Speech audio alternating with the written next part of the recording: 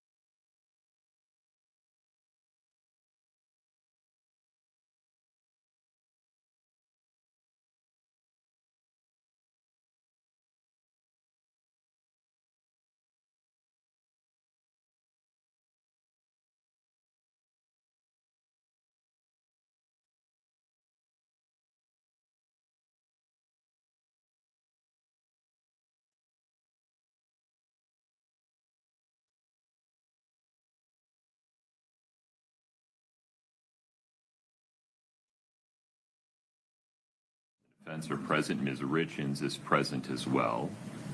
I have a couple of administrative issues to ask about.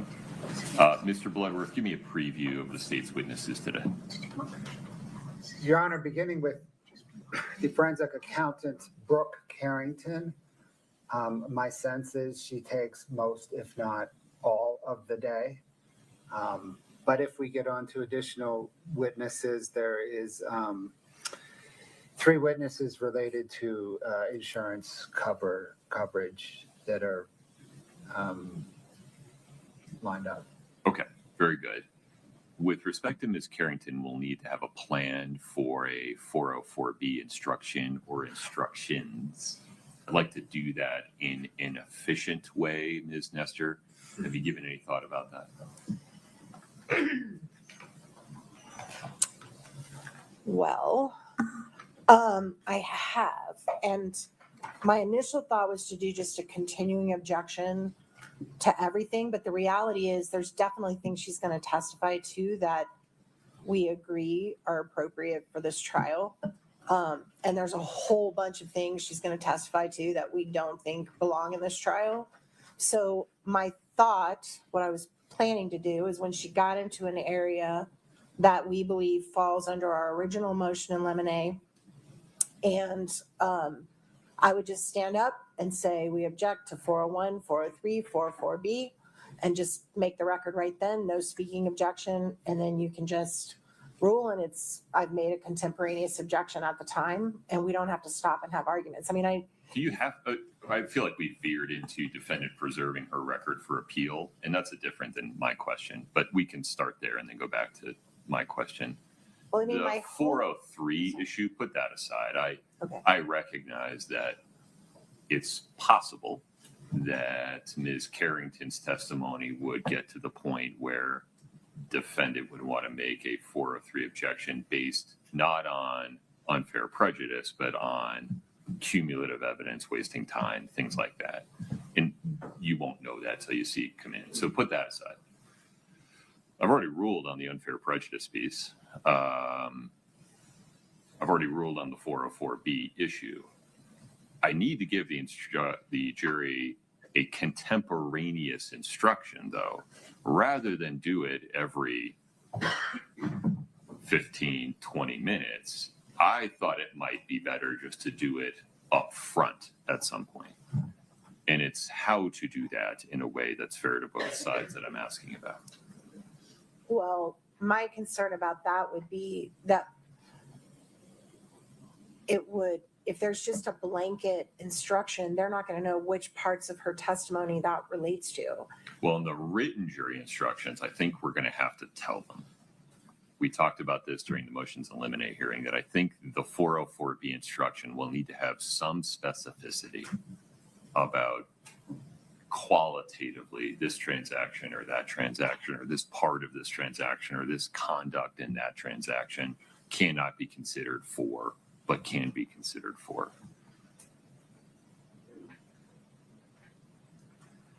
It's just that the expanse of what she's going to testify to is vast, right?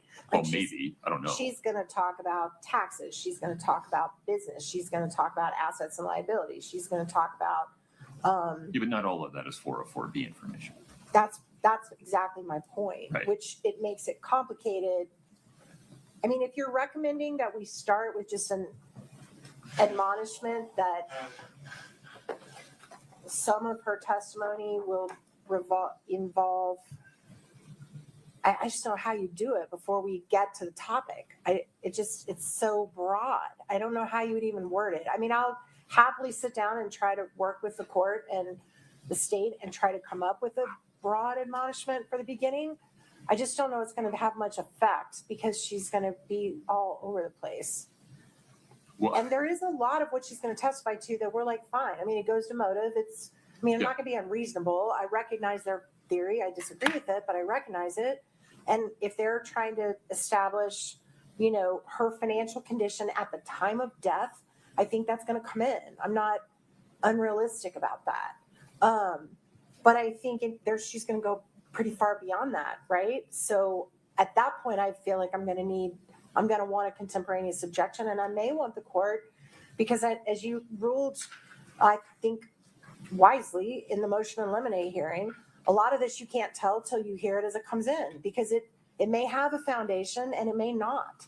And if it doesn't, I may want to be heard at that time and say, look, we shouldn't even go into any of this because they haven't established how it's linked to motive. They haven't established how it's linked to relevance to this case because of the temporal distance, because it's so far removed from any argument of motive. And at that point, we may need to have a quick break and just talk about it. But I'm going to try to, not be unrealistic about what I expect you will allow in, but I also want the ability to object when I think she's gone way past what we're doing. Okay. Can we have an agreement that there will be no speaking objection? Yes, I wasn't planning on doing that anyway. Okay. Yeah. That may be the best we can do for now, Mr. Bloodworth. Any other suggestions? And I mean, I'd say 4143444B, but I won't elaborate. That's fine. I've got to at least put some ground on the record. Yeah, and just don't say the same three rules every time unless you mean it. Okay. Mr. Bloodworth, anything further on this? The hope was to try and not unnecessarily slow down the presentation of evidence, but it just may not be possible to do what I am suggesting.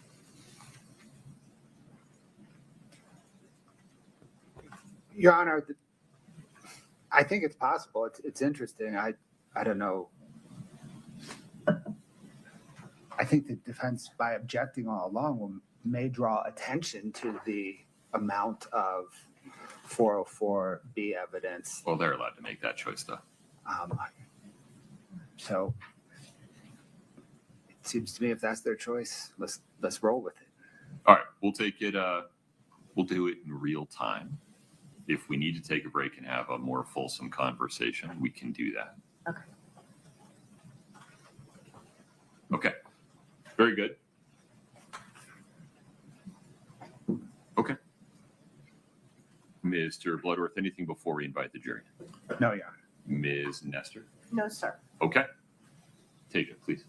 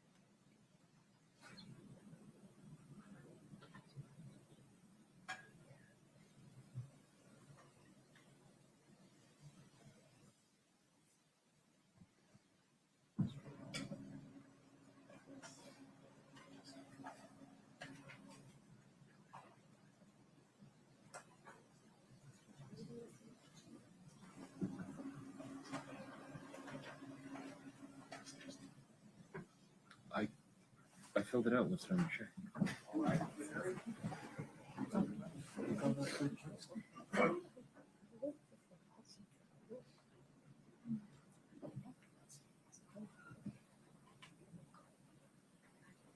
Have a seat as you come in, please. The last name. Okay, have a seat.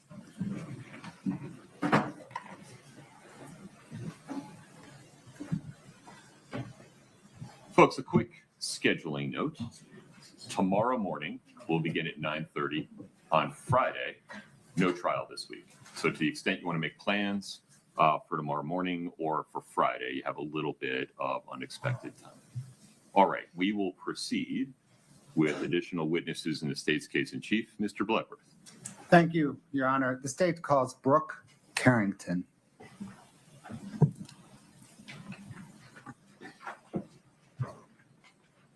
Ms. Carrington, if you'd step in front of Brittany, we'll get you sworn in.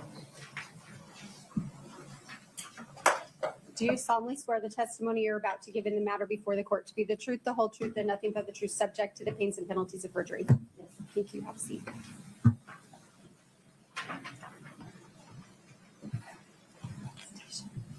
Good morning, Judge. Morning. Good morning, ma'am. Morning. What, ma'am, is your name? Brooke Carrington. Is that spelled Karrington? Yes. What do you do for a living? I am a forensic accountant. What is a forensic accountant? Well, it is based on accounting, but it takes it some extra steps further than that. I look for a lot of the source of funds, the disposition of funds, what the transactions really mean, more than just the balancing of transactions and getting to a black and white number at the bottom. I try to understand more of the landscape and more of why things make sense and why they don't in the financial documentation that I look at.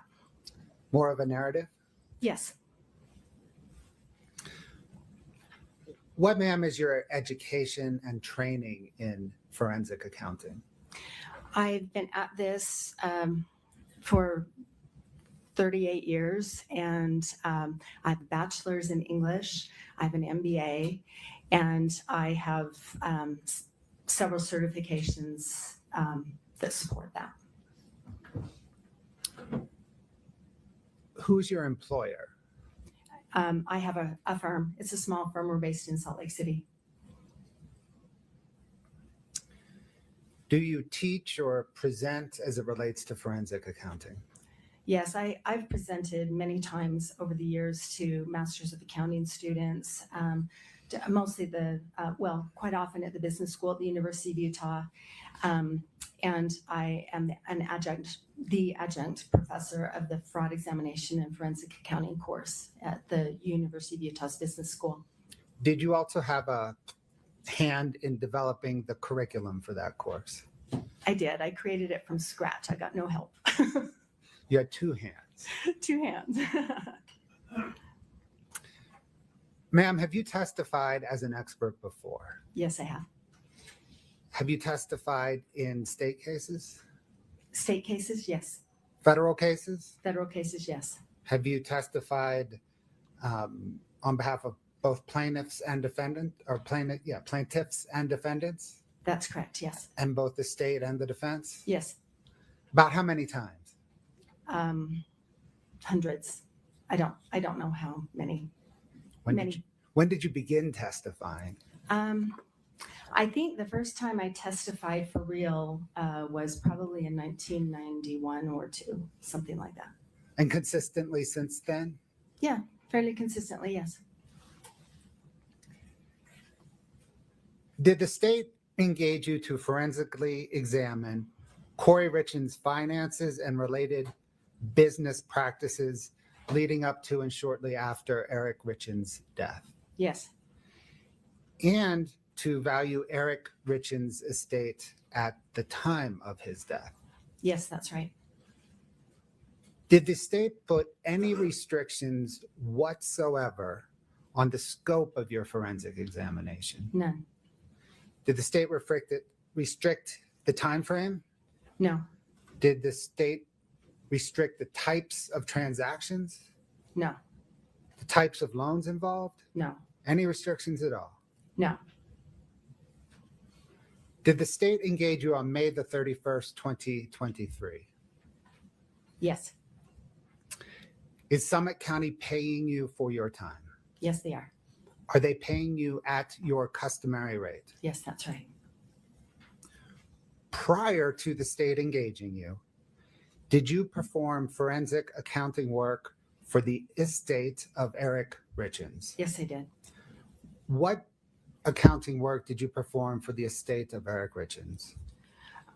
As I recall, most of the focus at that time was the use by Kouri Richins of the estates, the family money, and particularly the home equity line of credit that she had taken out against the home where the family lived. Did there come a time when you stopped working for the estate of Eric Richins? Yes. When was that? Well, I began working for them when Kouri Richins had filed a lawsuit against Katie Benson as the trustee of Eric's estate. And so that was the very end of April into May of 2022. And then I worked throughout that summer. And then at some point, the estate got new attorneys. And I had a Zoom call, maybe 2 with them to kind of get them up to speed. And then after that, I didn't have a role in the case. I recall maybe they asked me for some follow-up to clarify some of the work that I'd already done. So it's really hard for me to determine exactly when I stopped working, but by the fall of 2022, I was done. I did have some additional kind of follow-up stuff. It's kind of a cloudy answer, but that's my best guess. Did the estate of Eric Richins pay you approximately $14,000 for your services? Yes. After they paid you, did you have any further interaction with the estate of Eric Richins? No. Ma'am, what documents did you study to conduct your forensic analysis related to this case? I've reviewed probably hundreds of thousands of documents and their deeds of properties, the loan agreements for the loans on those properties, loan agreements for a set of payday loans that Kouri Richins had, the UCC filings that are filed with the state of Utah associated with many of those loans, bank account statements for 27 accounts, and those include the family account that Eric Richins and Kouri Richins shared, from which they paid their household expenses, Eric's business accounts, Kouri Richins' business accounts, her personal accounts, checking accounts at America First Credit Union, Navy Federal Credit Union, credit card accounts, the home equity line of credit account. I also reviewed, were we just talking documents? Yeah, let's continue with documents. Did you Okay. review any emails? Tons of emails for many different purposes. I reviewed insurance policies and insurance payout documents, the estate planning documents like the will, the trust, the premarital agreement, the buy-sell agreement that Eric Richins and his business partner had for their business. I've reviewed the real estate purchase contracts, the REPCs for most or all of the properties, specifically the 12 or 13 on the big Midway house. Okay. Did you speak with anybody? Did you speak with anyone as part of your analysis? I did. Who did you speak with, or what types of people did you speak with? Okay, so I interviewed a number of people, interviewed the CPA who had done tax accounting work for the Richins. I interviewed the realtor, Mike Malmrose. I interviewed the insurance companies. I interviewed bank representatives. I interviewed lenders. I interviewed the prior owner of the big Midway house, the current owners of the Midway house, the building department of Wasatch County, that's the permitting entity for the big Midway house. I Did feel like you- I'm missing somebody, but Did you interview any representatives from insurance companies? yes, I did. Your Honor, can we approach for just a moment?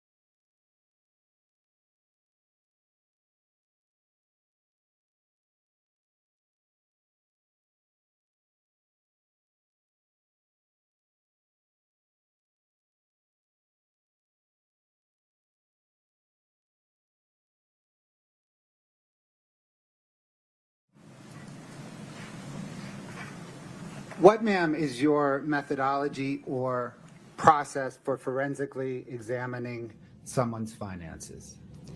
My process usually begins with the bank account statements because that tells a lot about a business or a person, and helps me understand the landscape of things and helps create a narrative, because those are the things where it tells me the source of funds, how much it is, how often it comes in, how it's used. And you think about someone who has young kids at home, their expenses are going to look very different than people who are later on in their life. And so it describes a lot. And then also what's left over at the end of the month, and what things look like over time. And that helps me understand then. I get to know an account specifically, and I get to know what's typical in that account. And then therefore it helps me understand what is atypical, so what's not typical. And it also helps me understand the different points along a chronology about what happened when, and that is also very informative. Does that inform the narrative that you referenced? Yes, it does. Let's please now step through how you applied your methodology in this case, okay? Okay. Did you apply your methodology in this case by first analyzing Kouri Richins' bank accounts? That was my beginning point, yes. What bank accounts did she have? She had her business account for Kouri Richins Realty, and that's at America First Credit Union. And we refer to the bank account number by the last four digits, just for brevity, 6577. And then she had a personal checking account at America First Credit Union that's technically a joint checking account. It was opened about the time that Eric and Kouri Richins got married. Over time, I can't see any indication that Eric ever even used that account. So that's what I refer to as Kouri's personal account, 5244.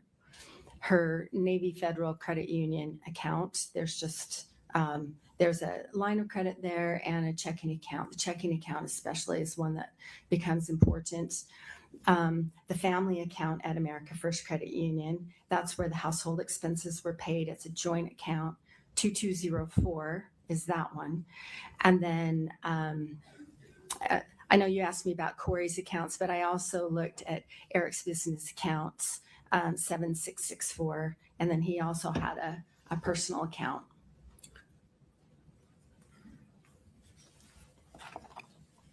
Let's go back to Kouri Richins' accounts. Okay. You mentioned business accounts. To analyze her business accounts, did you first have to understand her business? Yes, that's helpful. Scott, can I get 4-4, please?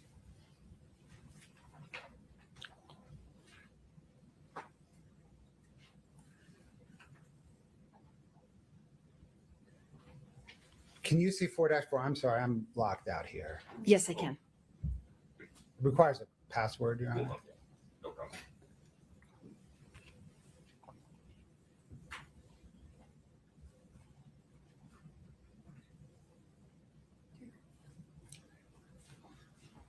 Scott, can you scroll through that, please?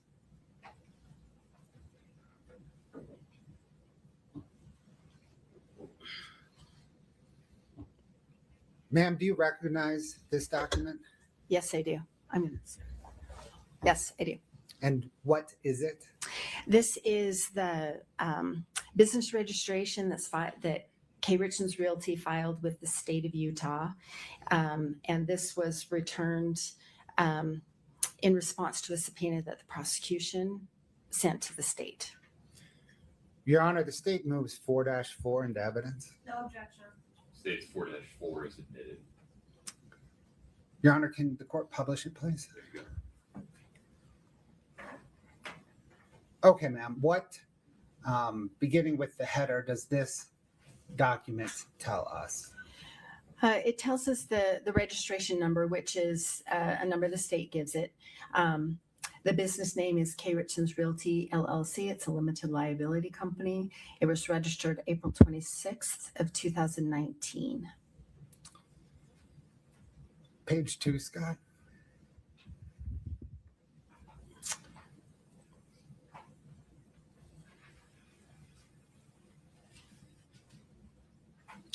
What, ma'am, does this page tell us?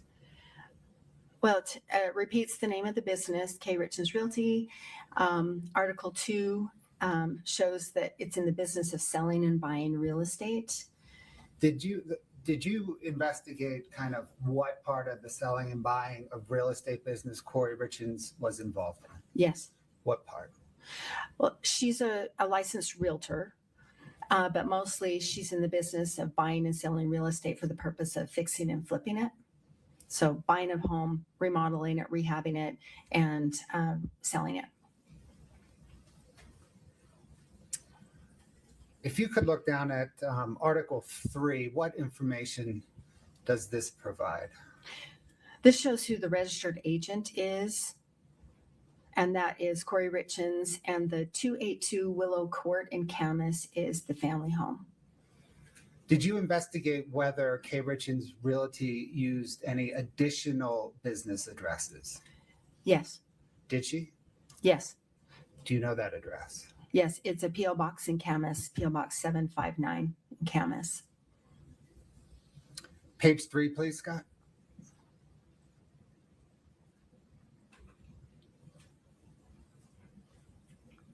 What does Article 4 tell us? Article 4 is the section where the members of that company are listed, and this lists Eric Richins at the family home.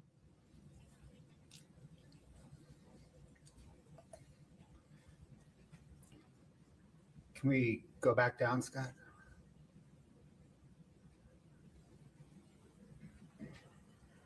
Next page, please.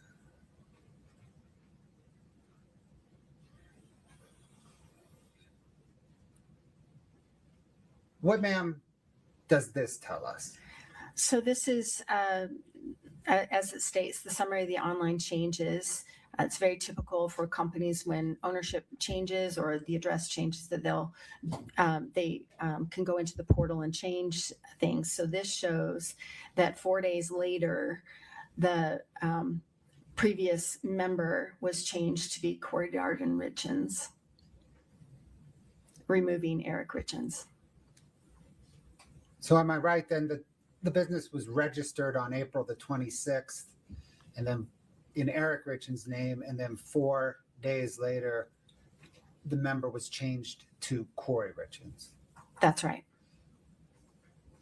Going forward, did the member remain Kouri Richins? That's correct.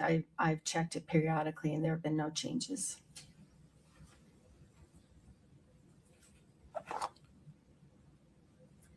Thanks, Scott. Ma'am, what in terms of financing and accounting is an alter ego? An alter ego is where there are a couple of businesses or a business and a person that are so related that they're indistinguishable. And that can be the commingling of funds, or one relies so heavily on the other for capitalization. There's such a sameness that there's no distinguishing one from the other. Did you analyze the relationship between Kouri Richins and K. Richins Realty to determine whether there are any indicators that they are alter egos of each other? I did. Are there any indicators? There are many, yes. And what are they? The use of funds, the transfer of funds between the business and the person assist each other. There is a sameness, the same addresses are used, the same accounts are used. The business account is primarily for business, but there are many personal expenses that do appear there. And so, and the capitalization for the business squarely comes from the acts of Kouri Richins. When analyzing Kouri Richins' business and personal accounts, what first struck you? Well, I usually take a first pass and just to try and absorb things. And when I got to October of 2021, there are many transactions that didn't clear the bank. Either they didn't clear the bank without a fee. Some of them were overdrafted and paid by the bank, and some were just returned non-sufficient funds. Most of us know that as NSF. And the account was perpetually in the hole. Even though there was money coming in, it was going out at a very exhaustive pace. And then Let me stop you there. We'll unpack this bit by bit. Okay. Scott, can I get 5-106 Delta, please? Ma'am, do you recognize this document? Can't see it. My apologies. Yes, I do. Did you prepare this document? I did. What material did you use to prepare it? This is drawn directly from the K. Richins Realty account 6577 at America First Credit Union.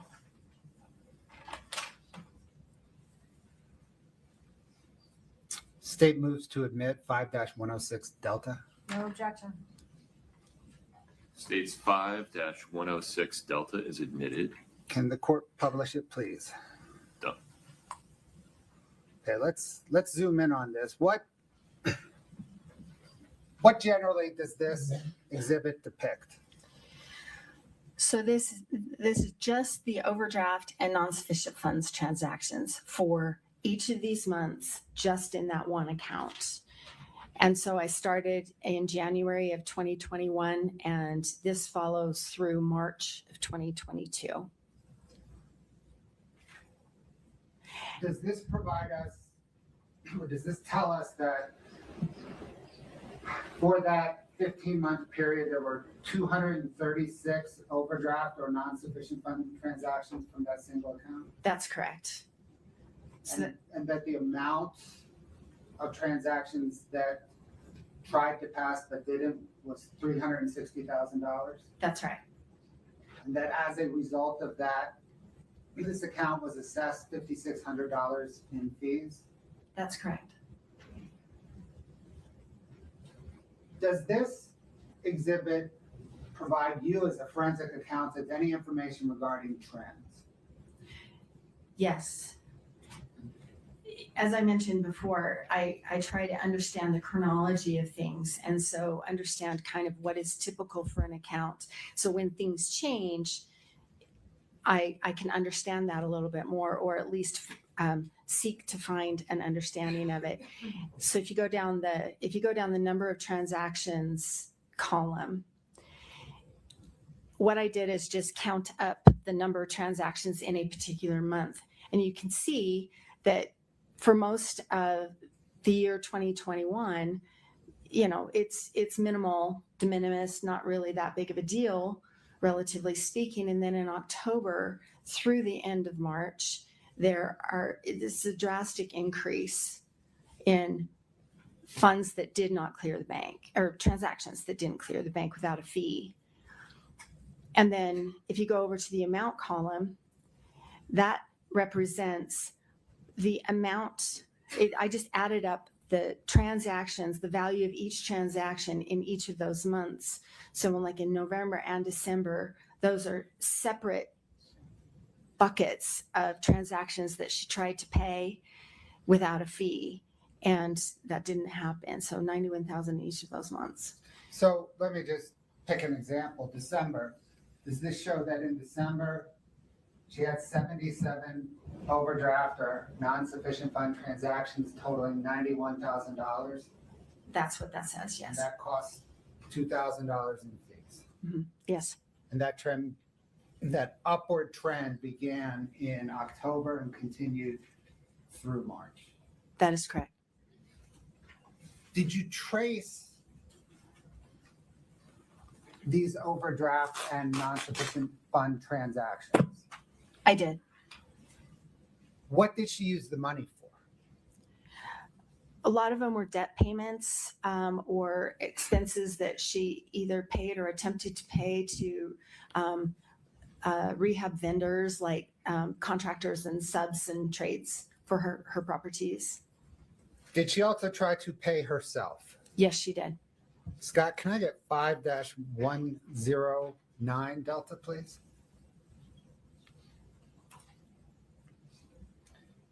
Ma'am, do you recognize this document? Yes, I do. Did you prepare it? I did. What material did you use to prepare it? This also drew from that same account at America First, the Kouri Richins Realty account 6577, and the personal account 5244 in some instances, and then also that Navy Federal Credit Union checking account for Kouri Richins. The state moves to admit 5-109 Delta. No objection. 5-109D is admitted. Okay, can we go in, Scott, please zoom on that, that kind of left-hand block. Perfect. What, ma'am, does this depict? They are pairs. And so on the left hand, these are the checks that Kouri Richins wrote from her Navy Federal Credit Union account to herself and deposited them into the America First Credit Union accounts. And they were returned unpaid. They bounced. So does this show that Kouri Richins wrote approximately $60,000 in checks to herself beginning in August of 2021 through May of 2022 that bounced? That's correct.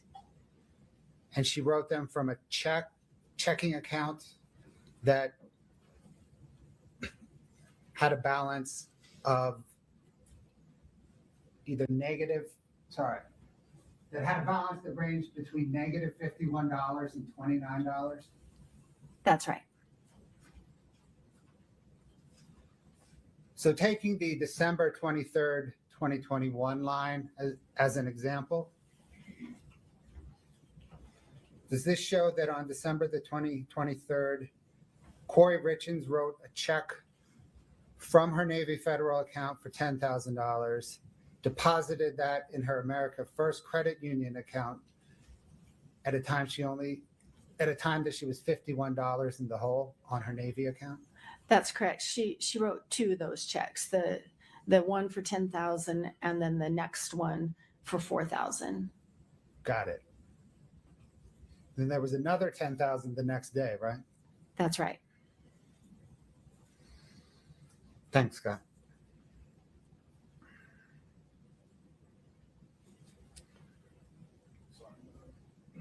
It's frozen up. No problem. Let's fix it. One moment, please.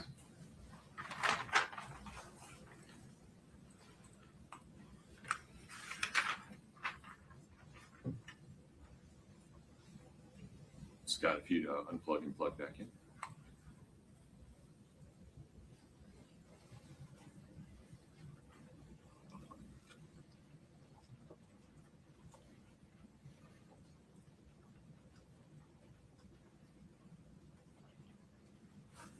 Please proceed. Thank you, Your Honor. Okay, ma'am, you mentioned how in analyzing the non-sufficient overdraft fund transactions, that beginning in October, there was an increase in the number of overdraft and NSF transactions. Did that cause you to then drill down into the October through March bank statements? I did, yes. Scott, can I please get 5-29 Delta?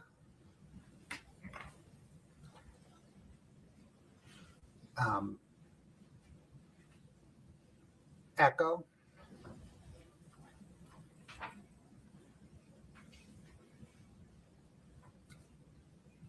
Foxtrot. Golf.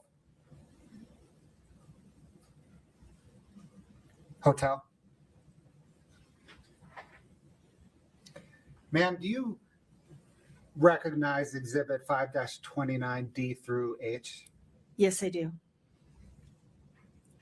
Generally, what are they? They are the America First Credit Union bank account statements for the Kouri Richins Realty account 6577 from October 21 to February 22 that America First Credit Union responded pursuant to a subpoena from the prosecution.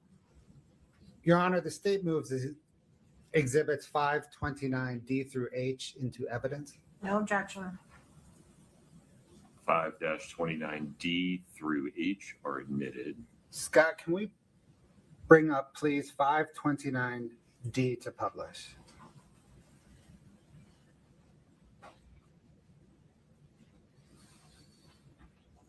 Ma'am, for those of us whose spouses handle the banking, what are we looking at? This is a bank account statement. What I'd like to do is, well, did you analyze this bank account statements and the others to, or did you analyze them? Yes, I did. If agreeable, can you maybe grab, there's a hand mic up there.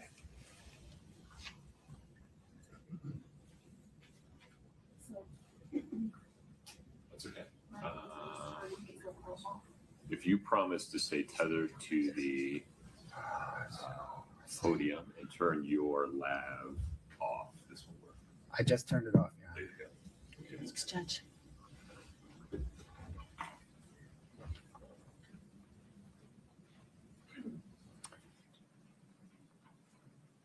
Ms. Carrington, what I'd like you to do, please, is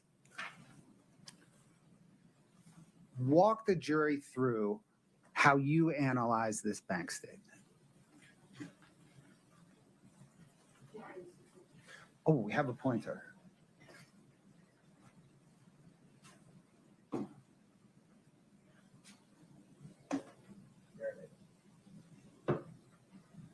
Alexis and I don't really agree. And please ask Scott to blow it up, highlight it. Okay. This is where, Scott, would you please, let's start with the header. I don't know. Okay, so this is the header that shows. Scott, am I doing this right? Okay, this is the header. So this will show the owner of the account. This is Kouri Richins Realty LLC. This is that PO Box 759 in Camas that we talked about. And then this is the account statement for October 31st of 2021. Here's the account number 6577. And then this section below is the summary account, the summary of the account. So there's a share savings that is reported on this bank account statement along with the checking account. And it shows at the end of the month, these two accounts were in the negative $1,684.75. So this is that same month that we've just been talking about. And so then I would start to look at the transactions. So Scott, can we do the body, please? Maybe just the checking is fine. Okay, so what happens here is we have the posted date. The effective date is like the date of that the transaction came through, and then the posted date is when it is posted to the account. So you can see in the body here under the description, some of them are very descriptive. You can tell who the payee is. That's the entity who receives the money on this transaction. Some do not. They say bank-to-bank transfer, and we'll go back to that in a little bit. And then you go over here to the transaction amount. I'm just going to skip it. Excuse me. You go here to the transaction amount, and these are negatives, meaning they're paid out of the account. And if they do not have a negative here, that's a deposit into the account. And then on the far right is the running total balance of the account. Sorry. I have it. Did you? Oh, thank you. Okay, Scott, can we go to the next page, please? So, oh, I'm sorry. Can we back up a little bit? Back to the first page, transactions. Sorry. Okay, so this part here, down here, these automatic withdrawals. Chemical Bank is the payment on a HELOC. It's usually more than $100, but that's what that is. And then the Delta Bridge, Blue Bridge, Fairmont, and Zahava are going to become familiar names. Those four I could see posting on October 1st. And then Scott, could we please go to the second page? And then you can see that those, we'll get to those in a second. She also has Boomerang ×3 and Fund Fi. And so the Boomerang ones we can describe in a minute are property payments that are monthly. And this Fund Fi is $3,107 that she obligated to pay every single week. Can we go down to the bottom, please? Okay, stop. A little bit up, please. Okay, right there is good. Okay, so remember those names from before. We can get to here. Remember these four names, Delta Bridge, Blue Bridge, Fairmont, and Zahava. Those were paid on October 1st. They're also paid on October 4th, down here on October 5th, and then on October 6th. These are four payday lenders. They're accounts receivable loans where she's committed to pay every single day these amounts over here. So $2,100 a day plus the other ones that we've noted. And so. Sure. Are you also, well, go down and if you could also, what if anything are you seeing about, I gotta be tethered. What if anything are you seeing about the balance history as you're looking at this?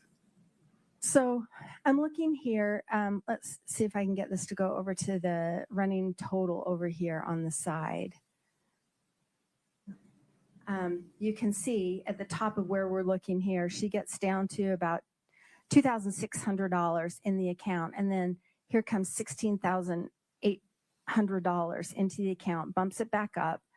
And then there's those daily payments that she has to pay. And then she gets another bump of $18,900. And then down here at the bottom, you see this $39,000 coming in. That's a deposit from Merchant Capital. So those are representing incoming funds to the account. And so that caused me to look at where those are coming from, especially these that say just the bank-to-bank transfer up here. I'm sorry, this is not working. This bank-to-bank transfer here, this bank-to-bank transfer here. So where did those come from? And so that caused me then to look at the UCC filings.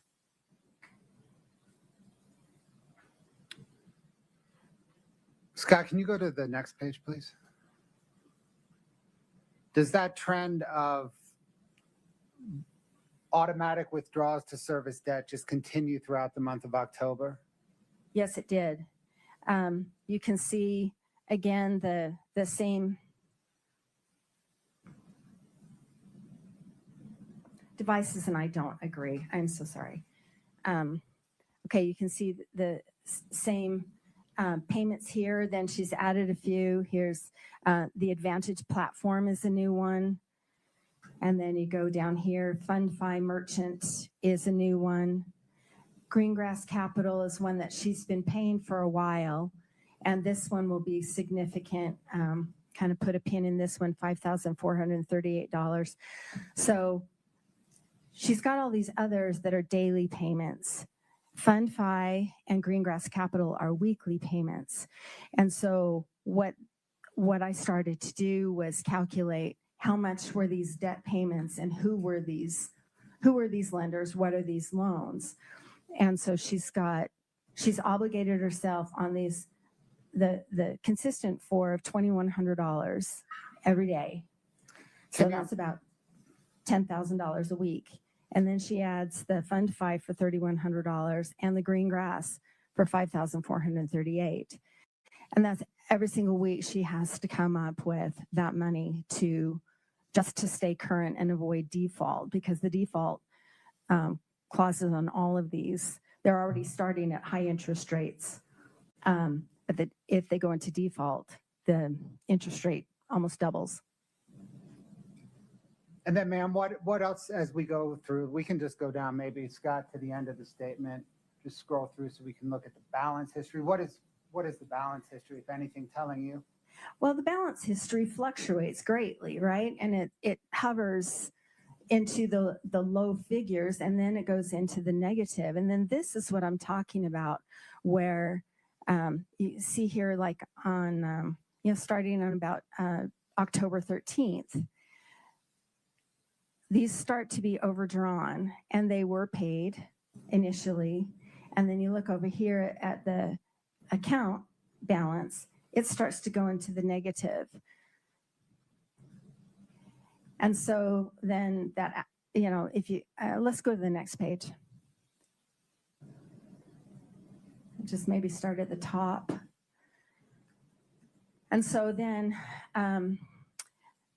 you can see here that the top ones were returned. They incurred a fee. She's got a little bit of money coming in, but not much. And then can we scroll down, please? Then this just really caught my eye that something obviously was going on at this time.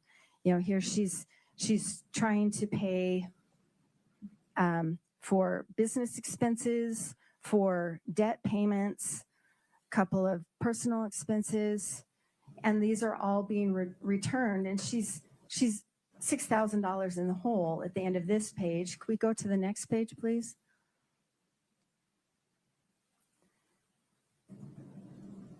Here she has a new deposit from a new lender, One Main Financial, on October 20th for $31,680. And then she used that money, as you can see. You just pay attention to the balance on the right-hand side. She used that to pay debt. And then you can also see here on the 20th, she's got CashNet USA, which is a new one. Can we scroll down a little bit more, please? Oh, let's stop here. Right here on October 22nd, this bank-to-bank transfer, she's got $77,000 that comes in here. This is where she's sold one of her properties. So in addition to selling her properties, and she's got the accounts receivable loans, the payday loans, she has money coming in. But then I started to look at the velocity, how quickly, how long did that money last? And so if we keep scrolling down, you can see, and can we continue, please? Next page. You know, she pays for some rehab expenses for painters and things like that. She's managing the business using some of her revenues from her sales of properties, but then she's also incurring more and more debt because it's not enough. And you can see here on October 27th, she's got a new one for QSF Capital. And this payment, yeah, so there's QFS Capital. This lender gives her the income in stages. And then you see down, Scott, can you highlight October 27th where QFS Capital, down, that one, please? The $1,689.75. And that's a payment that she needs to pay every day in order to stay current on that. So that's on top of the other loans that she already has to pay. You can see down on the 28th, the very bottom line of this screen, on October 28th, you can see another payment right there for QFS Capital of $1,689.75. And so then back to my process, I start to look at this and try to understand where this money is coming from, who these lenders are, where the money's going to, and what's the end game. Perfect. Let me take, okay.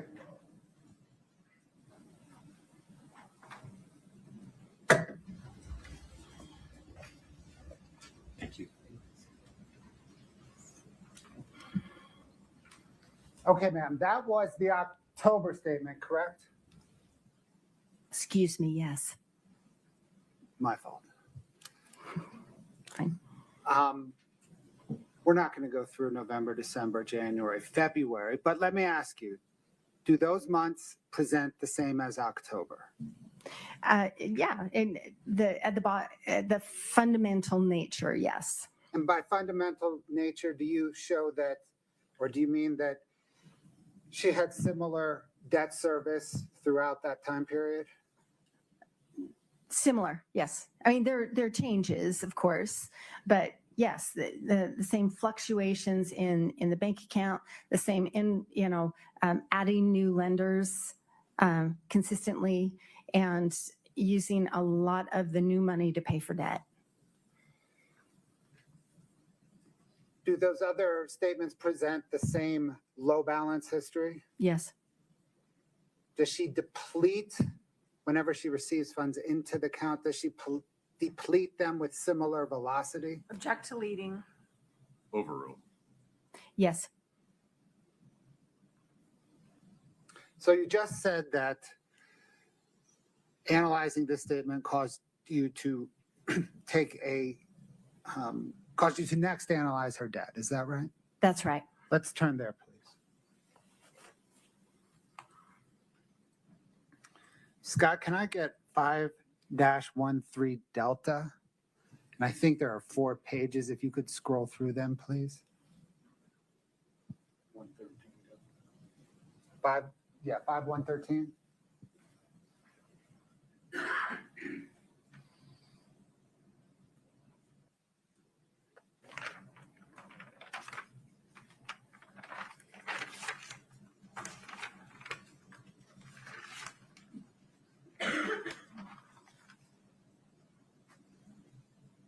Ma'am, do you recognize that? I do. Did you prepare it? I did. What material did you review to prepare it? So this was a combination of the bank account statements, the loan documents for the accounts receivable payday loans, the credit card accounts, her lines of credit at different banks, and the home equity line of credit. Your Honor, the state moves to admit 5-113 Delta. No objection. 5-113D is admitted. Can we please publish the first page?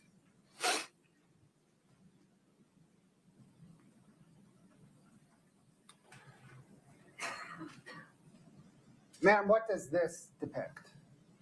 So in that same time period as before, starting in January of 2021 through March of 2022, the total debt she owed on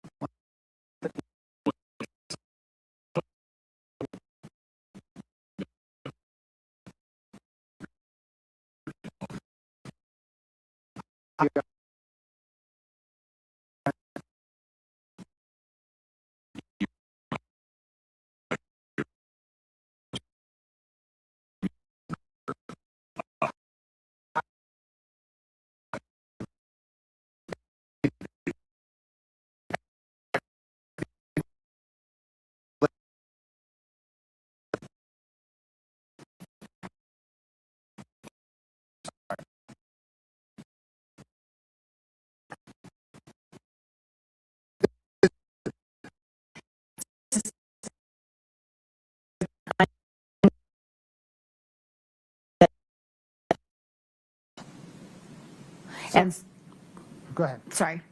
The orange line along the bottom is the total debt paid. And then the blue line above is the total debt owed. And this is for, again, all the real estate, all the lines of credit, credit cards, and the payday loans.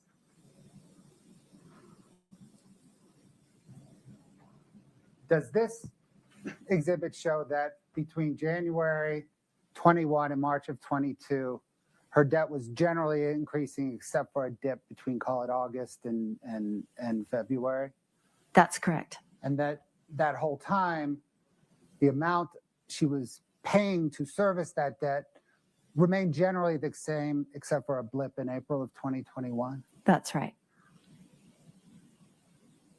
Scott, can I get page 2 of this exhibit, please?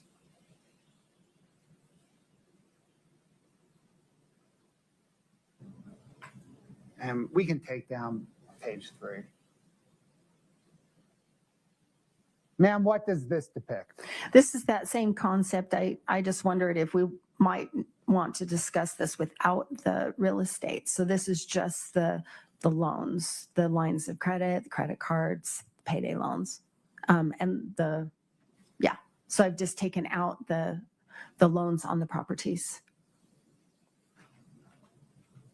So does this, for example, show that in March of 22, she owed $800,000 in non-real estate debt? That's what this shows, yes. And she was also that month paid about $80,000 to service the debt, That's right. which is about the same $80,000 she was paying to service everything. It is the same. And for most of her real estate loans were balloons. So her notes were balloons, like a 6 month. She'd borrow here and they did not require monthly payment. Most of them did not require monthly payments. And so that's why you'd see the same numbers there. Scott, can we split that with page 4, please?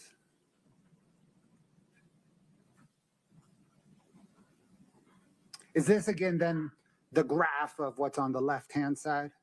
That's right. So the same concept, just without the loans on the real estate. The total debt owed seems to flatline about October 2021. Yes, it pretty much does. Yeah. Why?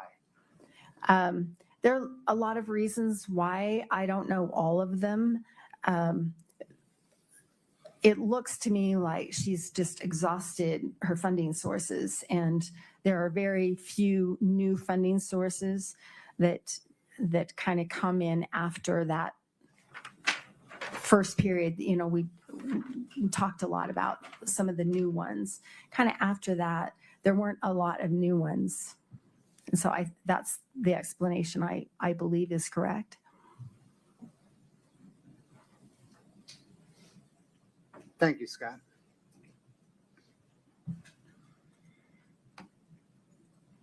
Does understanding Kouri Richins' debt narrative begin with any particular loan? Yes. What loan?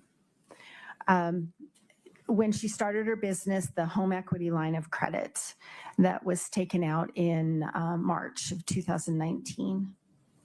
What is a home equity line of credit? So it is a loan, but the funds are held and they're available for a borrower to draw from as needed. So it could sit there just as an open line of credit and not be used. And it's based on whatever equity that someone has in their home. And was the home involved the home that she and Eric Richins and their children lived in? Yes, it did. Scott, can I get 6-1, please?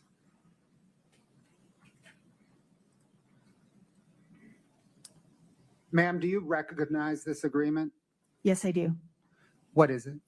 This is the warranty deed from November of 2012, in which Eric Richins took ownership of the property that he bought from Clint and Katie Benson. This is the Willow Court home. Your Honor, the state moves 6-1 into evidence. No objection. State 6-1 is admitted. Scott, if you could zoom in on kind of the top half.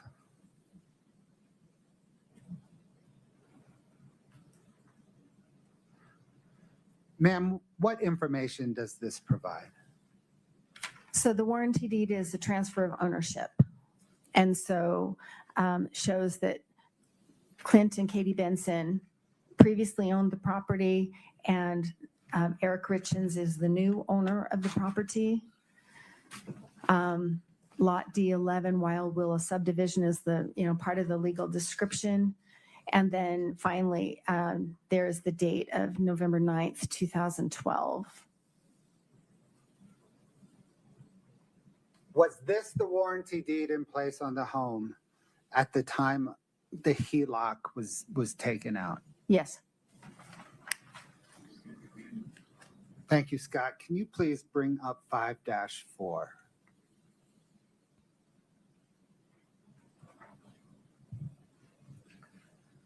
Your Honor, we would, at this point, lodge a 404B objection to this document and all the testimony that flows from it. Would you approach, please?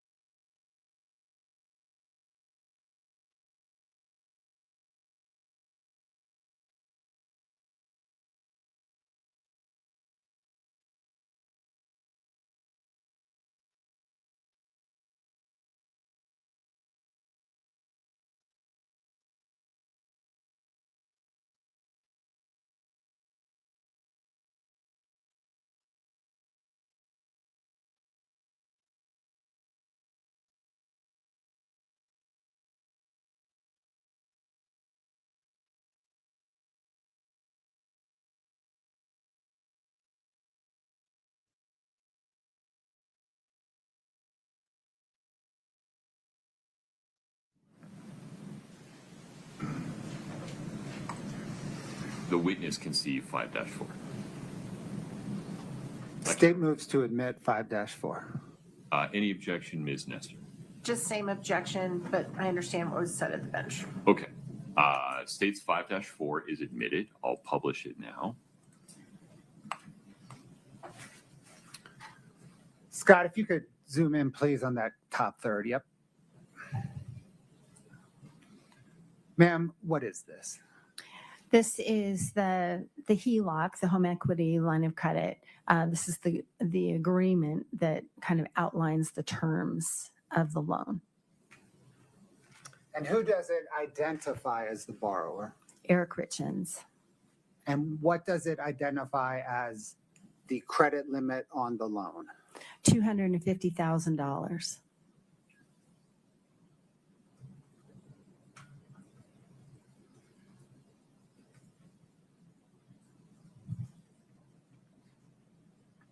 Scott, if you can scroll down, please,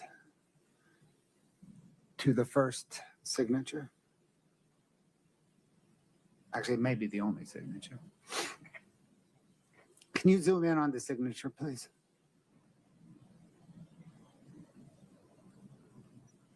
Ma'am, who does this show signed as the borrower?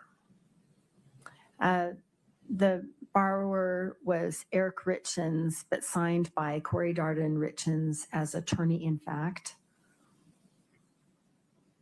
And she signed as attorney in fact for Eric Richins on March the 19th, 2019?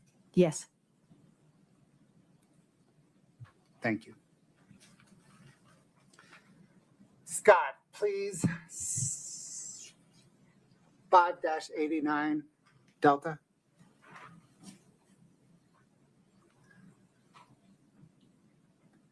Ma'am, do you recognize this document? I do. Did you prepare it? I did. What material did you use to prepare it? I used the HELOC statements from TCF Bank / Huntington Bank. Your Honor, the state moves to admit 5-89 Delta. No objection. 5-89D is admitted. Ma'am, what does this depict? So along the top are the months, every other month, but each bar represents a month. And the negative numbers indicate the balance of the loan as of that month. So, for example, on March 1st, March of 2019, there was a draw of $60,000 shortly after the loan was approved. And so that stayed at that balance for a few months. And then following that, every month I've just taken the balance of the account and depicted it in a bar. And the bars go downward because this is a negative number. It's the amount owed. That's right. And so I've got like on the left-hand side, those are negative numbers. And you can see the negative 250,000. That's the limit, the credit limit of this loan. And so you can see relative to the credit limit where the balance was in any given month. What did you determine was the balance on the HELOC at the time of Eric Richins' death? At the time of his death, it was over its limit, $254,000. Did you analyze the payments made towards this balance? Yes. You mentioned the 60 was a draw. So what did your analysis show regarding payments? With the exception of one, the payments were interest-only payments, so the minimum payment. And then you can see in October of 2020, there's a rise in the balance. There was a $50,000 payment made in October 2020. And so that's why the balance is different there. And then by the June and July of 2021, it was at its balance or exceeding. So am I right then that but for the one $50,000 payment in October 2020, the only payments were minimum monthly interest payments? That's correct. Were you able to trace the HELOC draws to see where the money went? Yes. What did you determine? They were by and large for rehab expenses related to Kouri Richins projects.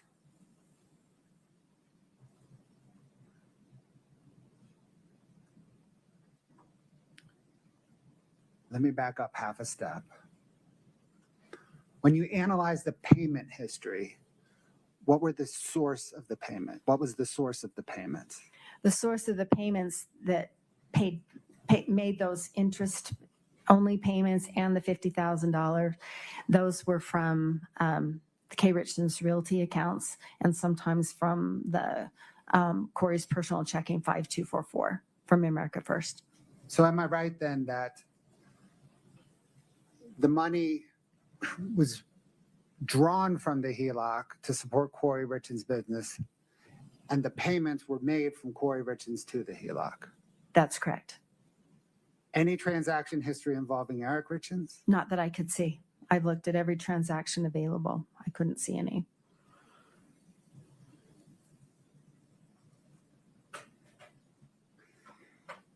Thank you, Scott. Can I get 5-6, please?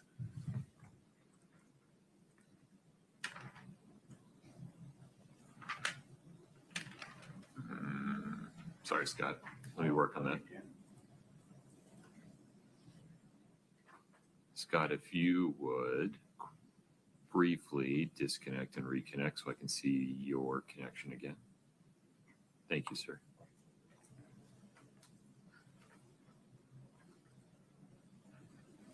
And there you go, Mr. Bloodworth. Scott, can you scroll through that, please?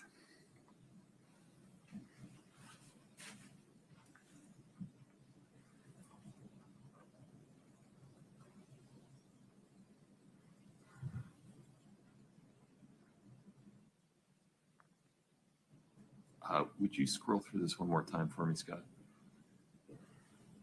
Hey, can you stop there for just a minute?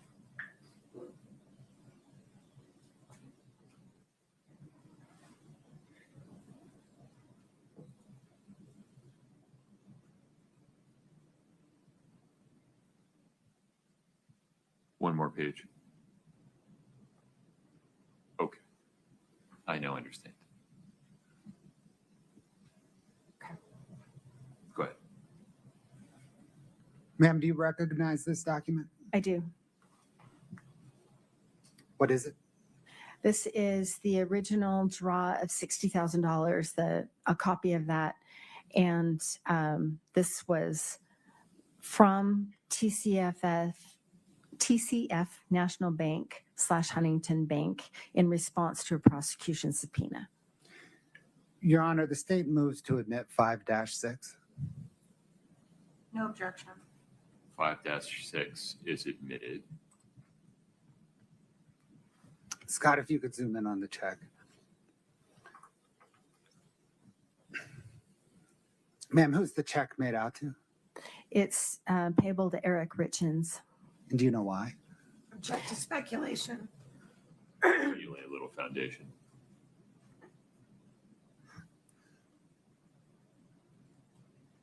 Ms. Carrington, who was the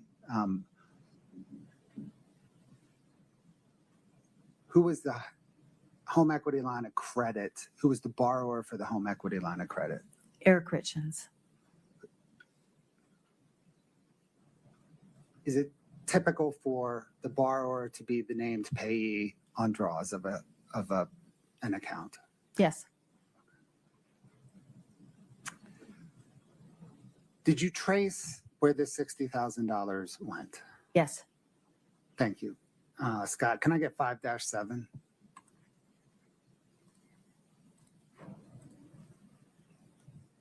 Your Honor, at this point, I renew my 404B objection.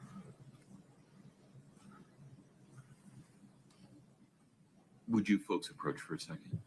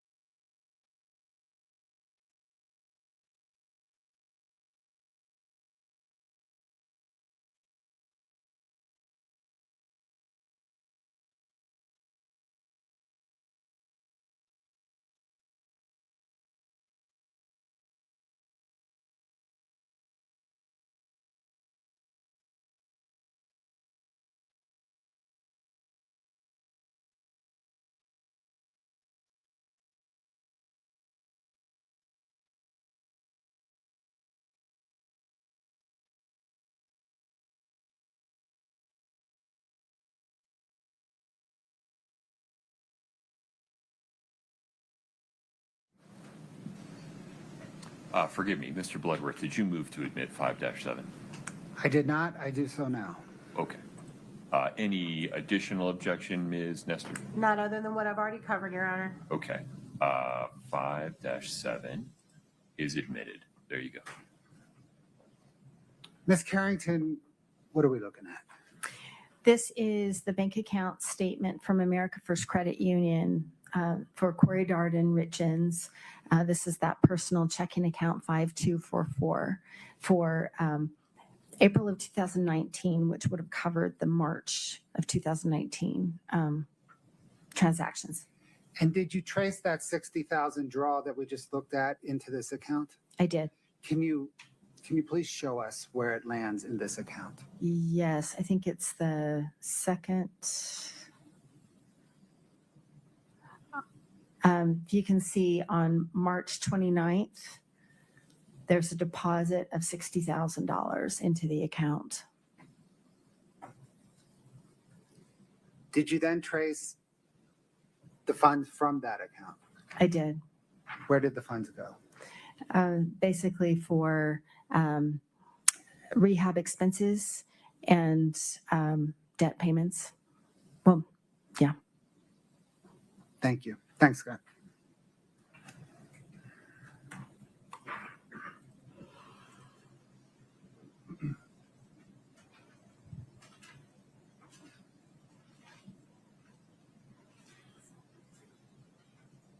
Scott, can I get 6-23D, please?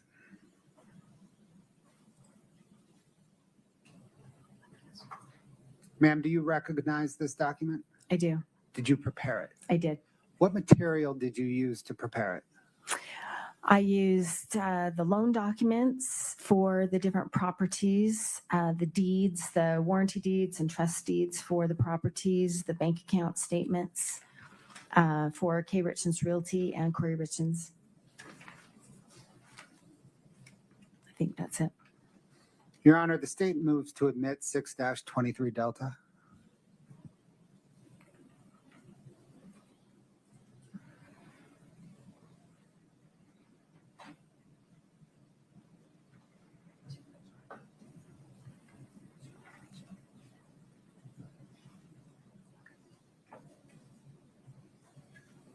It's just the one page, right? It is. Okay. No objection. 6-23 Delta is admitted. Ms. Carrington, what does this depict?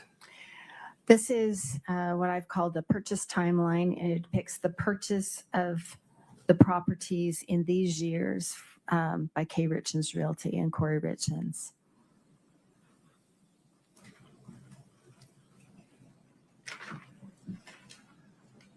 What trend information, if any, does this depiction provide? Well, the numbers of there are a couple of things. The numbers of projects from 1 in 2019 to 5 in 2020 to 15 in 2021, and then finally the one large project in 2022, and then also the aggregate amount. So this is based on the purchase price. So she purchased one for $215,000 in 2019, and then when you get to 21, it's $6.7 million for all of those projects.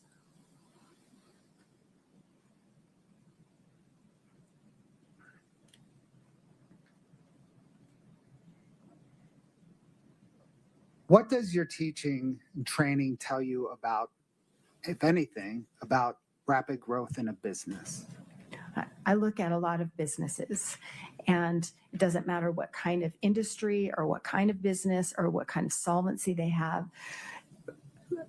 Managing growth is really challenging, and managing this kind of exponential growth is challenging for any kind of a business. And so this depicts that, I mean, you don't really need to know much else, but to see a growth from 5 projects to 15 from one year to the next, or 2.2 to 6.7 in 1 year, that presents a challenge for anybody. Did you analyze each of the purchases depicted here? Yes, I did. Scott, can I get exhibit 6-24 Delta, please?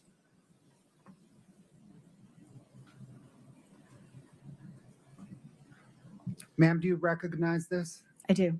Did you prepare it? I did. What material did you use to prepare it?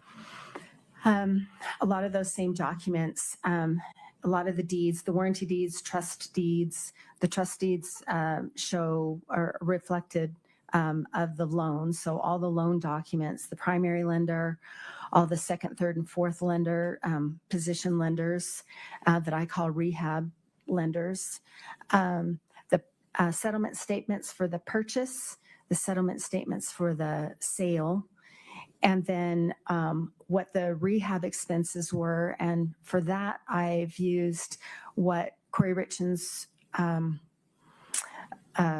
reported to her tax preparer, and then I did an analysis of every transaction in her accounts to understand what the expenses We'll get were. there in a minute. Thank you. Okay. I want to admit it first. Sorry.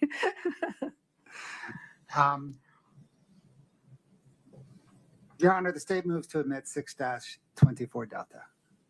No objection. 6-24D is admitted. Scott, can you show that in split screen 2 pages? Mr. Bloodworth, for me personally, will you identify a spot where we can take a restroom break? Yes, Your Honor, I got it planned out right after. Okay. Yeah. Sounds good. Thank you.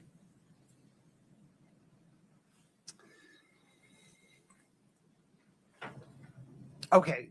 Do each of these columns, and we're going to drill down in some here in a minute, but do each of these columns vertically depict one of those transactions, one of those Yeah. property transactions? Yes, each column is one property. Scott, let's zoom in on the far left column and the first property. Can you please explain to the jury what that far left column, purchase, sale, rehab expenses, depicts? Yes. So at the top, it's the 550 house. The address is 550 and 550, and it's in Heber. So I call it the 550 house. It was $215,000 to purchase. I'm sorry, ma'am. Let me stop you. I mean, interrupt. I'm one column to the left. Oh, sorry. Okay. The first section is the purchase. So that's the purchase, what she borrowed to buy it. And there were other funds that she borrowed, and then the closing costs. And so the equity in the property at the time of the purchase. Okay. And then what's the next column? The next section, the sale section? That's so when she sold it, what was the sales price? She had to repay those borrowed funds. If I knew the closing costs, I've included them. If I haven't, if I wasn't sure I had the final settlement statement, I didn't include it. And then I get what the net proceeds were at the time of the sale. So that would have been the amount that landed in her bank account. Okay. And then the bottom rehab expenses section. What is that and how did you calculate it? So the rehab expenses, as I said, that she reported some to her tax preparer, her CPA, and most of the times I went back to her bank account and I looked at her memo notations about which project a specific expense was for. They're not all labeled. Let me stop you there. Okay. Why did you not use the expenses that she gave to her tax CPA? They were not correct. Okay.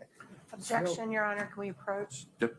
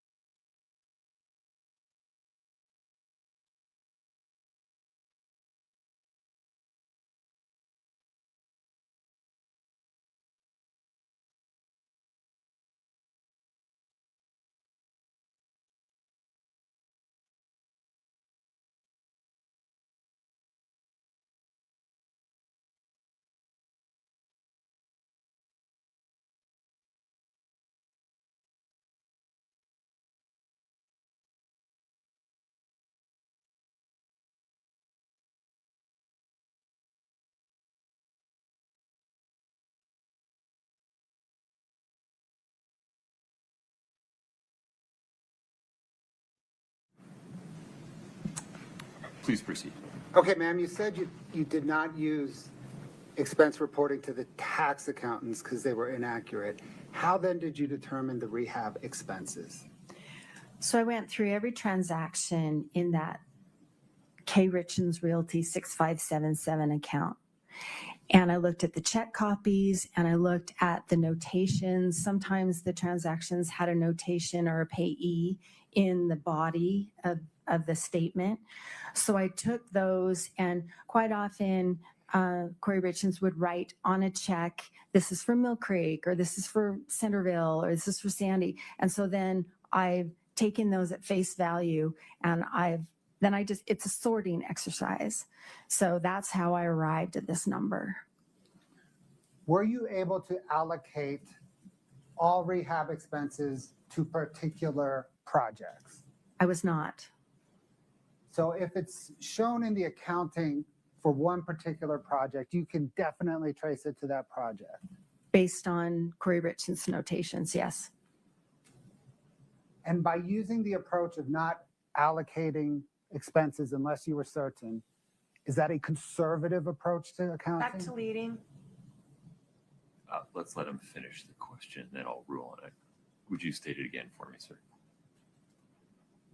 By not allocating expenses to a particular project unless you could trace them to that project, is that a conservative accounting approach? It is. Overruled. Does it underestimate the expenses for one particular project? It does. For example, in 2021, there's $400,000 of expenses that I can tell go to trades or vendors, her subs, for projects, but I can't tell what project they're for. So there's $400,000 in 2021. So that 400,000 doesn't even appear on this entire chart, That's right. but you know they were expenses towards rehab. They were the same payees. So yes, You also mentioned that you didn't include closing costs at sale unless you were certain of them. right. Because there are different versions, different draft versions of a settlement statement, and they change as the title company's trying to get to the final numbers. So if I wasn't confident that was the final one that I had, then I've left that blank. Okay. Now let's talk about the net proceeds, the 100. Let's go into the 550 house. That's just the first one. We'll take it as an example, okay? Okay, So she purchased that house for $215,000, is that right? that's right. And she borrowed $221 initially on it, Yes, and she had $7,000 in closing costs. yes, So does that first total negative $13,800 show that the minute she closed on the house, she was $13,800 in the hole? that's right. And is that why it is color-coded red on your chart? Yes, Okay, and then she rehabbed it, that's correct. and she sold it.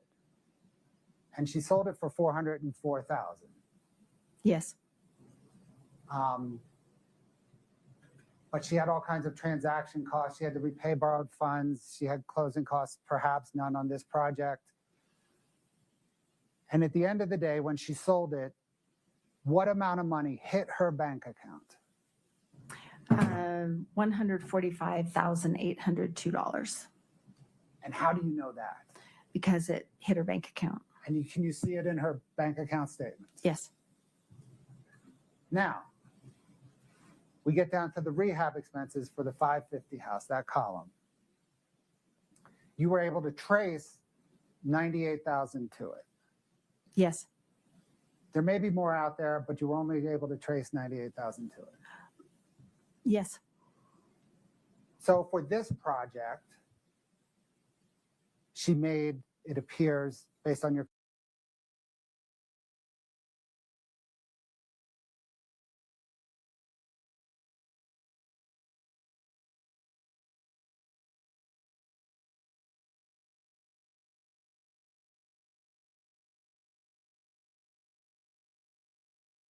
conservative accounting. and I believe that, So because it's gray, she made $47,000 or less on this house. yeah, and I think she probably made a profit, bottom line profit on this house. Let's turn to one more example, please, okay? Scott, can I get the Mill Creek example? Okay. To make sure we all understand. She purchased, does this say that she purchased the Mill Creek house for $650,000? Yes, And that she borrowed 3 times right away, 721,115 and 41. yeah, so she bought this in March. So the borrowed funds of 721 is what she borrowed out of the gate. And then the 115 came a few months later. Okay. And how about the 41? And that was also a few months later. So kind of equity at the time of purchase or within a few months of purchase, she was $228,000 in the hole on this house. Yes, She sold it for 115,000, or sorry, 1,115,000. that's correct. But she had closing costs. She had to repay what she bought on it. And she had $836,000 in costs unrelated to the rehab. Is that correct? Right, that's just the loan. And you'll notice that the repayment of borrowed funds is the same amount as the borrowed funds above. Right. So I'm sorry, I can't remember exactly why I did that, but that is the interest should be on top of that. So that's a conservative amount. There should be interest payment or interest costs. And why did you not include the interest costs? I can't remember. I had a reason and I can't remember. But your reason at bottom was it was conservative to not include them? It was she had to repay at least what she borrowed. Okay. So But at the end of this transaction, when it closed, how much money hit her bank account? $32,467.43. And were you able to trace rehab expenses to this project? Yes, How much did you trace to this project? $188,000. But there could be more that you were unable to trace. There could be more. Yeah, There could be more out of that pot of 400,000. this was a big project, and yes, So at the end of the day, 32 minus the 188 left her losing $155,000 on this project, at least that. Yes, maybe more. yes. Okay, Scott, let's back out of the whole shebang and go to the far right column.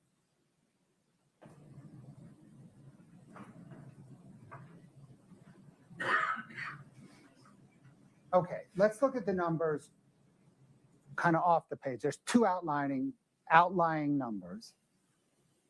The first is what is that 2.142 million mean? That is her net equity in all of these projects. So I've taken, that's a horizontal sum. So negative 2.1 million that she was in the hole as soon as she purchased the projects.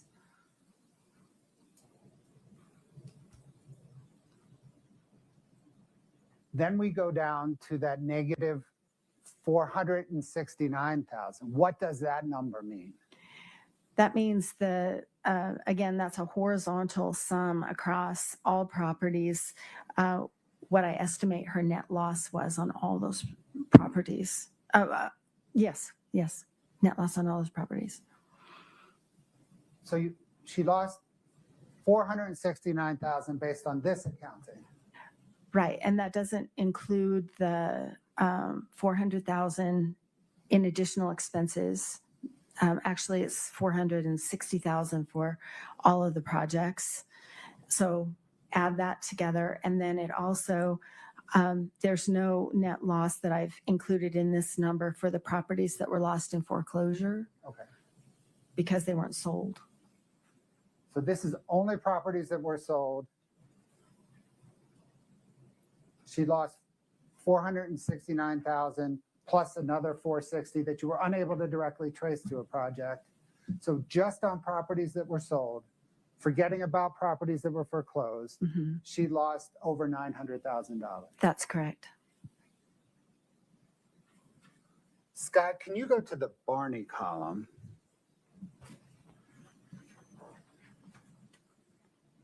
Okay. I just want to show the Barney column. I think, Your Honor, this would be a good time to pause, and we can come back and address the Barney House. Very good. Folks, let's take a break. Please rise for the jury.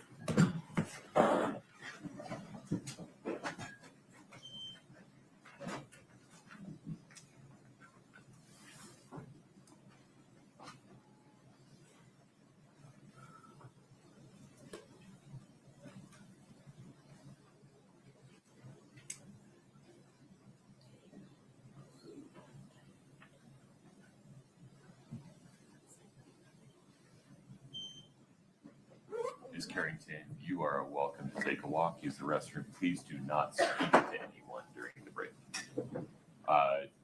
20 of 11, is that agreeable, counsel? Yes, sir. Ms. Nestor?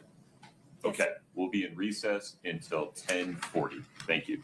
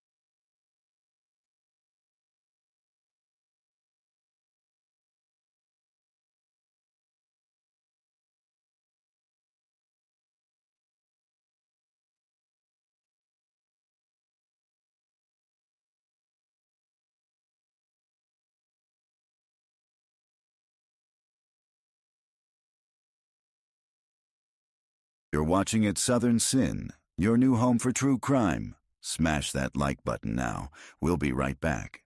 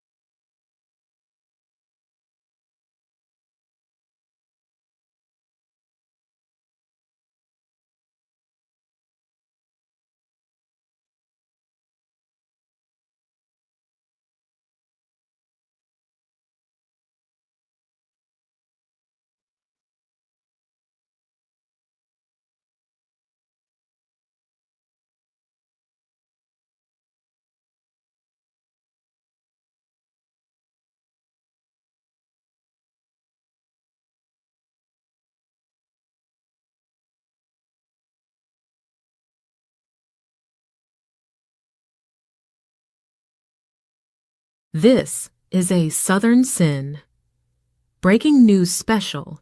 Be sure to like and subscribe now.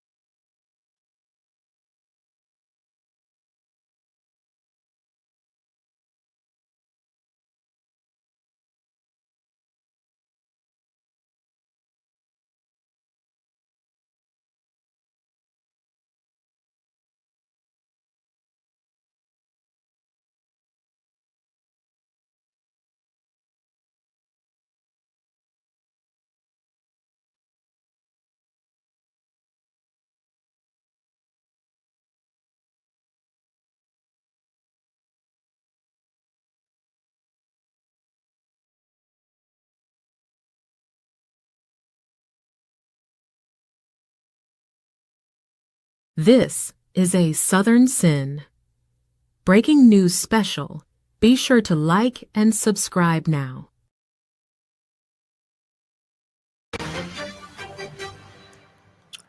Breaking news, we have a verdict in the case against Colin Gray in the state of Georgia.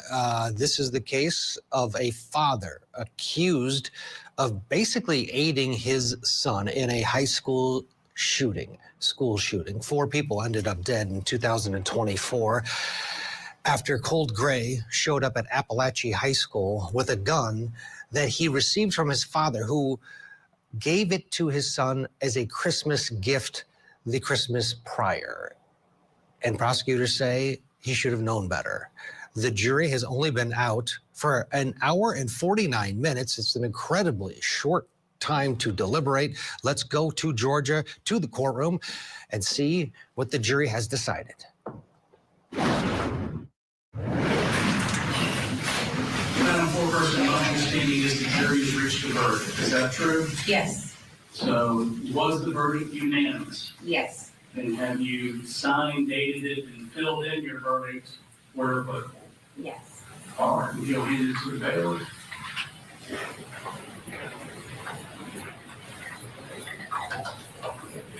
Thank you, sir. And then counsel, if y'all want to approach to inspect the verdict.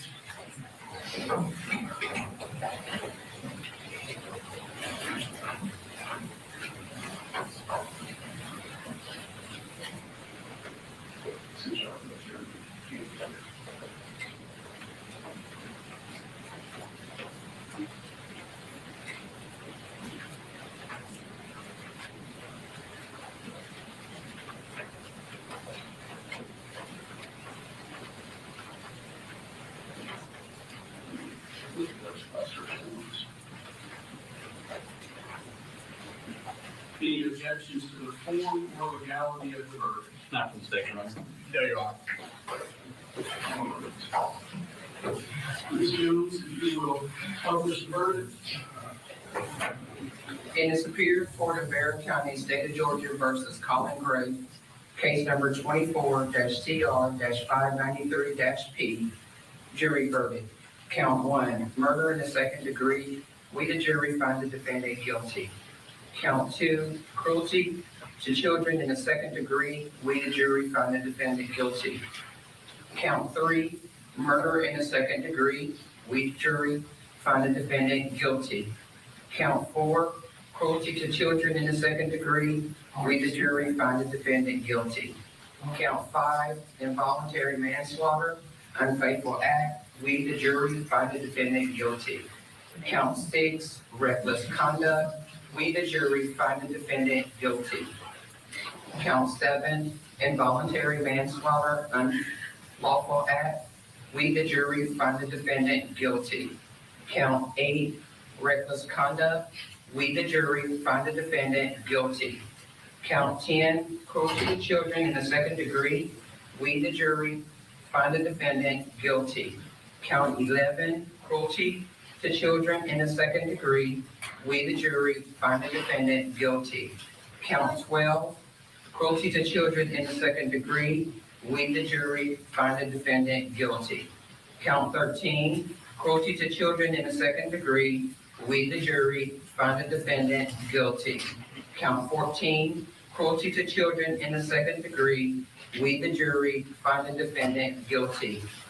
Count 15, cruelty to children in the second degree.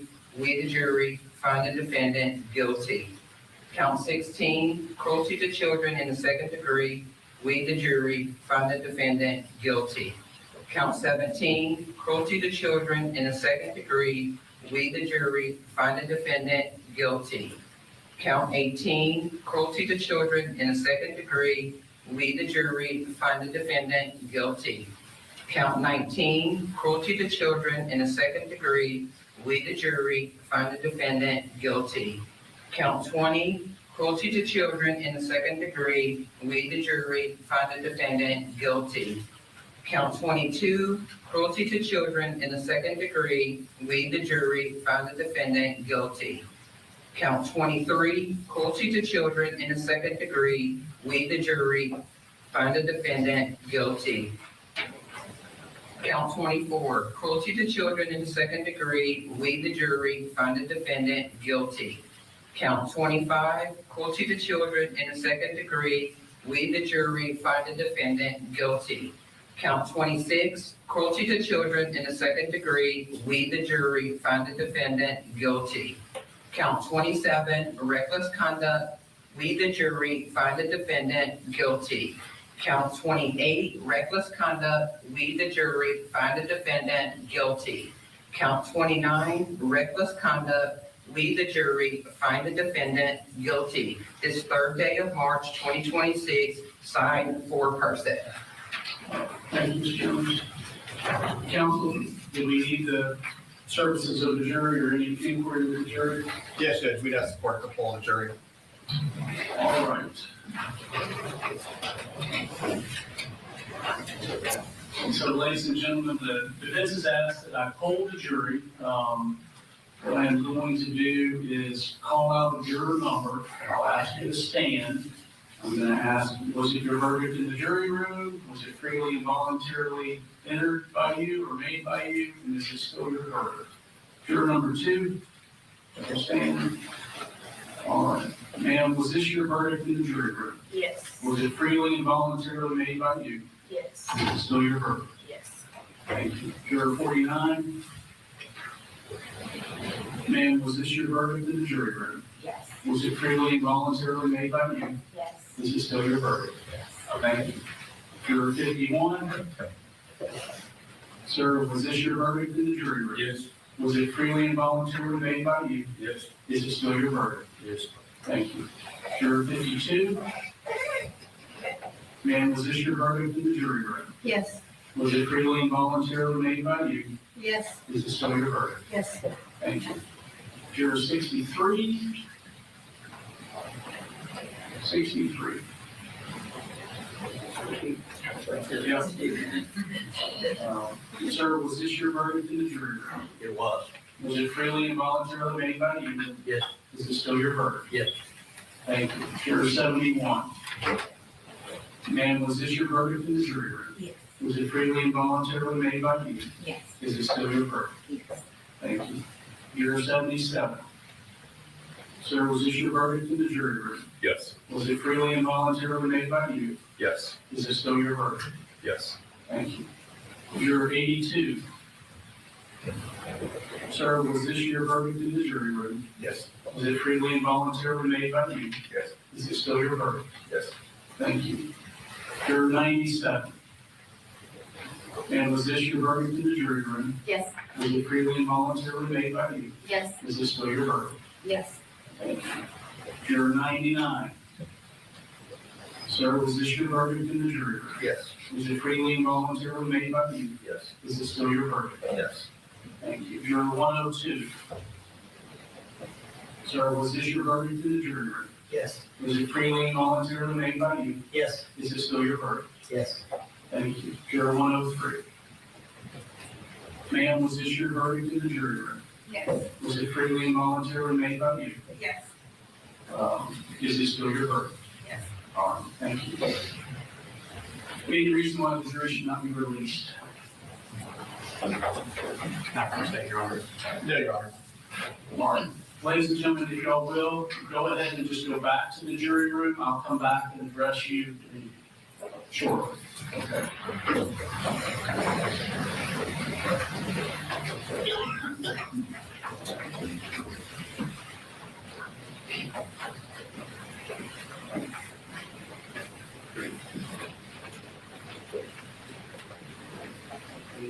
Girls, Sir. you can put the alternates back in the seat. Yes, sir. Where you go to your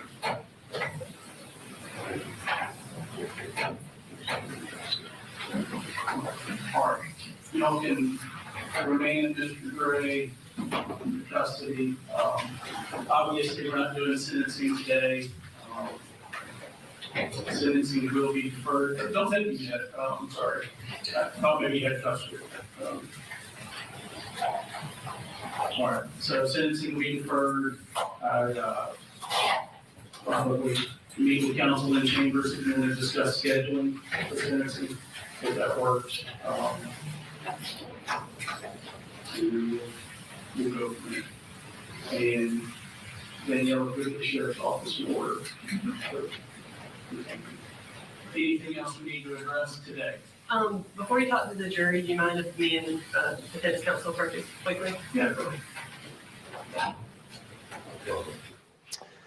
All right, there it is. Colin Gray, guilty on all charges. He This will likely is a spend Southern the rest of Sin. his life behind bars. Breaking news special. Be sure to Your like detail and regarding subscribe party now. Property that you tend to elicit. Yes, Your Honor.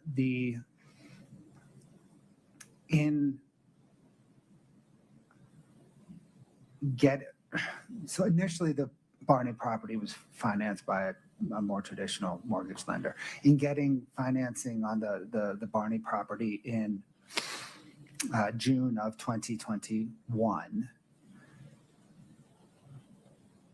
Kouri Richins submitted a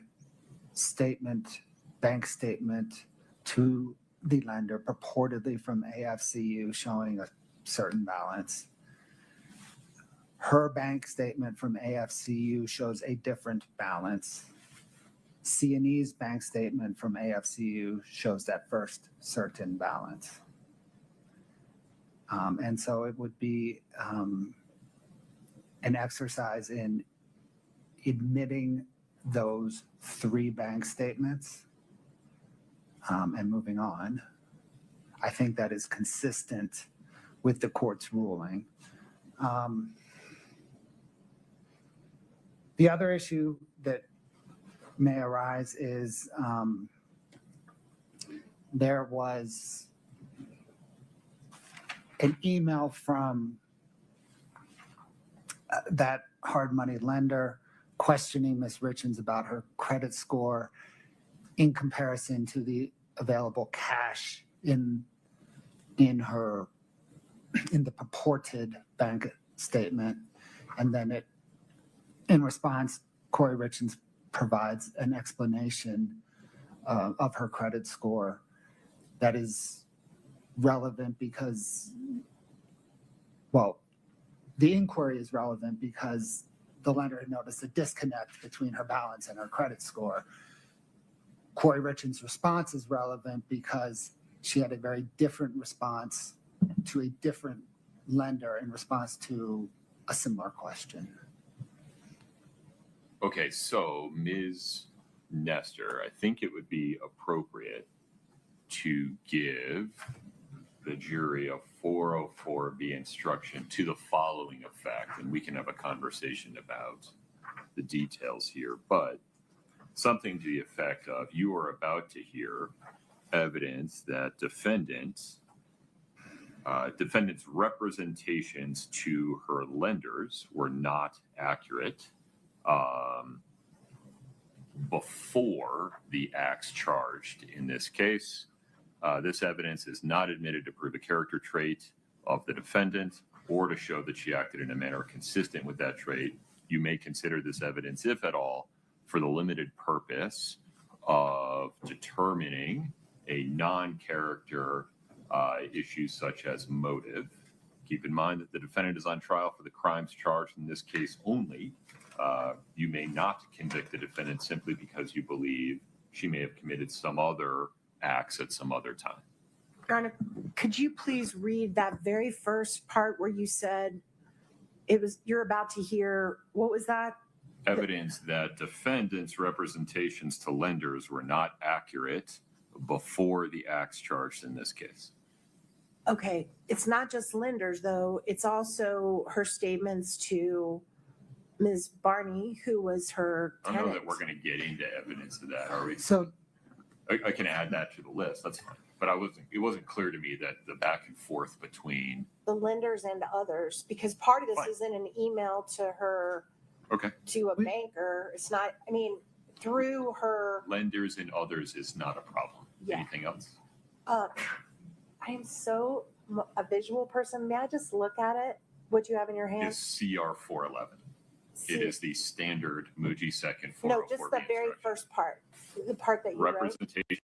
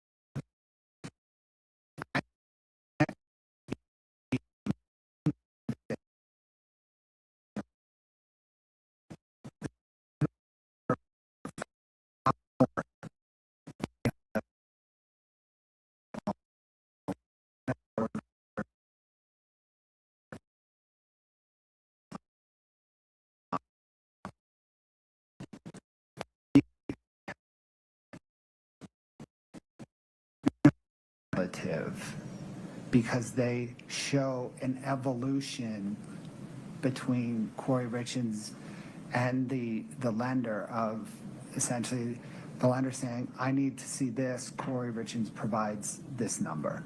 And then when that doesn't get the job done, lender comes back and says, I need to see a bank statement showing this. And then Ms. Richins comes back with a bank statement showing this. So there is a relevance to the iteration that is beyond a cumulative effect. And remind me the month and year that this is all occurring.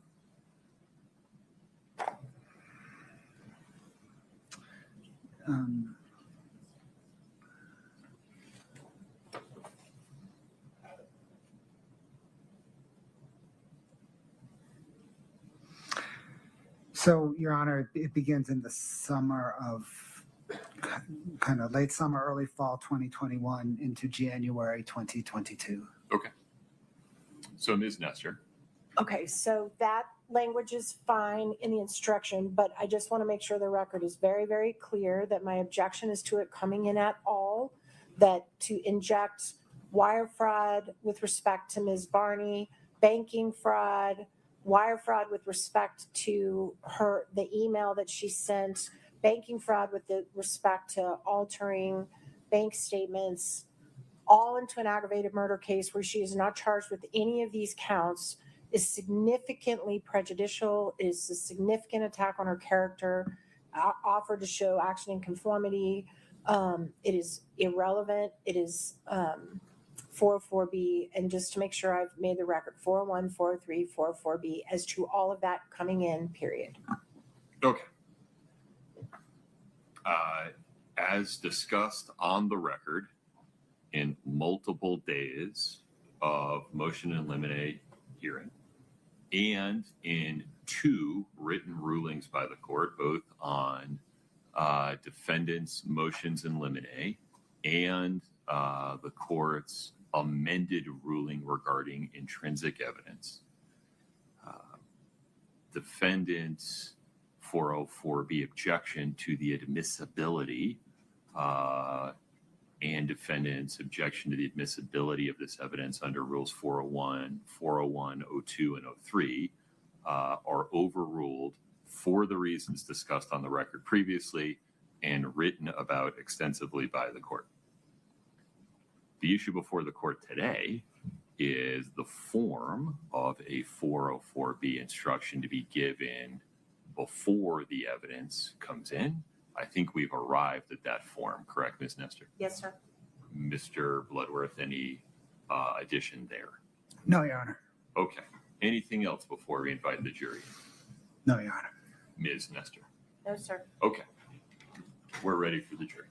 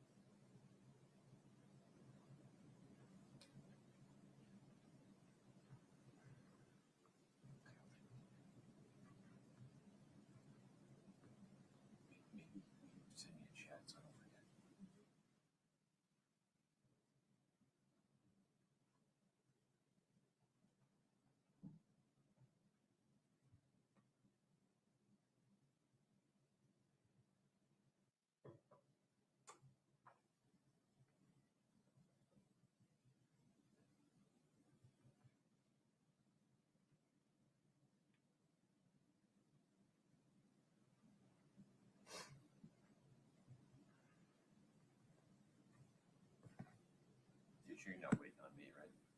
Okay.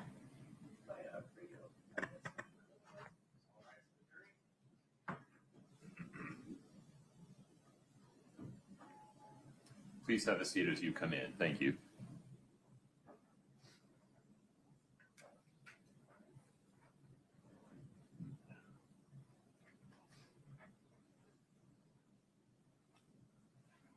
Please have a seat.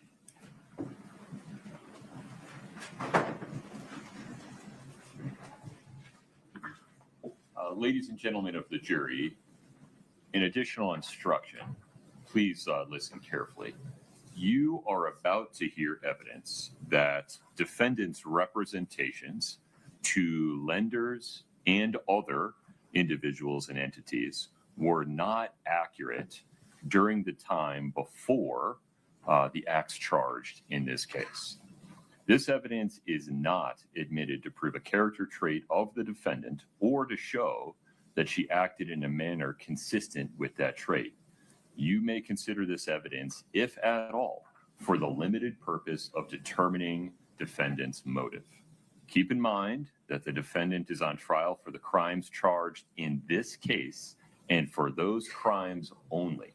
You may not convict the defendant simply because you believe she may have committed some other acts at some other time. Mr. Bloodworth, please proceed. Thank you, Your Honor.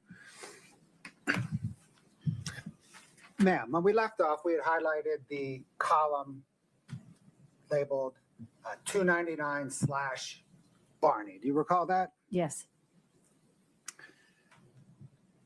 What does 299/Barney refer to? There's a house, the address starts with 299, and it's a house where Kouri Richins' best friend, Chelsea Barney, lived. So that's my abbreviation of that house. And did you analyze that purchase transaction?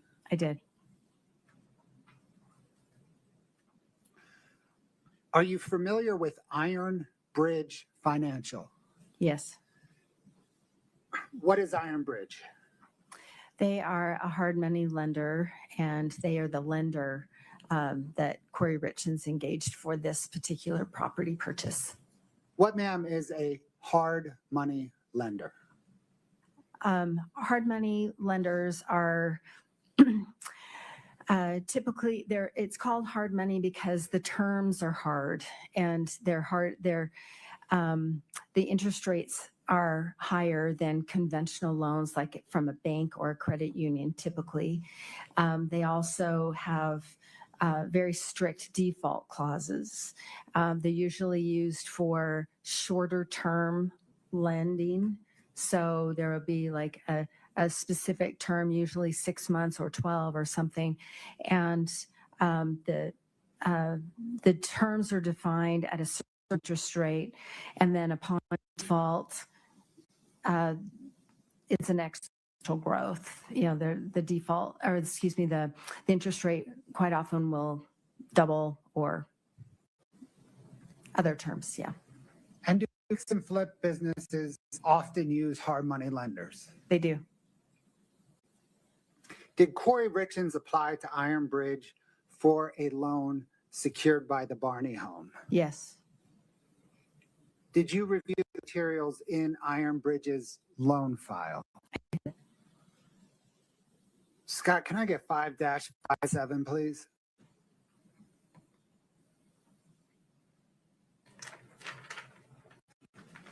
Ma'am, do you recognize this document? I do. What is it? This is an America First Credit Union bank account statement for Kouri Richins Realty. The account 6577, May of 2021, and this was directly from Iron Bridge in response to a subpoena from the prosecution. Thank you, ma'am. Your Honor, the state moves to admit 5-57. Previous objections, Your Honor. 5-57 is admitted.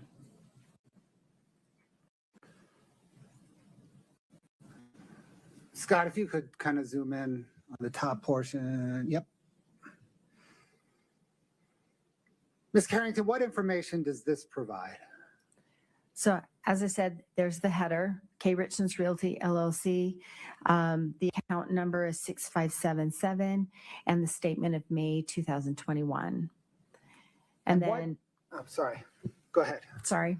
And then in the summary section, you can see that there's 3 different accounts that are reported on this statement, and collectively at month end, the balance was $210,898. Did you attempt to verify this bank statement? I did. Scott, can I have 5-29 alpha?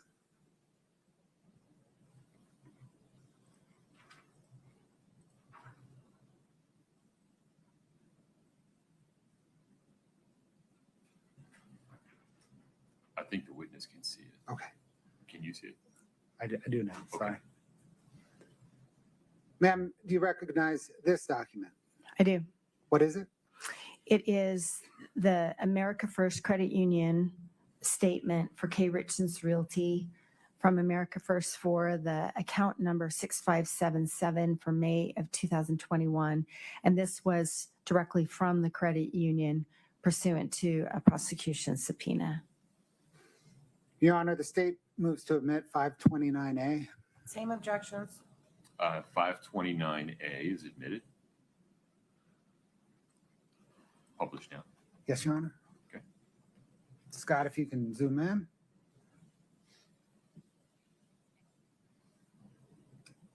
Ma'am, what does this present? This shows in the header, the K. Richins Realty LLC. This time it's using that PO Box 759 in Camas.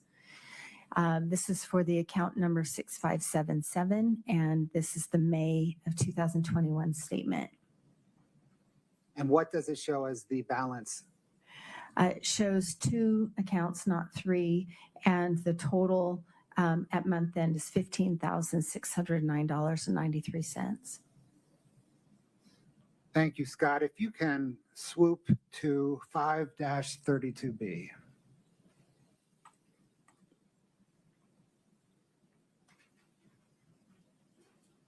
Ma'am, do you recognize this document? I do. What is it? This is the America First Credit Union statement for C&D Stone Masonry, which is Eric Richins' account company. And this is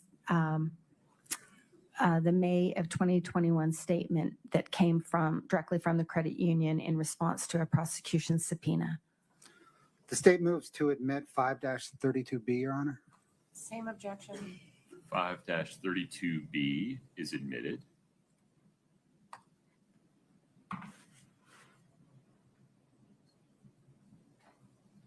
And what, ma'am, does this present?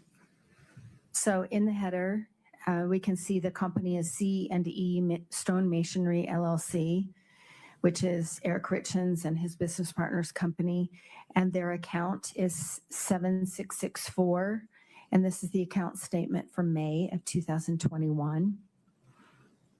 And what is the ending balance? The ending balance of those 3 accounts is $210,898.61.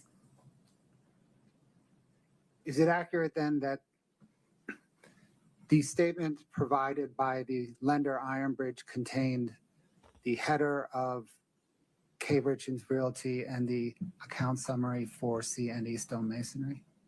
That's right, and also the body of the transactions. Scott, can I get exhibit 2-6, please?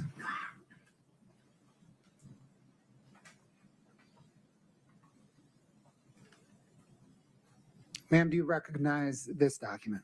I do. What is it?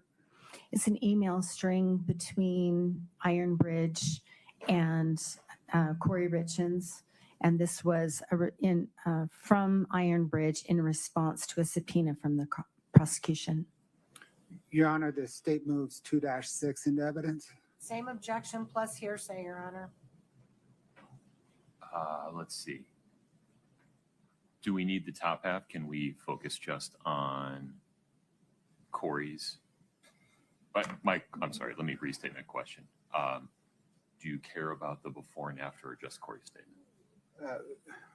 Your Honor, the email was bottom up. Right. The state needs to admit the bottom to understand Ms. Richins, the effect here being Okay. Ms. Richins. We can redact that first line. I think it doesn't matter either way to the state. Objection to instructing the jury that they not consider any of these statements other than those written by Ms. Richins for the truth. No objection to that instruction. Ms. Nestor. Not to the instruction, but remain instruction to the entire document. Okay. So, ladies and gentlemen, you're about to see an email string. Ms. Richins' portion of the email string, you may consider for any purpose to whatever extent you the other portions of the email string, you may consider only for the effect they had upon Ms. Richins, upon the listener, not for the truth of any matter asserted in those other portions. Publish 2-6. Yes, please, Your Honor.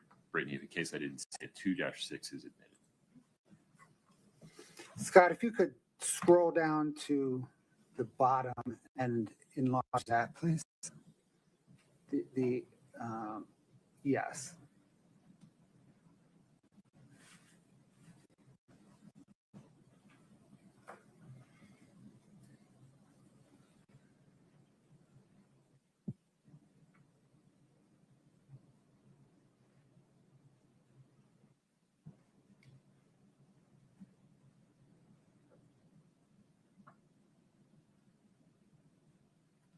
And then Scott, if you can scroll up to Ms. Richins' reply, please.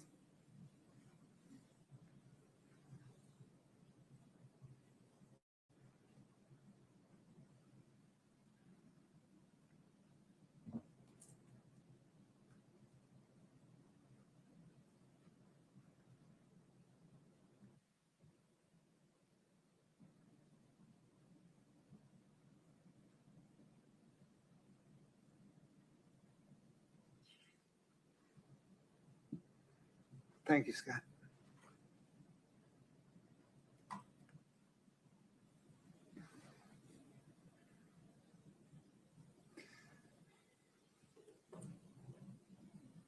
Ms. Carrington, did you analyze whether all of Kouri Richins' credit card delinquencies were paid off in July of 2021?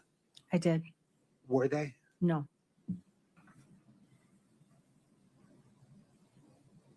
Scott, can I get 5-21?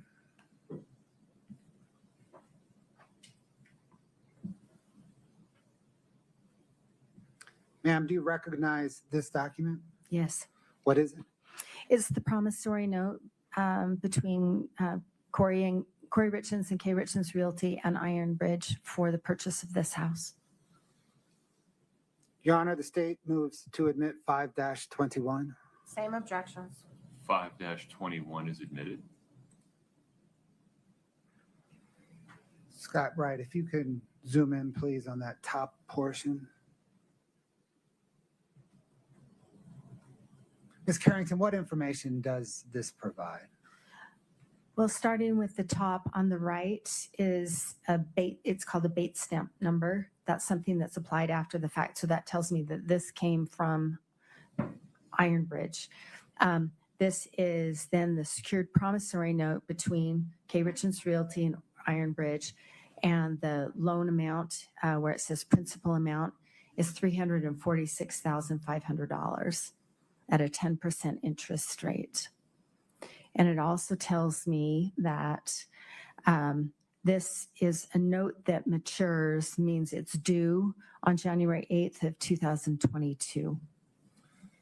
For context, ma'am, what at this time were traditional mortgage interest rates?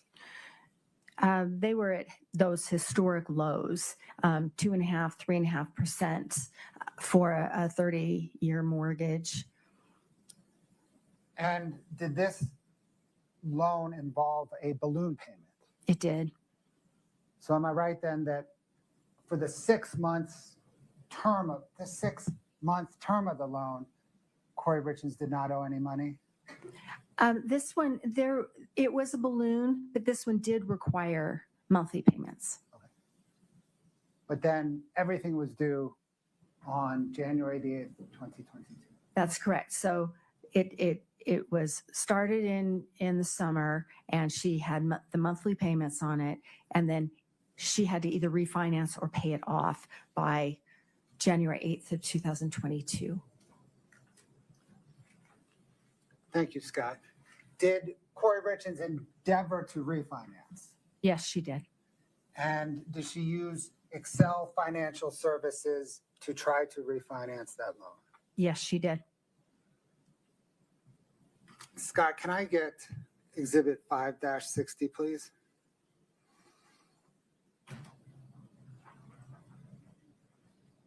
Ma'am, do you recognize this document? I do. What is it? It's the America First bank account statement for Kouri Richins, her personal checking 5244 for July of 2021. And this is from Excel Financial and its principal, David Ige, in response to a prosecution subpoena. The state, Your Honor, moves 5-60 into evidence. Same objections. 5-60 is admitted. Scott, can you blow it up?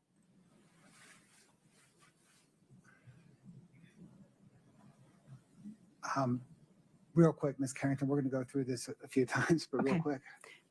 This is America First bank account statement for Kouri Richins, her personal account 5244, July of 2021. And then the three accounts in the summary section shows that she had $694,730.15 at the month end. Did you attempt to verify this bank statement? I did. 5-35A, please, Scott. Ma'am, do you recognize this? Yes. What is it? This is directly from America First Credit Union for Kouri Richins, her personal account 5244 in August of 2021 in response to a prosecution subpoena. State moves to admit 5-35A. Same objections. 5-35A is admitted.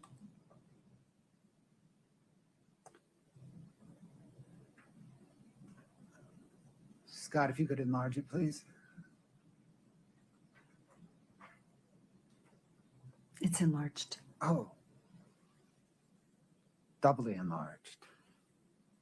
Ma'am, what does this present? That this is Kouri Richins' account using that P.O. Box 759, the account number 5244, which is that personal checking account, August of 2021. And the total of the two accounts is $1,893.94 at the end of the month. Scott, can you bring up 5-32A, please?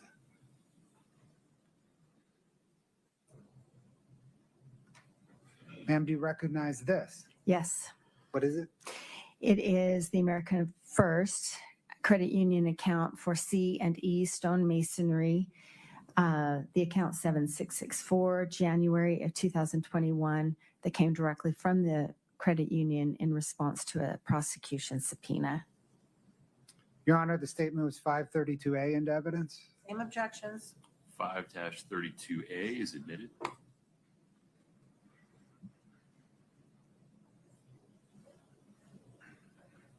Ma'am, what does this present? So this is from the credit union, C&D Stonemasonry's account 7664 in January of 2021. And there are three accounts collectively at month end, $694,730.15.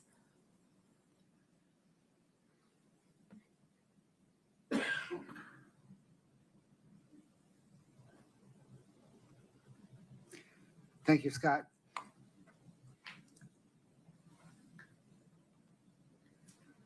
Can you please bring up Exhibit 2-7, please?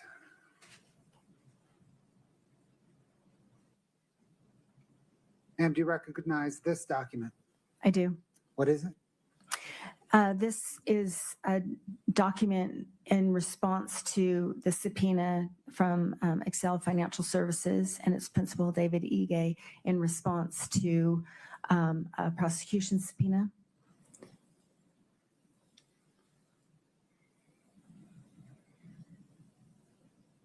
Your Honor, the state moves Exhibit 2-7 into evidence. Same objections, Your Honor.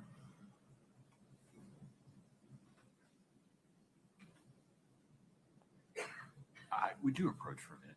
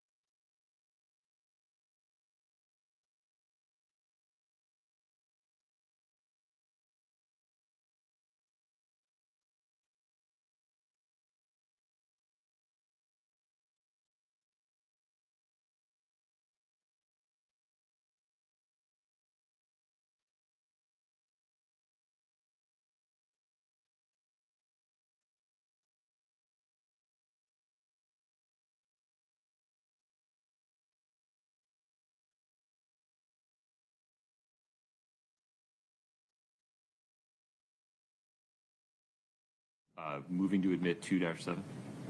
Yes, Your Honor. States 2-7 is admitted. One moment, please. Ma'am, I'm sorry again, was this information that came from Excel Financial Services and its principal, David Ige? Yes. Scott, if you could enlarge the bio portion of, thank you.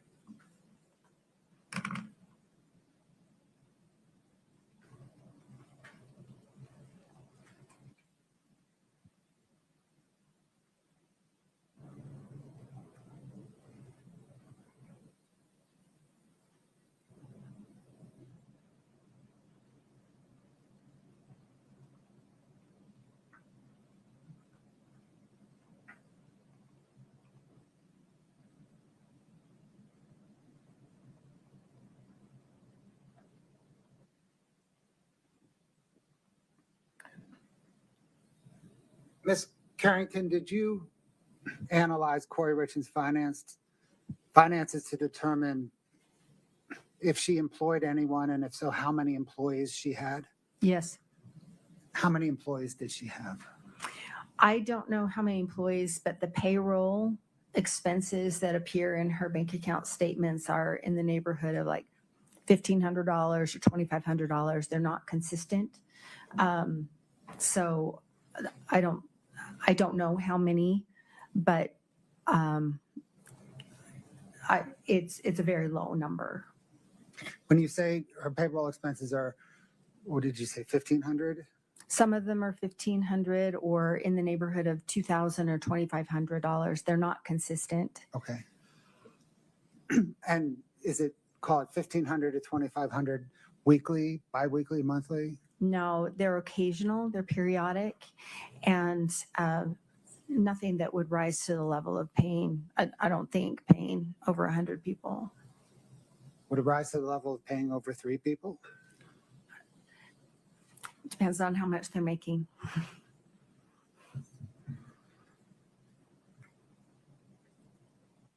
In your analysis, did you find any evidence that Kouri Richins profited $1 million on any 5 of her deals combined?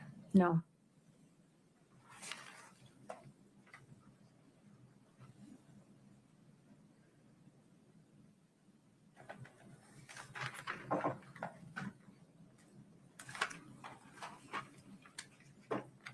Thank you, Scott. Can we get, please, Exhibit 4-5?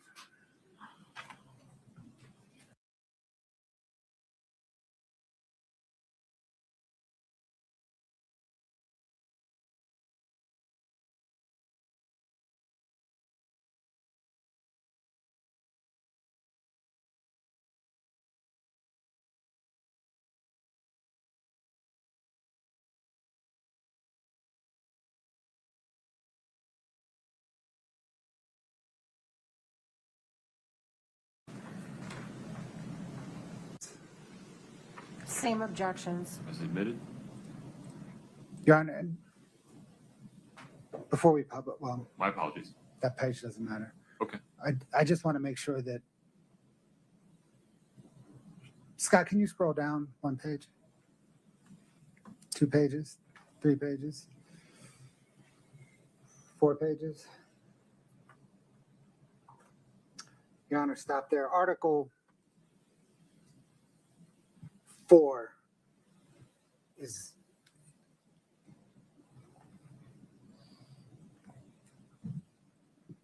that's the relevancy. Okay. I may be missing a nuance here. Ms. Nestor, anything, folks, I apologize. In an abundance of caution, please approach the bench for a moment.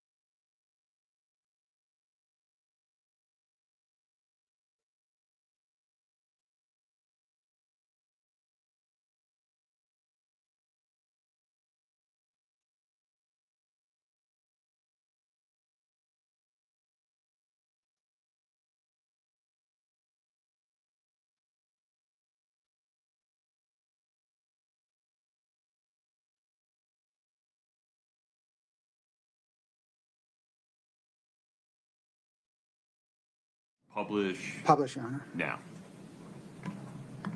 Actually, Scott, can you bring us back to the front? Go ahead, Mr. Bloodworth. Ms. Carrington, what is this document? This is the operating agreement of Kouri Richins Realty, dated June 7th, 2021. And this was provided by Excel Financial and David Ige in response to a prosecution subpoena. Scott, if you could scroll down, please, to Article 4.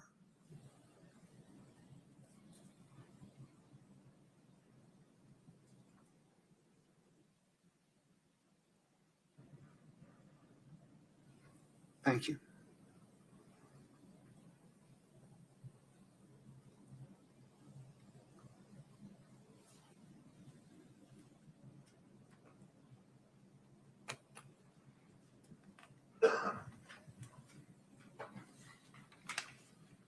Scott, if you could bring up 5-61, please.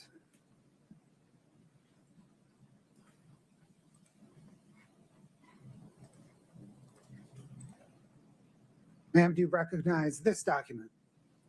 Yes. What is it? It is the America First Credit Union statement for Kouri Richins, the account 5244 for September 2021 that was sent by Excel Financial and Mr. Ige in response to a subpoena from the prosecution.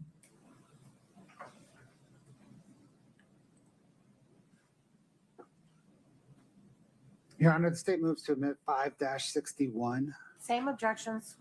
5-61 is admitted.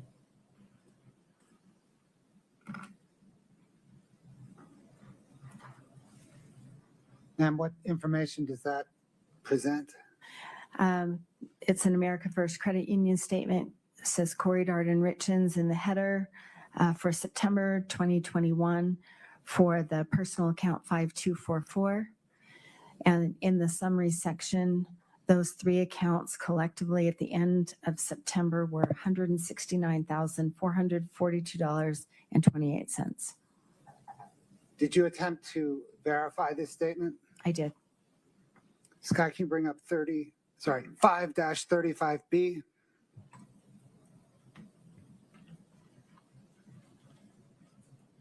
Ma'am, do you recognize this document? Yes.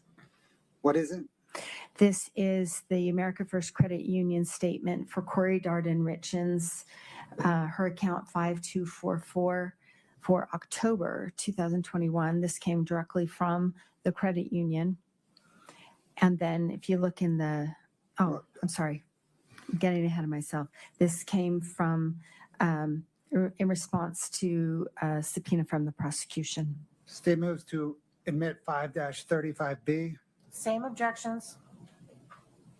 5-35B is admitted.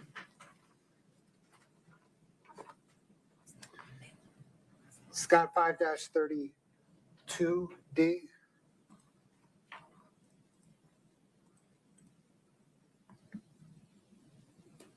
Ma'am, do you recognize this document? Yes. What is it? This is the America First Credit Union statement from the credit union of C&E Stonemasonry, account 7664 in September 2001, directly from the credit union in response to a prosecution subpoena. State moves to admit 5-32D. Same objections. 5-32D is admitted. Scott, if you could zoom in. Ma'am, what does this present? That for the account for C&E Stonemasonry, the account 7664 in September 2021, the three accounts collectively were $169,442.28. Thank you.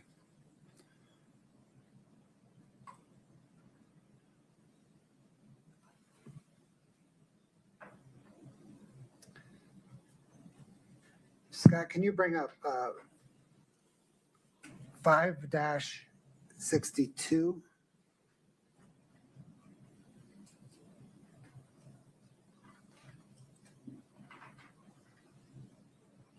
Scott, can you bring up can you take 562 down? Can you bring up 5-29D? Split screened with 5-29C?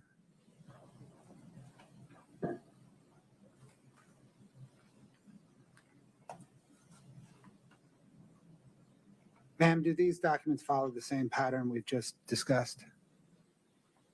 Yes, they do. Your Honor, the state moves 562D, 529D, and 529C into evidence. Wait, I'm sorry. Was it 562 or 562D? I don't know It's what. just 562. Would I you don't like to know. see that again, Ms. Nestor?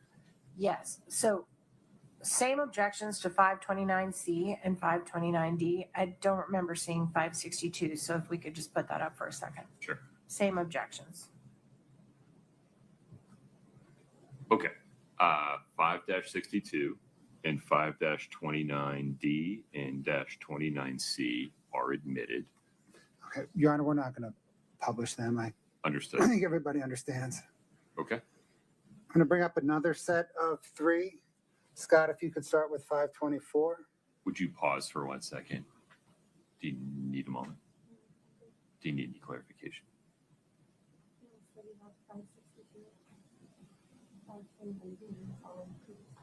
Correct. Correct. Okay. Would you say the number again? 5-24. The witness has it. At least I think you do. I do have it. Okay. Yeah.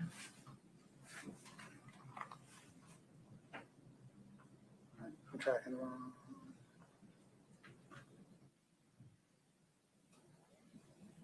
I'm tracking the wrong exhibit number, Your Honor. I'm sorry. Hold on. That's all right.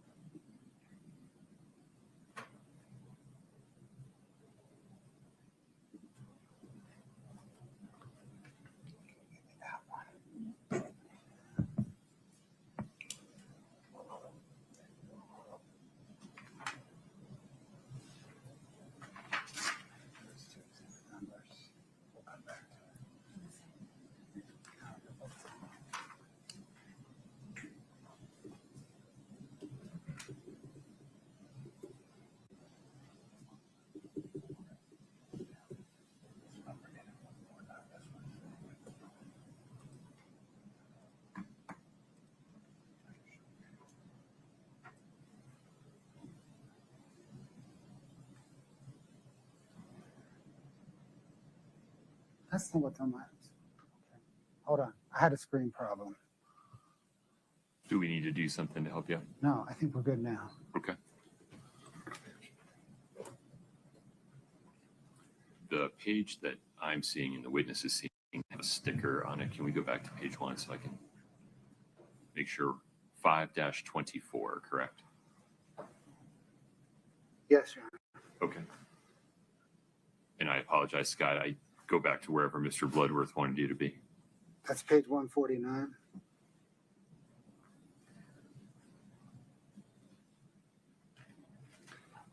So, Scott, can you please bring up 5-29E?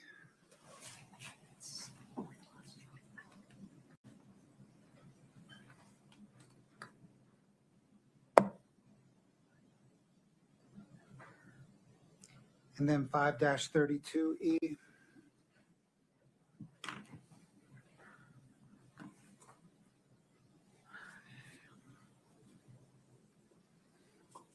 Ma'am, do those documents follow the same pattern you've just testified to?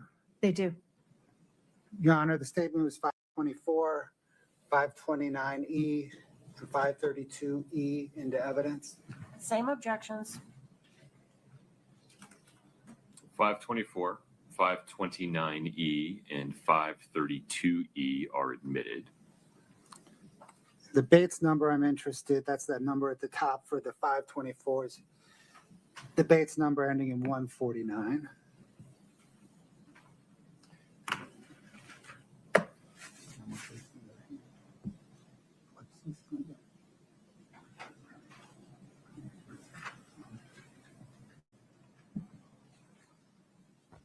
Scott, can you bring up 5-29F and 5-32F?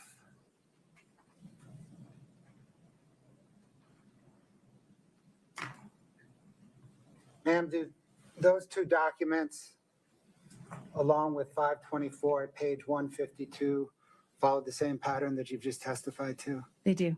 I'm sorry, I didn't understand the last thing. 529F, 532F, and what? Exhibit 5-24 that we just admitted, but page 152. Same objections. Okay, 5-29F and 532F are admitted.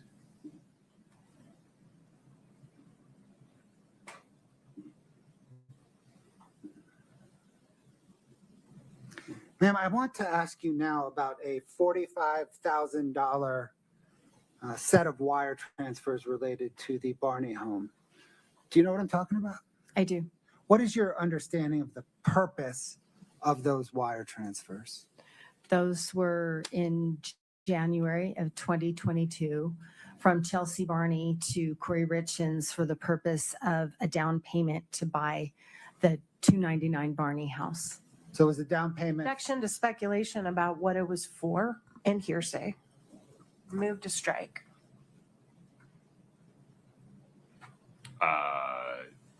Sustained. Lay some foundation, Mr. Bloodworth.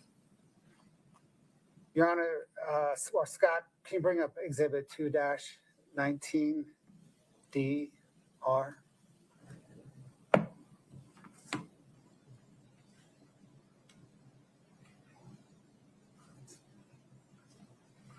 Would you mind blowing it up, Scott? I can't read the text.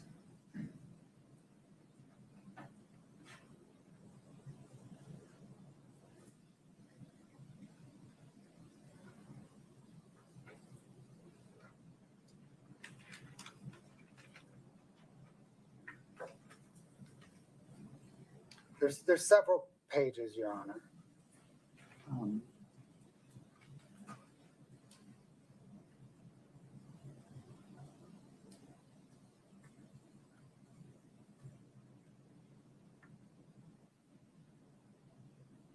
And just so the court knows where I'm going, I'll just move to admit it.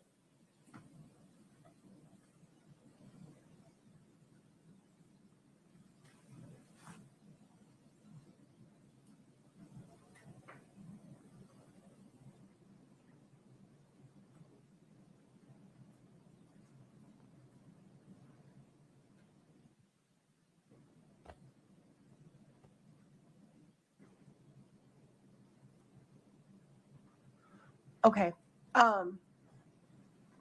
Same objection to this exhibit, Your Honor, that we've already, same objections. 403 and 404B. Yes, sir. Okay, those objections are respectfully overruled. Forgive me, this was a long number. Would you go back to page 1? Yes. States Exhibit 2-19D-R is admitted. Did this witness see this document? Yes, she did, Your Honor. Okay, take it from there. And just, I think the court is aware, but the labeling 2-19 is the exhibit number. D means it's a demonstrative. R means it's redacted.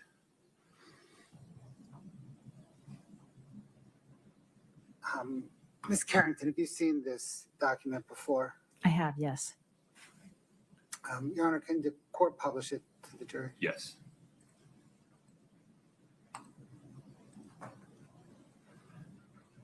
Scott, if you could just slowly, please walk the jury down the text string.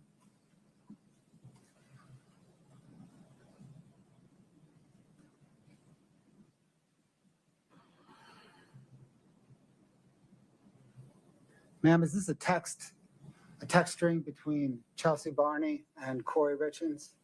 That's my understanding, yes.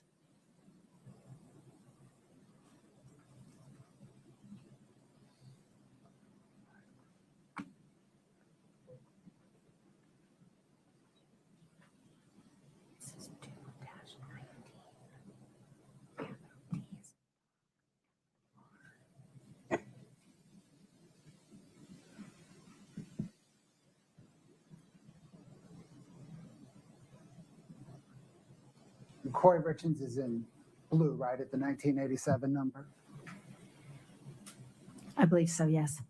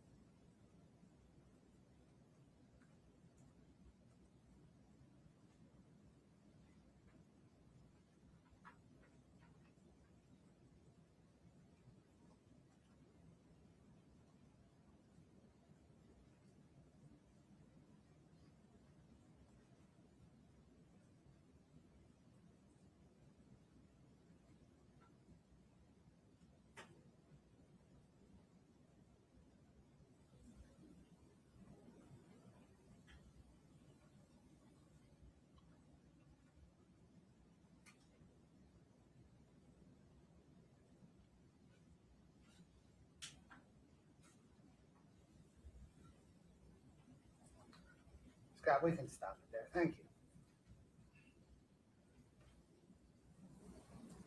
That text exchange mentioned a $45,000 down payment. Did you trace those two wires? Yes, I did. Scott, if you could bring up 5-29G at Bates 794.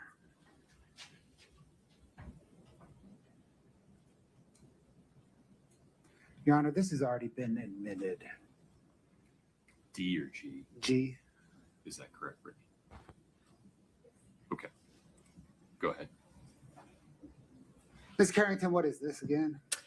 This is the Kouri Richins Realty account statement 6577 for January of 2022 from America First Credit Union.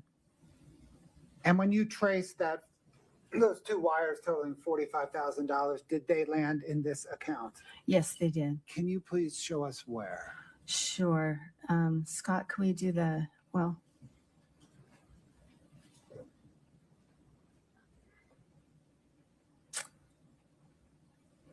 let's see, it's the middle.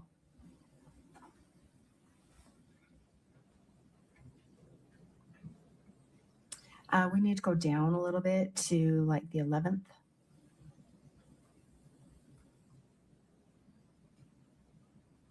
The 12th, like the 11th and 12th. Yes, thank you.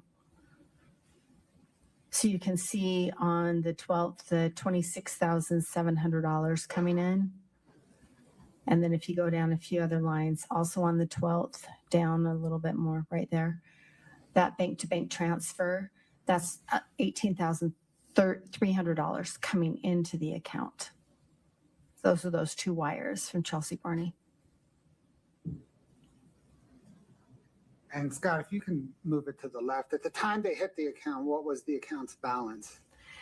It was in the negative $1,996.68. Did you then trace the funds from this account? I did. Can you please show us what happened to that money? Well, the majority of it, well, a lot of it, almost half, went to the family account, the $19,299 on the 12th, that middle transaction. That went to the family account, the 2204, that says Eric Richins. That's the joint checking account that Eric and Kouri Richins used for family expenses. Your Honor, can we just have a continuing objection to this whole line on the same grounds? Please proceed, Mr. Bloodworth. And then also there were she paid debt payments. Okay, so the $19,300 went out. And then how long did it take her to deplete the rest of that $45,000? Well, we have to account for another $9,000 that came into the account, but it was gone within a few days. Did any of it go to a mortgage on the Barney home? No. What did it go to? The transaction that's highlighted, the $19,299, that is the same amount that was paid to FundFi, which is one of Kouri Richins' payday lenders. So that money went from this KRR account to the personal joint account, and That's then correct. to FundFi to pay off debt. The part of that's true. So this amount on January 12th went to the family account. And if we go to the family account, you can see right before this payment had been made. So this money going back to the family account replenishes that exact amount. Let's do that. Let's go to 5-33A.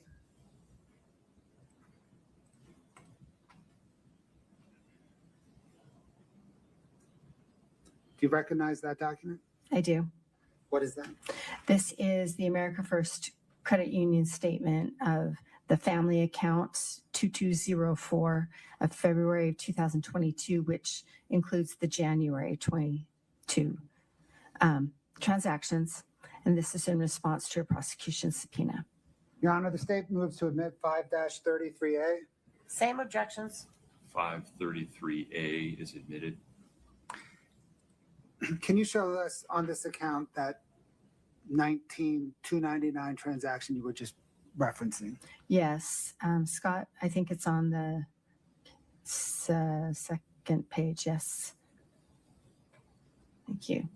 So you can see on January 10th, a bank-to-bank transfer of $19,299. So that came out of the family account. And I know from tracing this, that went to Fund 5 for Kouri Richins. And Fund 5 was one of her payday lenders? Yes. Scott, can I get exhibit 5-30, please?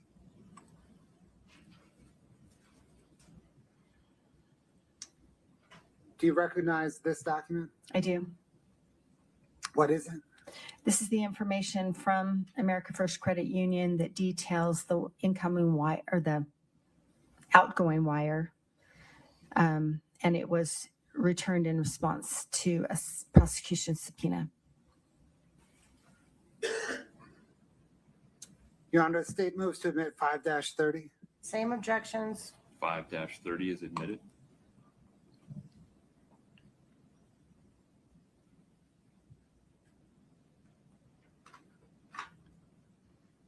And what information does this present? This tells us the date at the top left, January 10th, 22. It tells us the amount that is $19,299 there on the left. And in the middle column, it tells us that it came from the account 2204-9, but 2204. That's the family account. On the right column, it tells us the beneficiary, who's the receiver of the wire, is Fundify Merchant Funding.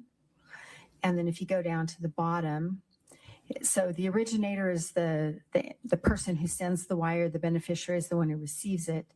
So this is instructions or notations from Kouri Richins or someone who sent this to pay off K. Richins. That's the instruction.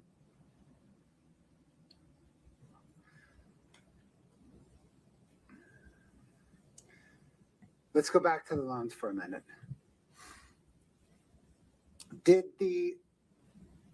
You testified earlier that that Iron Bridge loan became due on January the 8th, 2022. Is that right? That's right. Did Ms. Richins make that balloon payment to satisfy that loan on January the 8th? No, she did not. What happened? She extended that loan for 2 weeks, 3 weeks. She extended the loan, giving her more time to pay it. And during that time, was she trying to get a new loan from Excel Financial? That's true, yes. Why did she submit so many bank statements to Excel Financial? Check to speculation. Did you review her correspondence with Excel Financial? I did. Did that correspondence explain why she submitted so many bank statements to Excel Financial? Yes. Why did she submit so many bank statements to Excel Financial? Well, initially, the loan was in her name, just Kouri Richins and K. Richins Realty. And she had some bank account statements were submitted for that. And then as the underwriting process went forward, they asked for a co-signer. And so that's when the operating agreement that now showed Doreen Kouri with some ownership of K. Richins Realty, when that was submitted, and also bank account statements were submitted for that. And then another stage where they needed to show a specific amount in a bank account statement in order to close. And the loan then became Doreen Kouri's loan as the principal of K. Richins Realty.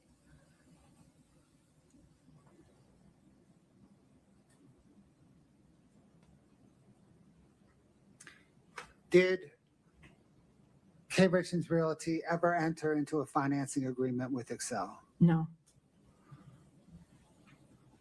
What then happened with the Iron Bridge loan once it was extended once? It remained unpaid, and it was extended again to March 8th, 2022. Thank you, ma'am. Your Honor, this may be a good point to break. Any objection, Ms. Nestor? No, sir. 1240 reasonable, Mr. Bloodworth? Yes, sir. Ms. Nestor? Yes, sir. Ladies and gentlemen of the jury, normal instructions. Please don't talk about the case. You'll have access to your devices, and so please be careful to not read, watch, or listen to any report about the case from any source. Please don't do any research about the case. You're welcome to talk to each other about all kinds of other things, but not this case. Please rise for the jury.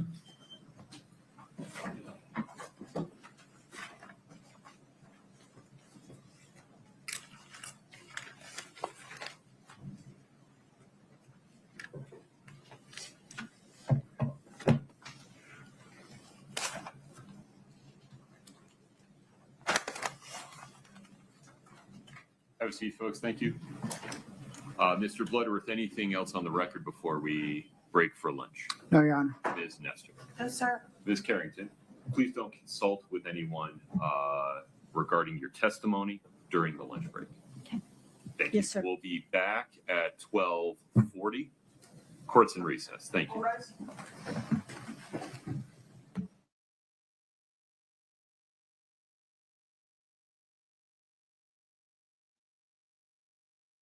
Want more true crime? Catch featured episodes on its Southern Sin like I guess you know what comes across my mind. Murder. Just murder, murder. A lot of ladies think he's attractive. Very nice, very well spoken. This is what I do with women, you know? I use my charm, use my good looks. I'm like a lion. You're the prey, I can sense it. I stand here today to announce the indictment of Wade Wilson for the murders of Christine Melton and Diane Ruiz. Both of them had been strangled. The last person that they encountered was Mr. Wade Wilson. He said he got back in the car and ran her over until she looked like spaghetti. I choked her out so she couldn't breathe anymore. I was on a rampage at this point. He's still pulling the strings from a jail cell. He's got an army of wives. That's all he's ever wanted. To advocate for someone because you think he's handsome. A rage overcomes me. Just kill, kill, kill.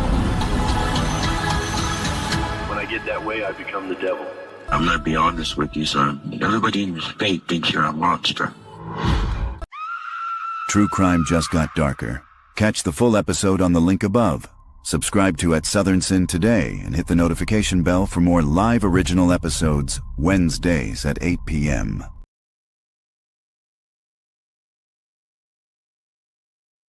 Want more true crime? Catch featured episodes on its Southern Sin like I'm not sorry for something I didn't do, and I am not sorry for the things I did do. Mr. O'Neill, All right. Listen, stop. All right. Listen to me. I'm not You're not going to raise your voice again. I'm You're not going to gonna raise my your voice again. I'm not. I will have you removed from this courtroom. I can sentence you without you being present. Yes, ma'am. You don't conduct I yourself. understand, Your Honor. Thank you.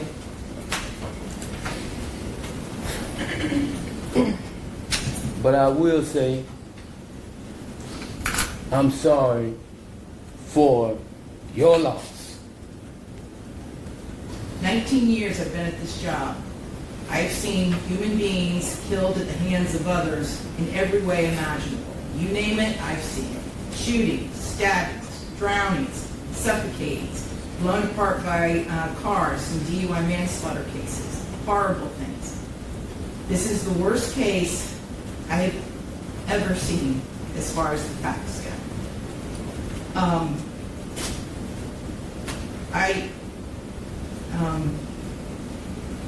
when the person from fire department, when he testified, and when he said that he retrieved the body of Ronivia O'Neill from the home, and all he could do was sob. It took every ounce I had not to start sobbing too. Because there is no way any person with any feeling could have witnessed or seen the photos of what occurred that night and not be haunted for the rest of your life. I know I will be. For the rest of my life, I'll be haunted by what I saw as far as the evidence and just the abject cruelty of it all. The abject cruelty. And I was aware, because I reviewed a lot of the discovery ahead of time, as you well know, did a lot of in-camera inspection of a lot of documents. And I was aware there was some evidence, at least, that when you needed to recover from your gunshot wound, that neither your parents nor your Aisha, Miss Robinson, would let you come recover at their home. I don't know if it's true or not. I'm not going to get into a dispute. I'm just mentioning there was some evidence referencing that in the records. And all I can think about, because I knew that Miss Barron was not with you romantically at the time. And I knew that she just out of the goodness of her heart let you come stay with her. And it is beyond tragic that that critical decision ended in so much horror for her and for her children. It is unspeakably cruel what happened as a result of that one decision. The way that Ms. Barron died was horrific, and that 911 call, which captured truly all of it. You heard, and everyone who's heard that 911 call heard a death scream. If anybody ever wants to know what it sounds like before a human being dies, knowing that their death is imminent, that's exactly what it is. That was a death scream. We're going to see if it's true. But what happened to little Ronivia and to little Ronnie, but I'm going to focus on Ronivia because she was special. And you could tell Miss Barron had done everything she could to create a beautiful home for her family. I noticed that the Ronivia's bedroom, before you set it on fire, you could tell she tried so hard to make her feel like a princess. Kenyatta did everything she could. And I noticed too in the kitchen, on the refrigerator, she put up magnets that said faith, love, family, hope. And then you know what else happened to that refrigerator during that night? It got splattered with blood all over it due to what happened. Little Ronivia, she couldn't scream, she couldn't run away, and she witnessed what you did to her mother as far as shooting her mother in the arm with the gunshot. She knew. And the horror that that child suffered. And she already had a life where she was born with challenges regarding her physical and her mental disabilities. But the pain and suffering that she suffered that night at your hands, unspeakable, absolutely unspeakable. And at the moment, that first time you struck her with that hatchet, and little Ronnie testified that all he could see was tears coming out of his sister's face. At that moment, that child knew she was being betrayed in the cruelest, most tragic and sorrowful way that a child could ever be betrayed. She was being betrayed by her parent, the one person that should be there to protect their children and love them and keep them from harm. And that was the last thing that child felt before she passed on from this earth, was your utter, cruel betrayal to her. And I read somewhere, and I don't know if it's true or not, I have no idea, but I read somewhere that souls pick their lives, and that they know exactly how difficult their lives are going to be before they enter into this world.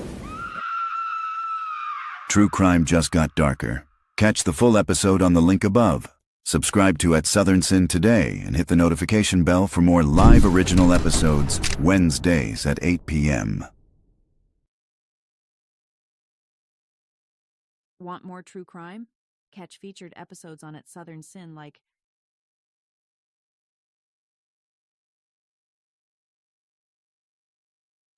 25 CJC F08098.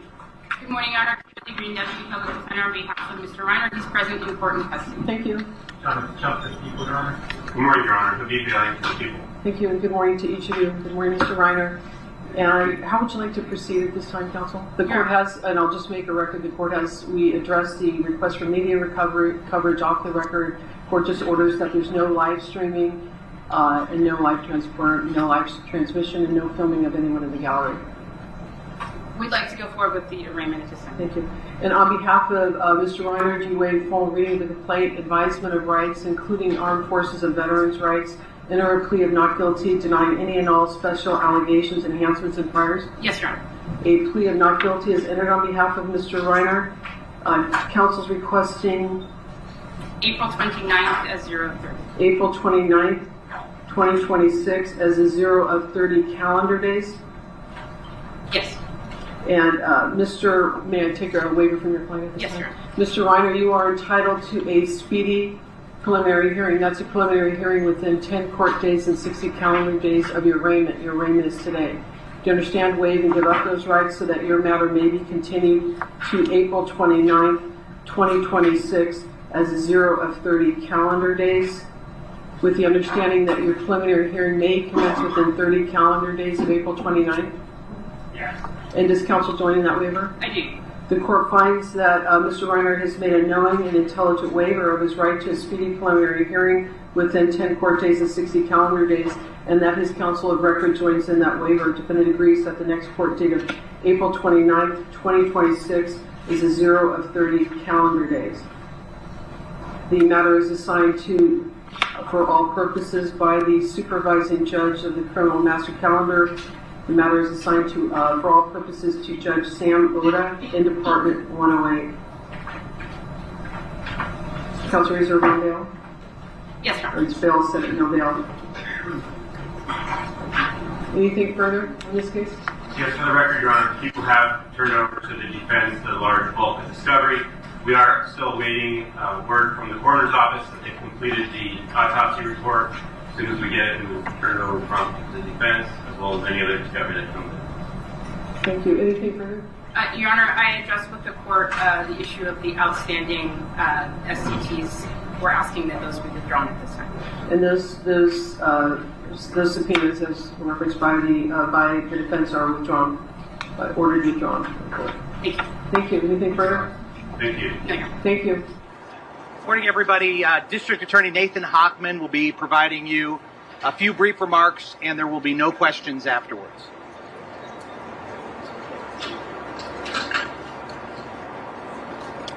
Good morning. My name is Nathan Hochman. I'm the District Attorney of Los Angeles County. Joining me here is the prosecutor for the case, Habib Billion. I'll give you a couple different update points. First, the case is on track. We have provided the bulk of discovery to defense counsel, and we are now waiting for the coroner's report. When that is provided to the district attorney's office, it will in turn be provided to defense counsel. The second point, this case is a death penalty eligible case. Along those lines, we take the process in which we determine whether or not the death penalty should be sought extremely seriously, and it goes through a very rigorous process. We will be looking at all aggravating and mitigating circumstances, and we have invited defense counsel to present to us both in writing and orally in a meeting any arguments that they would like to make in consideration for our going forward or not going forward with the death penalty. So that is an ongoing process. We will also, at that point, when we get all this information, it will be subject to not only a rigorous analysis, but many of the most experienced individuals in the DA's office with death penalty experience will be helping me evaluate that information. The third point with dates. Right now, the next date is April 29th for a preliminary hearing setting date. What will happen is that at that date, the judge has said it is 0 of 30 days. That translation, that means that within 30 days of that April 29th date, there will be a preliminary hearing unless additional time is sought by defense counsel, agreed to by the court, and the defendant agrees to also waive time. One can probably expect that there will be that additional time sought because of the volume of the discovery that will have to be gone through by defense counsel, by the fact that we're still waiting for the coroner's report, and by True crime just got darker. Catch the full episode on the link above. Subscribe to At Southern Sin today and hit the notification bell for more live original episodes Wednesdays at 8 p.m. Want more true crime? Catch featured episodes on At Southern Sin like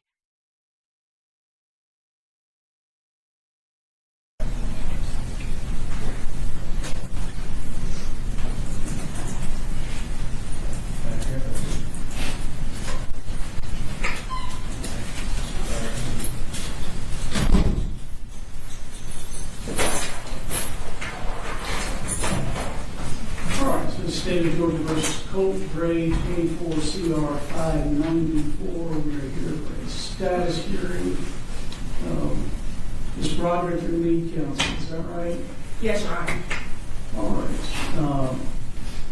I guess one thing I'd like you to do for me is, the case hasn't progressed very quickly, and can you kind of shed some light for me on where we're at and why? Yes, Your Honor. With regards to what had already transpired with the case, I know Polk has had, I think, 2 attorneys prior to myself. There's been large volumes of discovery that have been shared from the date of the indictment, I believe was October 2024. There have been motions that have been filed by previous counsel that were adopted by the subsequent counsel. And then this case was assigned to me October 15th. And so there was actually a medical evaluation that was already in progress before I took the case, which has not been completed yet.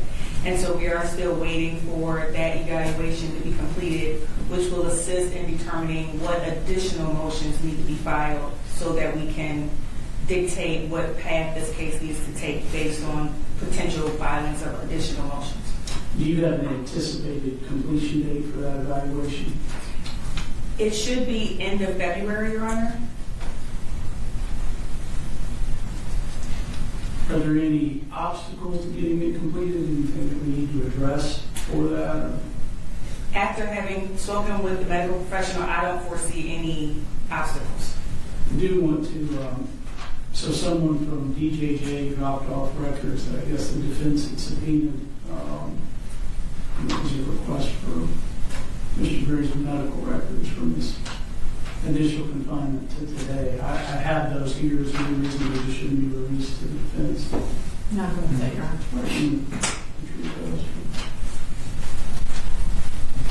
I have not looked at them or made a copy, just so you're aware. Thank you, Your Honor.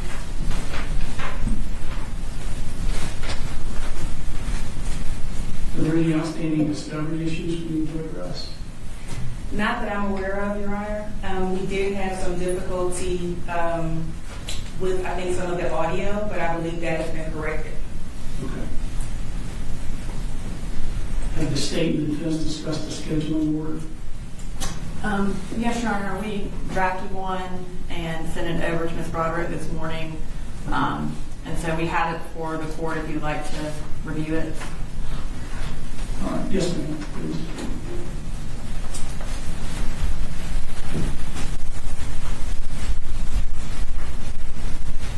Thank you.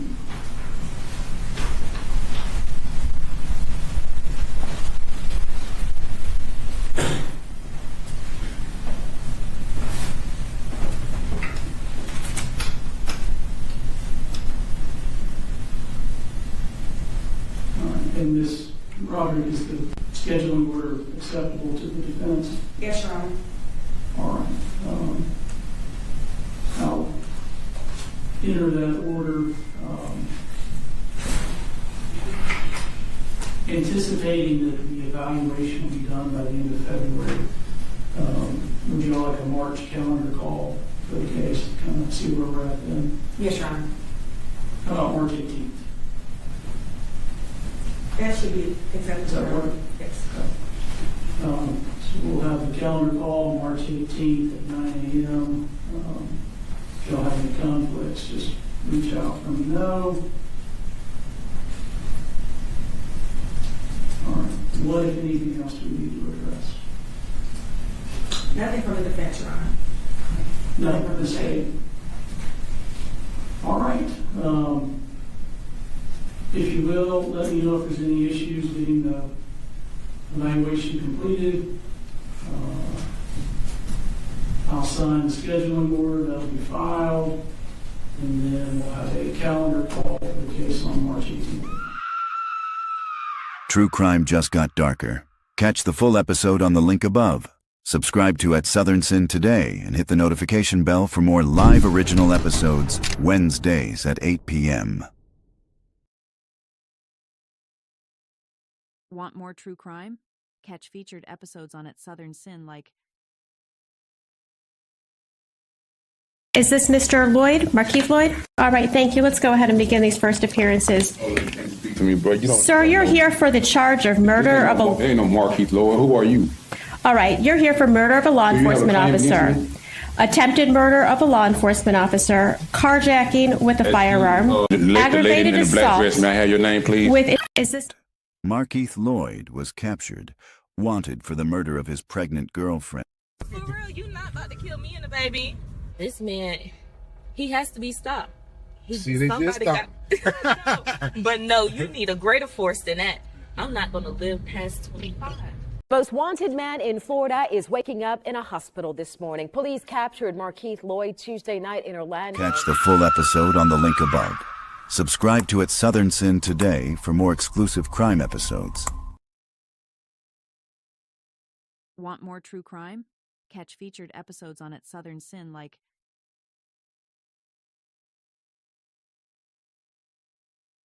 14-year-old freshman Colt Gray opened fire, killing 4 and injuring 9 others. There was like 10 shots, about a 3-second or 4-second pause, and then like 7 more. According to investigators, Gray carried an AR-15 style rifle onto a school bus that morning, the barrel sticking out of his backpack wrapped in poster board. 4 people would lose their lives that day, 14-year-old students Mason Schermerhorn and Christian Angelou, 53-year-old math teacher Christina Arimi, and 39-year-old football coach Richard Ricky Aspinwall. Colt Gray has been indicted on 55 felony counts, including 25 counts of aggravated assault. He is not the only one facing charges in this tragedy. Colt's father, Colin Gray, faces charges of second-degree murder and involuntary manslaughter. Prosecutors say Colin admitted to buying the rifle that his son used in the mass shooting and did so knowing that the teen was a danger to himself and others. Deputies interviewed the Grays about a year before the shooting, based on FBI tips about alleged threats posted on the online platform Discord. I don't know anything about him saying like that, and I'm going to be mad as hell if he did. And then all the guns will go away, and they won't be accessible. His father, Colin, has been granted a change of venue in his case. If he's found guilty of murder, he could face up to 180 years in prison. True crime just got darker. Catch the full episode on the link above. Subscribe to At Southern Sin today and hit the notification bell for more live original episodes Wednesdays at 8 p.m.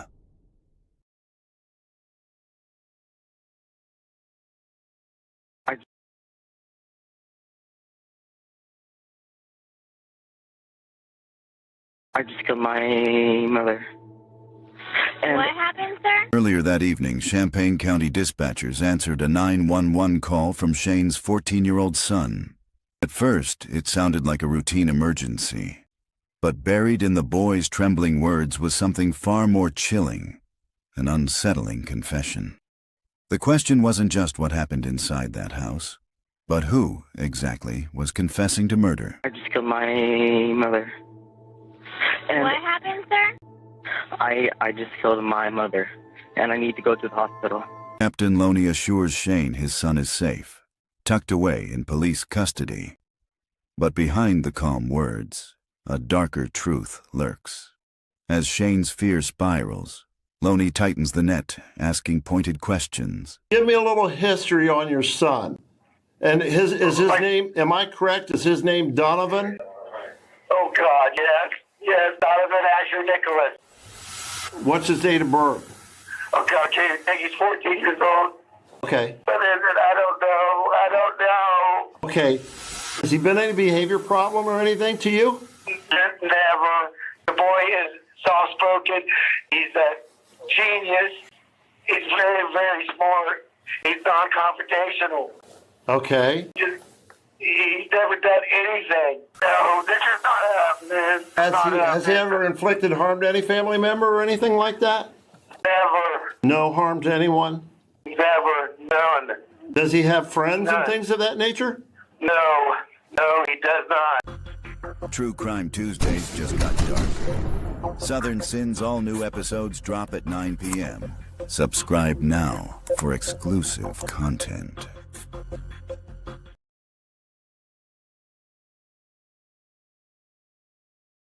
They left here around 7. Do they normally go for this long of walks?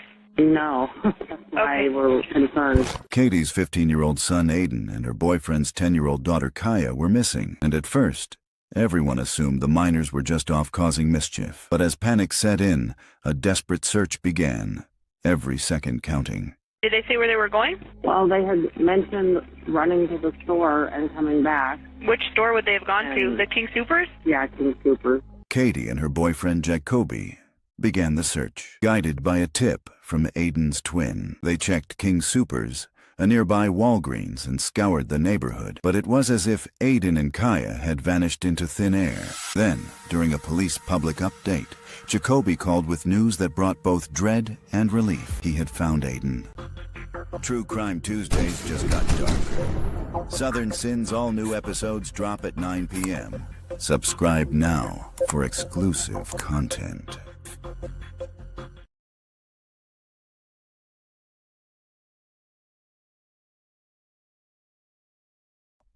Investigators could only conclude the unimaginable, that this weight had been used to crush her skull and ultimately the life from her. But the horror did not end there. Inside the master bedroom closet lay Gloria's teenage son, Caleb. Only 17 years old, bound tightly in tape, his lifeless body discarded like he was nothing. True Crime Tuesdays just got darker. Southern Sin's all-new episodes drop at 9 p.m. Subscribe now for exclusive content.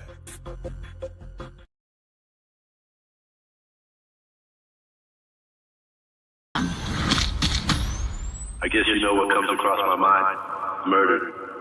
Just murder, murder. A lot of ladies think he's attractive. Very nice, very well-spoken. This is what I do with women, you know? I use my charm, use my good looks. I'm like a lion. You're the prey, I can sense it. I stand here today to announce the indictment of Wade Wilson for the murders of Christine Melton and Diane Ruiz. Both of them had been strangled. The last person that they encountered was Mr. Wade Wilson. He said he got back in the car and ran her over until she looked like spaghetti.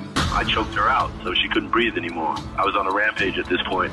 He's still pulling the strings from a jail cell. He's got an army of wives. That's all he's ever wanted. To advocate for someone because you think he's handsome. A rage overcomes me. Just kill, kill, kill. When I get that way, I become the devil. I'm gonna be honest with you, son. Everybody in the state thinks you're a monster. True Crime just got darker. Catch the full episode on the link above. Subscribe to Southern Sin today and hit the notification bell for more live original episodes Wednesdays at 8 p.m.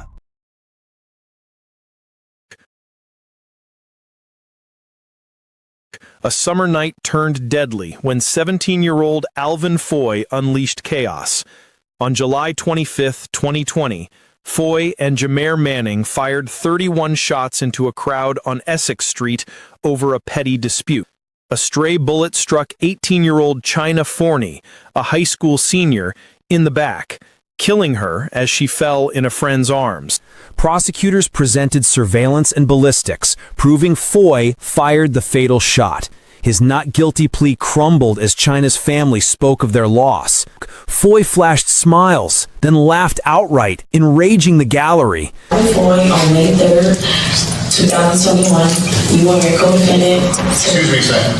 Let the record reflect that the defendant is laughing during the victim impact statement. Catch the full episode on the link above. Subscribe to At Southern Sin today for more exclusive crime episodes.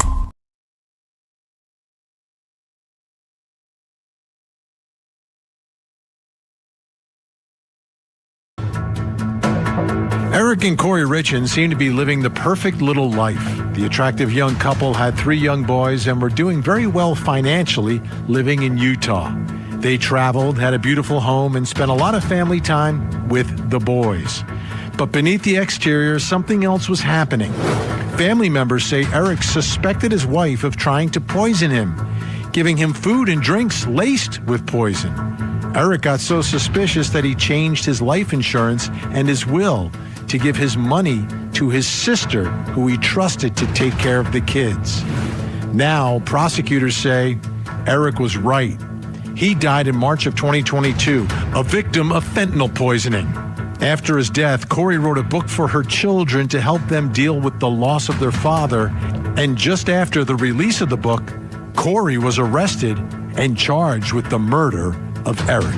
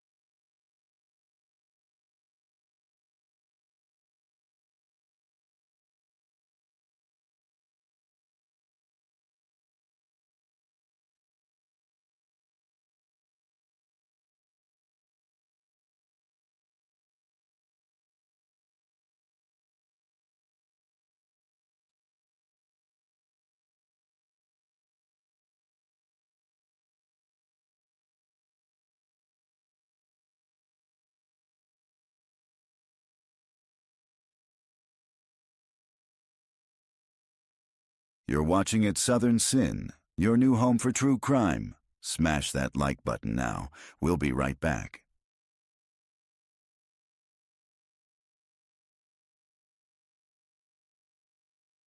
You're watching At Southern Sin, your home for true crime. Court will begin shortly. Don't go anywhere.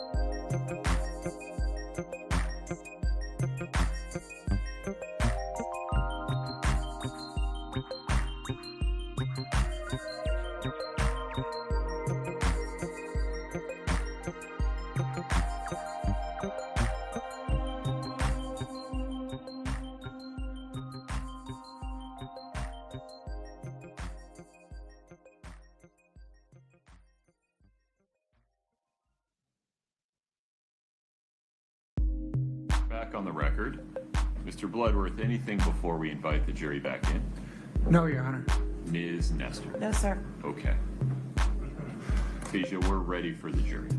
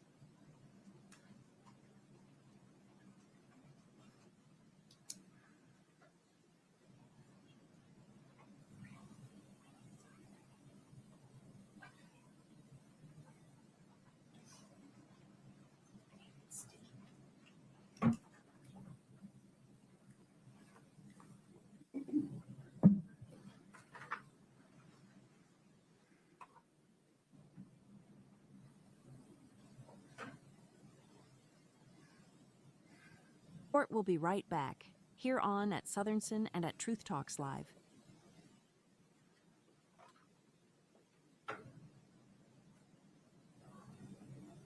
For more exclusive true crime episodes and explosive live trial coverage, subscribe to at Southern Sin and at Truth Talks. Join us every day at 9 a.m.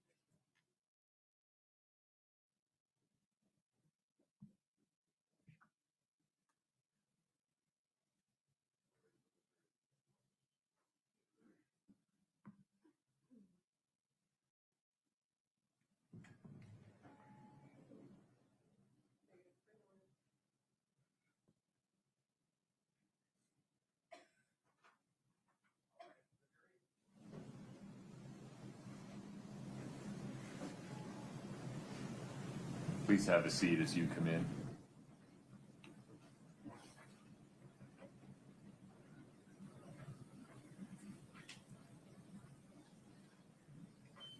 All right, folks, have a seat, please. Ladies and gentlemen, we will continue with testimony from Ms. Carrington. Ms. Carrington, you are still under oath. Mr. Bloodworth. Thank you, Your Honor. Scott, can we please have 8-12? Your Honor, this is in evidence already if the court could publish. Understood. One moment. There you are. Ms. Carrington, do you recognize this home? I do. Is this one of the projects of Kouri Richins' real estate business? Yes, it is. Did she use Boomerang Finance to finance this project? Yes, she did. Thanks, Scott. Can I get 5-58, please? Ma'am, do you recognize this document? I do. And what is it? This is an America First bank account statement for Kouri Richins Realty, K. Richins Realty, account 6577 from June of 2021. This is sent directly from Boomerang in response to a prosecution subpoena. Your Honor, the state moves to admit 5-58. Same objection. 5-58 is admitted. Scott, if you could zoom in. Ma'am, what again does this information or does this statement present?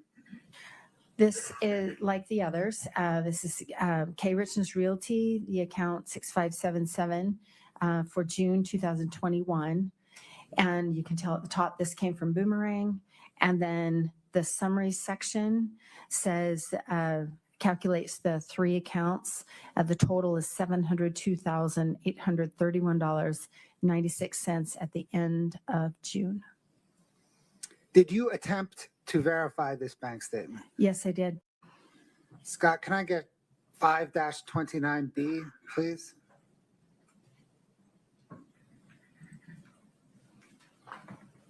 Ma'am, what is this document? This is directly from America First Credit Union for K. Richins Realty, LLC, 6577 for June of 2021 in response to a prosecution subpoena. The state moves to enter 5-29B. Same objections. 5-29B as in boy is admitted. Publish now. Go ahead. Again, Ms. Carrington, can you show what information this bank statement presents? K. Richins Realty at the P.O. Box 759, the account number 6577 for June of 2021. This came directly from the credit union, and the two accounts at the end of the month had the balances of $15,339.12. Scott, 5-32 Charlie, please. Ma'am, do you recognize this document? I do. What is it?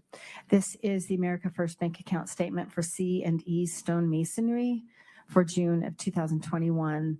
The account number 7664 that came directly from the credit union in response to a subpoena from the prosecution.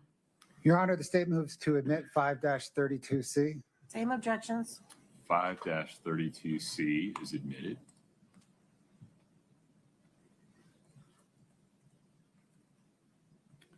One more time, ma'am. Okay. This is the America First bank account statement for C&E Stone Masonry, the account 7664 from June of 2021. This one came directly from the credit union, and you can see in the summary section the three accounts totaling $702,831.96. Thank you.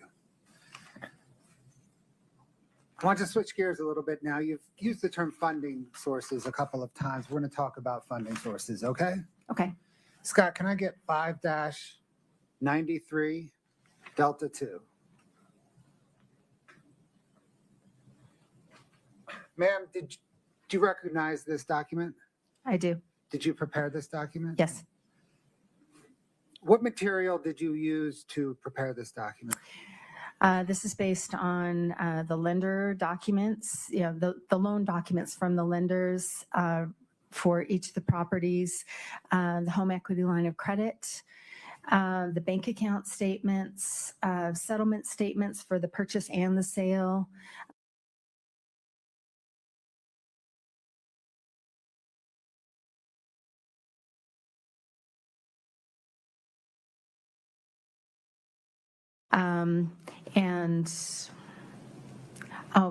The deeds, the trust deeds that were recorded with the different county recorder offices. The state moves to admit 5-93D2. No objection. 5-93D2 is admitted.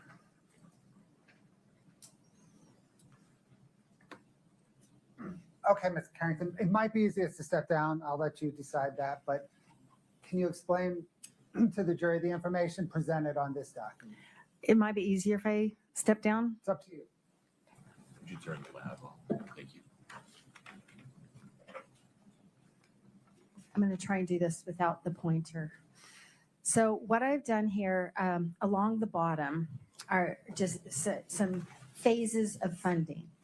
And as far as the phases of funding, it's not a very hard and fast scientific analysis, but as I looked at all the transactions, they kind of fall into kind of different phases. And so what I've said is, she started her business in 2019. She had the one project early on, and then she had some other projects.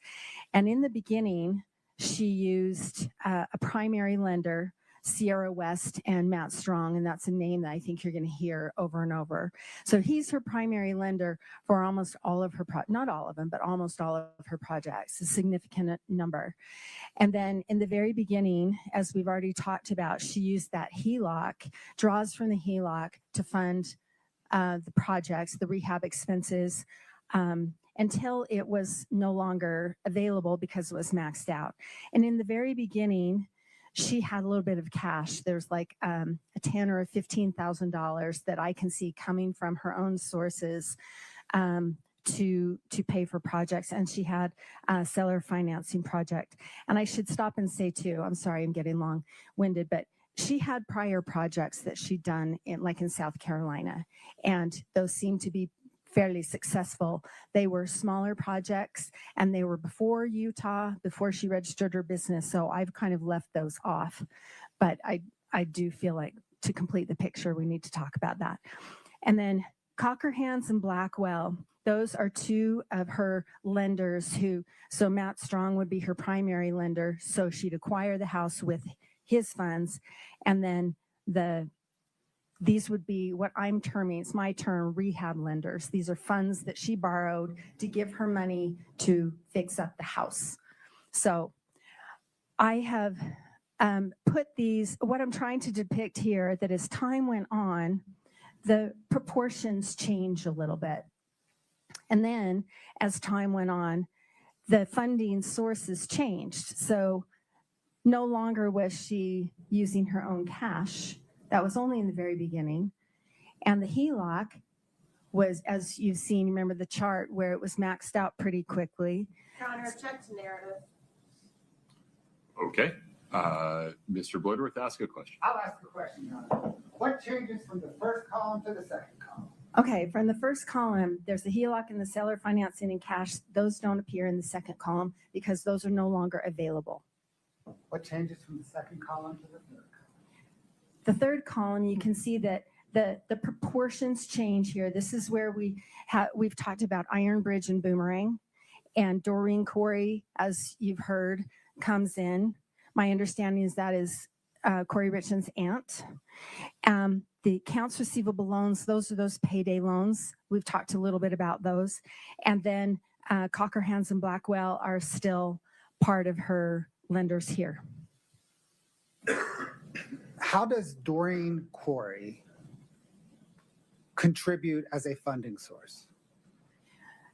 As far as actual funds coming in, I have not been able to locate any funds that came in from her, but her name during this time period is used. She's on that operating agreement that's dated in June of 2021 that gets submitted in the fall of 2021. Her credit is used for the Excel financing and the David E. Gay potential refinances. So she's part of that process. And she's also used for a lot of these payday loan applications. Doreen had a company, a cleaning company, and I understand. And her name individually she's a guarantor on a lot of these payday loans. So is it right then to summarize that she's a funding source because her name and credit is used, but she's not a funding source in terms of a source of cash? I don't believe she's a funding source as a source of cash. I haven't been able to track any of that coming in from her. There might be some, but I've tried my best to identify every transaction. There are some that I still don't know, but definitely her credit and her name are used. So what then changes from the third column to the fourth column? What I attempt to show here is the growth during the fall and winter of 2021, the growth of the accounts receivable loans and during this is a time of intense activity in the fall. We've talked about October, November, December into the new year, and that's what that's supposed to show. Blackwell's dropped off until later. Those are the significant changes there. And then what is the change from the fourth column to the final column? So in early 2021, she had sold, Kouri Richins had sold the last significant project that she was going to sell for a while. And so there's not a whole lot of new funding activity except for what I've called the Legacy Way house. Some others are referring to it as the Midway Mansion. That's that big house that she buys and signs on the day after Eric Richins died. And what's different from this column to this column, you see this is all blue. Matt Strong is her primary lender on that house. But then also she uses Cockerhands and Blackwells and the Burns, and then these other Lieb, Soto, and Sills, all to come together. She uses all of those lenders just to acquire the property. So as opposed to somewhere over here, for example, where she uses Matt Strong to acquire the property, and then she uses these lenders for rehab funds, over here she uses all of those lenders just to acquire it, leaving nothing left over for rehab expenses. Okay, thank you, ma'am. We can trade mics now.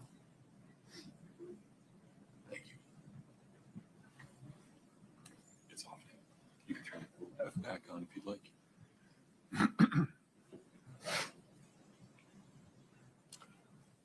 Okay, ma'am, let's talk about the accounts receivable loans portion of that chart. What are accounts receivable loans? Accounts receivables are future revenues that have been earned but haven't come in yet. They're coming in later.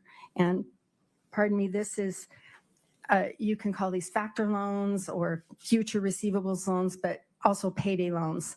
Like in exchange for $60,000 today, I'll pay you $87,000 down the road. That's what someone might say. What receivables did Kouri Richins or K. Richins Realty have? They had properties that were in the middle of rehabilitation, remodeling, whatever, and then would have been sold. So those, when they're sold, those are the revenues. So those are future receivables. Scott, can I get 5-97D, please? Ma'am, do you recognize this document? Yes. Did you prepare it? I did. What material did you use to prepare it? I used the bank account statements that we've talked about, the lending documents where I could find them as identified from the bank account statements. And then I did searches of the state's database, not the prosecution, but the state of Utah database for the UCC filings to identify some other information. Your Honor, the state moves to admit 5-97D. No objection. 5-97D is admitted.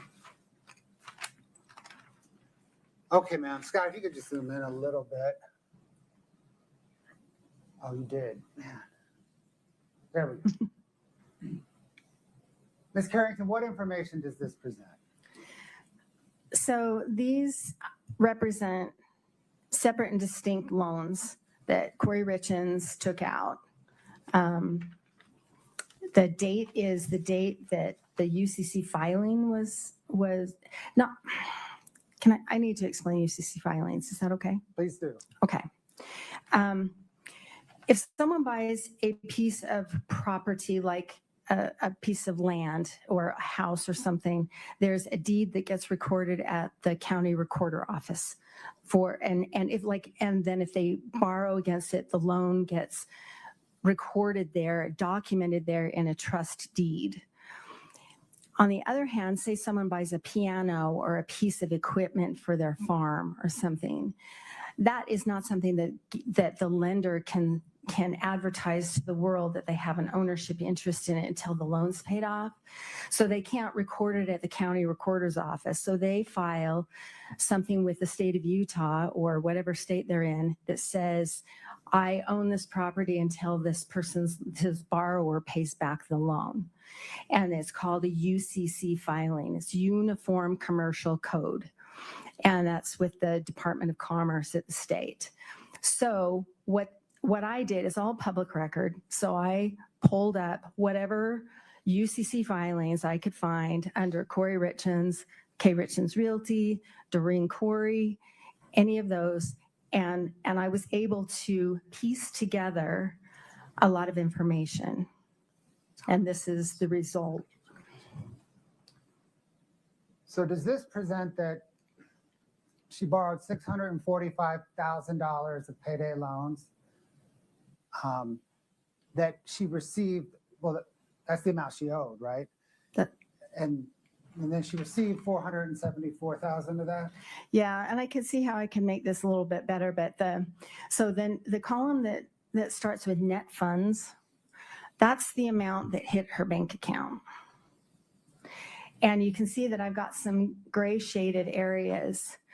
I can tell from her bank account that she's paying this loan. But there's sometimes that I can't tell which funds came in. Like it says just bank to bank transfer. And I don't know which one applies to, for example, on June 5th of 2021, the funded.com. I can see how she starts to pay $149 monthly to funded.com. But I haven't been able to figure out, and they didn't file a UCC filing, so I don't know how much she borrowed. So I'm not going to make an assumption and put a value in there and calculate a number that I can't support. So the net funds column, she got at least $474,000 into her bank account. And she owed them at least $645,000.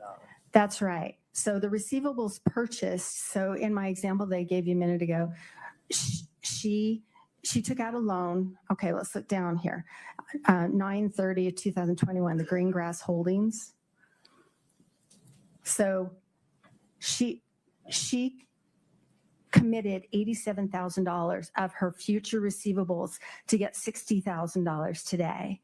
And by the time origination fees were taken out, she got $54,000 that landed in her bank account. And in exchange for that, they filed a UCC filing later, actually. But the payment that Kouri Richins committed to was that payment that we've seen, that $5,438. And she committed to pay that every week until the loan was paid back. And so she got $54,000, but she had to pay back $87,000.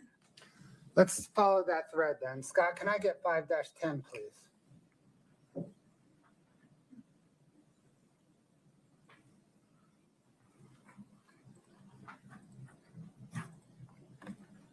Do you recognize that document? Yes, I do.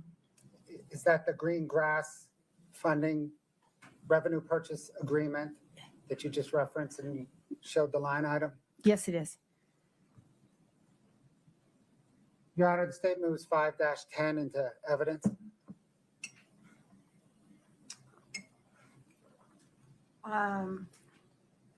That's just, is that the only page? It's just the agreement?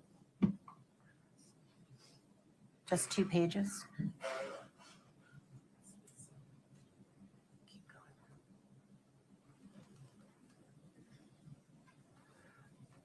I don't have an objection to that, Your Honor.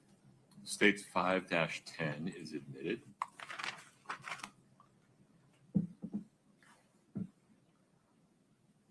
Scott, if we could zoom in on kind of the merchant information down to, yep, right there. Okay, Ms. Carrington, what does this tell us? So this is the agreement between K. Richins Realty and other companies with Greengrass as of September 30th, 2021. Did you investigate those other companies listed under the merchant's legal name? Yes, I did. What did you determine? Some of these are related to Kouri Richins, like where she holds her contractor license or something else. And then the LTD's personal cleaning, I believe, is related to Doreen Kouri. Other than the one related to Doreen Kouri. And is that, by the way, what you meant by Doreen Kouri as a funding source in part? Your Honor, based on that, this line of questioning, I would object this line of questioning, continuing objection on our prior objections. Overruled. Please proceed. Except for the LTD personal cleaning, did any of the other companies connected with Kouri Richins have revenues? I don't believe so, no. It's possible the WCA Enterprises, she's got a couple of projects where the buyer is K. Richins Realty LLC doing business as WCA, but as a standalone enterprise, I had requested the state subpoena documents, bank accounts, or anything that would support the fact that they had revenues, and I didn't, I'm not aware of any bank accounts that they have.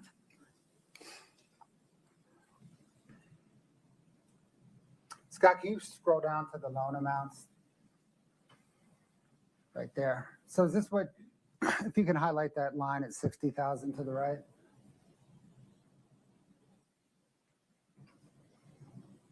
I think you already did, but just to be super clear, can you please explain that line? Okay, so this is the, someone might say, if I could have $60,000 today, I'll pay you $87,000 down the road. And that's what happened here. It was purchased at 15%. The payment frequency is weekly, and there's that $5,438 payment requirement. And did we see some of those payments being withdrawn from her bank account in that October statement that we reviewed early on? That's true, yes. Did Kouri Richins continue to pay on that loan throughout the end of 2021 and into early 2022? She did not. Why not? What happened? So this document, you can see at the very top of the document, this is from Kings County Court in New York, the very top right there. And the date there is December 9th, 2021. Greengrass filed a lawsuit against K. Richins Realty, all of these companies, Kouri Richins personally and Doreen Kouri personally, for non-payment of the debt. I can identify a small set of payments, and after that, payments were not made from the bank account, and that is also what the complaint says. Objection to this whole line of questioning based on our former objections, Your Honor. Overruled. Scott, can I get 4-17, please?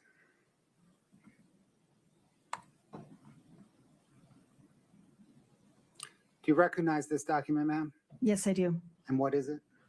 This is the summons that's related to that lawsuit that I just explained. And I believe somewhere there's the seal on the document. Oh, it's the summons and the complaint.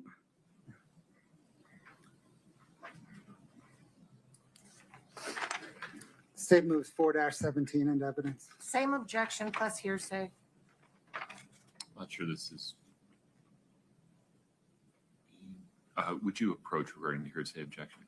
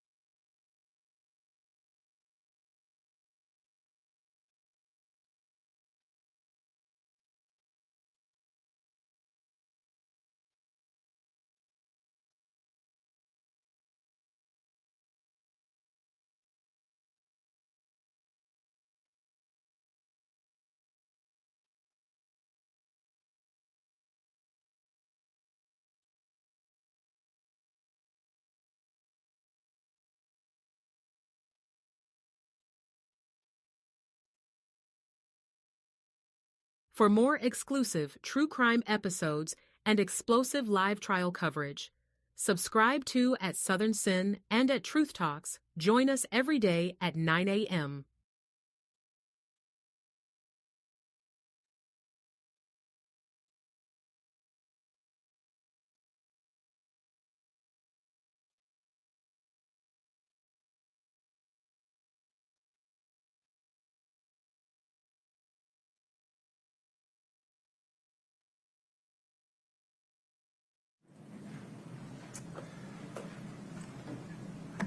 We're going to move on from that one, okay? Okay. Can we please turn to tax analysis? Yes. Did you analyze Kouri Richins and Eric Richins' tax returns? Yes, I did. What types of returns did you analyze?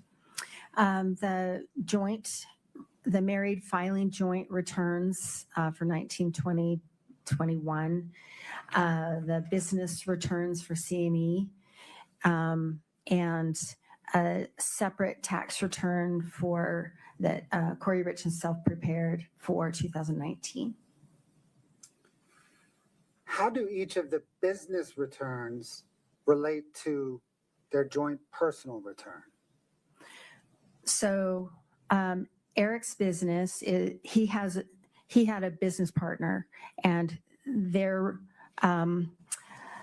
earnings that he and his business partner drew from the company were reported on a K-1. It's a document then that gets filed with their personal return. I'm sorry, I'm trying to be succinct. And Kouri Richins, having it be a one-person entity, all of her income, whether or not it was reported on K-1, would just flow through to the personal return, usually on a Schedule C. So one way or another, each of their business income or business loss would flow to their joint personal return. That's right. Did you analyze KRR's, Kouri Richins Realty's return? Yes. Were her tax returns helpful in understanding her financial narrative?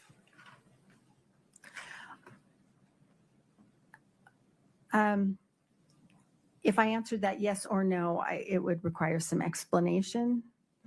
Let's start by yes or no. Okay. Yes, it did help explain the lack of continuity and lack of reliable accounting. And no, because of that, the things that she reported to her tax preparer. Objections, same objections we raised previously. Would you approach for a minute?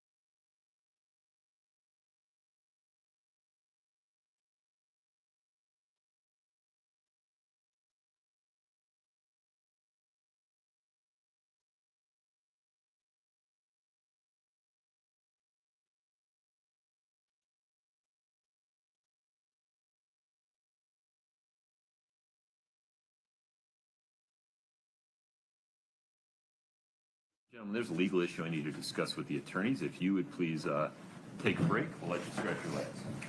All right, agreed.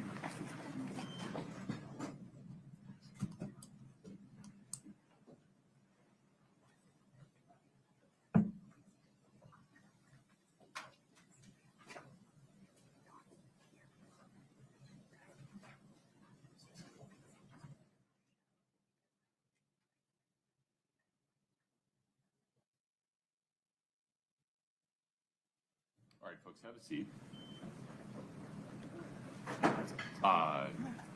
Mr. Bloodworth, to help me rule on defendant's objection, would you please proffer for me where we're headed regarding the tax returns? Yes, Your Honor. I think in response to that question and maybe the next one, Ms. Carrington will testify that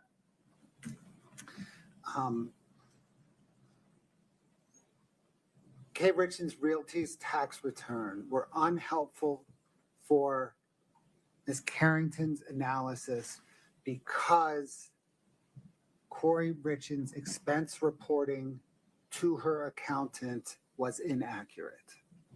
Okay. And then where will we go after that regarding the tax returns? The implication of the inaccurate expense reporting was that her tax returns showed a profit. Then there will be questioning on if the expenses were reported accurately, would they have shown a loss? There's a tax advantage to showing a loss. Why would you want to show, from a tax perspective, why wouldn't you want to take the loss? And then Ms. Carrington will testify that during these time frames, Ms. Richins was trying to attract funding, loans, and a tax return that showed a profit would help her attract loans. Okay. Ms. Nestor, take it from there. Well, now I have a new objection. I imagine you have a couple. I do. Go ahead. So, first of all, absolute speculation as to why, the loops you have to jump through to get that she's over-reporting her income to use it to get funding when there's zero evidence in this case that I've seen that she's ever produced Pause there for a minute. Let's assume for the purposes of our discussion for the next few minutes that instead of opining about what was in Ms. Richins' head, Ms. Carrington, based upon her education training experience, talks about what real estate investors would need to show to attract funding and whether someone with a balance sheet that looked like Ms. Richins would need funding. So more general rather than specific. Except that in this particular case, I know we have 10 terabytes of information that was produced, but I don't recall ever seeing any evidence that she produced her tax returns to any lenders ever. And if she has seen that, please correct me, but I've not seen it. So if there's no evidence in the case to support this speculation, then it is speculation, it is prejudicial, it's harmful, and it shouldn't come in. But I also think if she's, to whatever extent, for whatever reason, if she's filing false tax returns, that's a crime. And that's another crime, wrong, or bad act under 404B. And again, has zero relevance to whether or not Ms. Richins killed her husband. And so I object on all those grounds. Okay. One step at a time. Addressing these issues in the order that they were raised by defendant.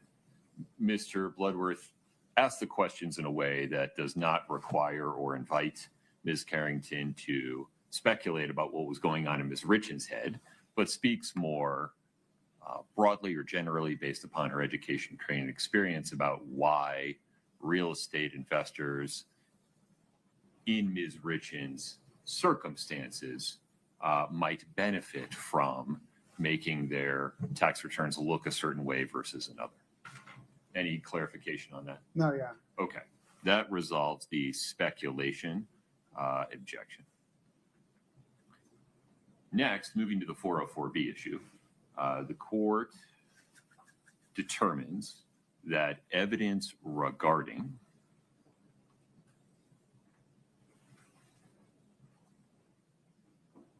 the appearances that Ms. Richins was preserving regarding the success of her real estate investing business, circumstantial or direct, and evidence regarding the potential consequences that would flow if those appearances were shown to be without basis or not accurate, circumstantial or direct, are probative of a non-character purpose of showing motive.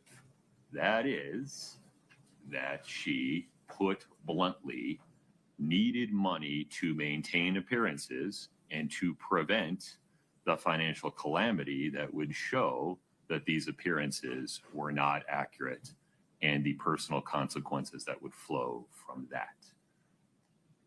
In so ruling, the court is summarizing the reasoning that it has already put forth in much more detail with citation to Utah law in its ruling on defendant's motions in limine and in its ruling on the state's motion for additional findings and conclusions regarding the intrinsic evidence issue. And the court incorporates by reference that reasoning, those authorities. However, to make sure that the jury does not inadvertently and improperly revert to a propensity-based drawing of inferences, Ms. Nestor, do you want me to make another instruction that makes specific reference to the taxes? Yes. Okay, so may we agree that the court will give an additional instruction to the effect of, you are about to hear evidence that defendant's representations related to the tax returns of her business were not accurate, and then the standard form language after that. Yes, sir. Any objection, Mr. Bloodworth? No, Your Honor. Okay. Ms. Nestor, anything further on that issue? No, sir. All right. And then can we just take a look together at Rule 103B?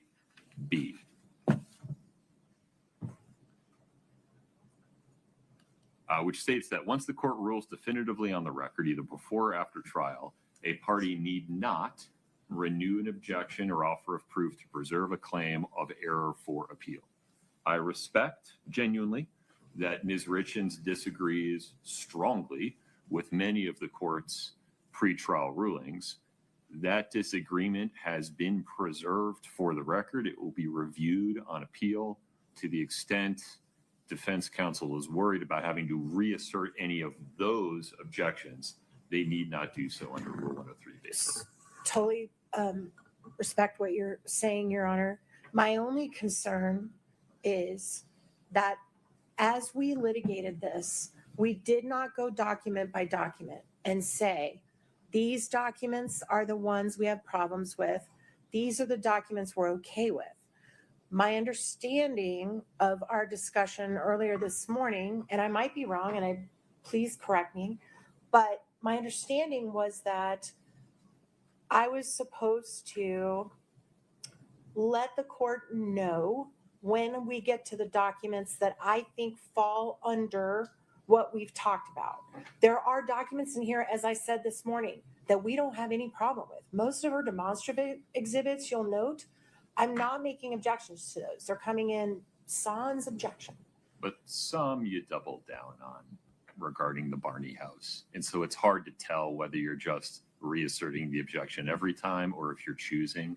And that's why on occasion I have to ask whether this is a new or different objection. So I can try to do better about alerting the court if there's a new ground, but I'm still concerned because we don't have a ruling anywhere that I've said exhibit 632 we believe falls under the court's ruling and therefore falls under our objection. We've never done that. So the fear that I have, well, I totally agree. That's what Rule 103 says. I understand I can have a continuing objection, but the problem with that is we've never, in any of our litigation, said this set of documents. Well, your motion in limine certainly did. It listed about 20 documents, and then I denied it. So you know that those 20 are not a problem. But nonetheless, we are where we are. Right. So feel free to proceed as you are. But to the extent you want another specific ruling because you feel like we haven't discussed it before, you have to say more. Otherwise, I won't know what you're talking about. Absolutely understood. So my intention for the record is to try to comply with the court's ruling not to have a speaking objection. When I say previous objections, I'm saying this document we believe falls under what you've already ruled on. If I have something that's new that I don't think you've ruled on at all, I will let the court know that. I appreciate that. Thank you. Okay. Anybody need a break before we invite the jury back in? Mr. Bloodworth? No, Your Honor. Ms. Nestor? No, Your Okay. Tasia, we're ready for the jury.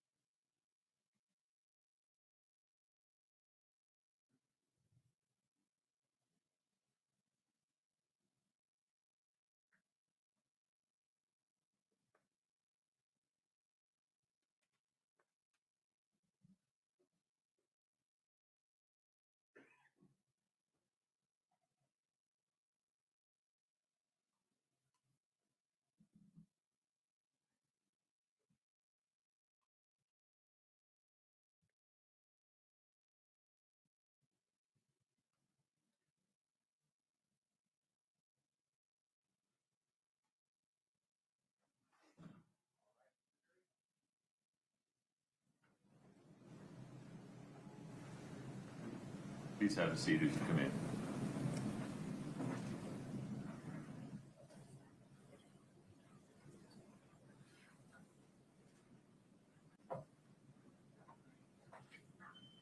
Okay, please have a seat.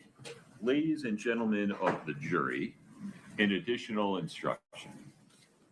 You are about to hear evidence that defendant's representations related to her business's tax returns were not accurate. During the period of time before the acts charged in this case.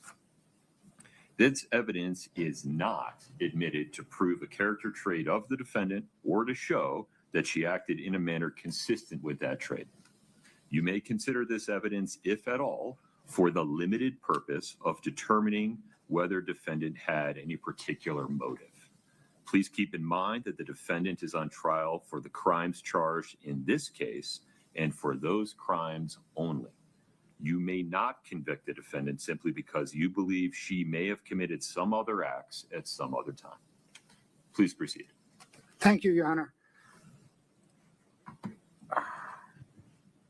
Ms. Carrington, let me pick up with that last question. Maybe we'll just answer it again to get back on track.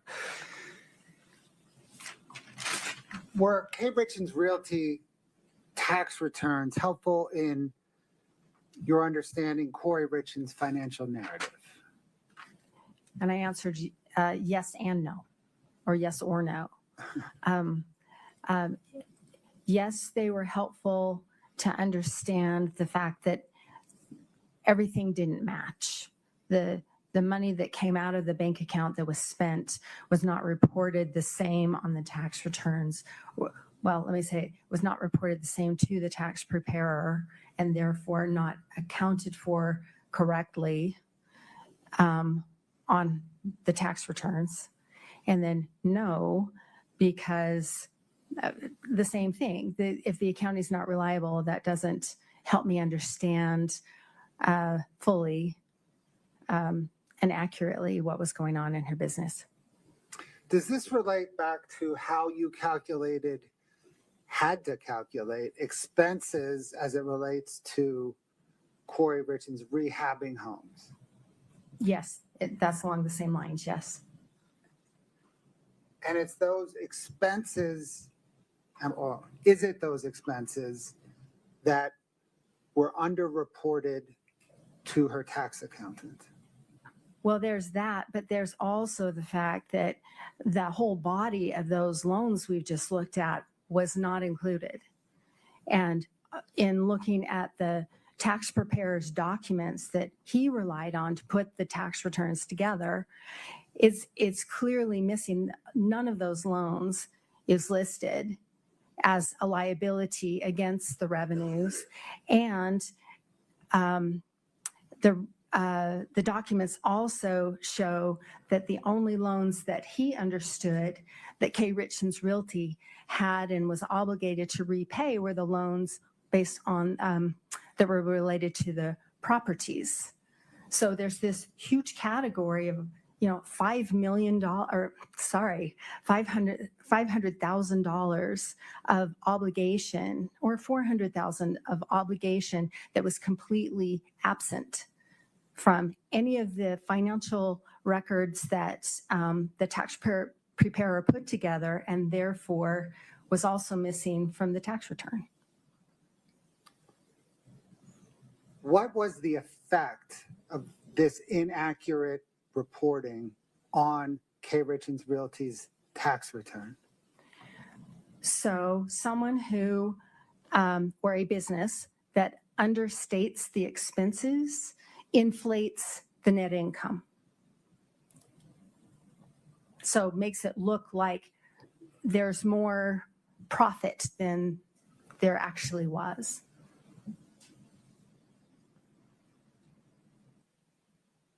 Wouldn't there be a tax advantage to having a business loss? Yes, or having a lower net income, yes.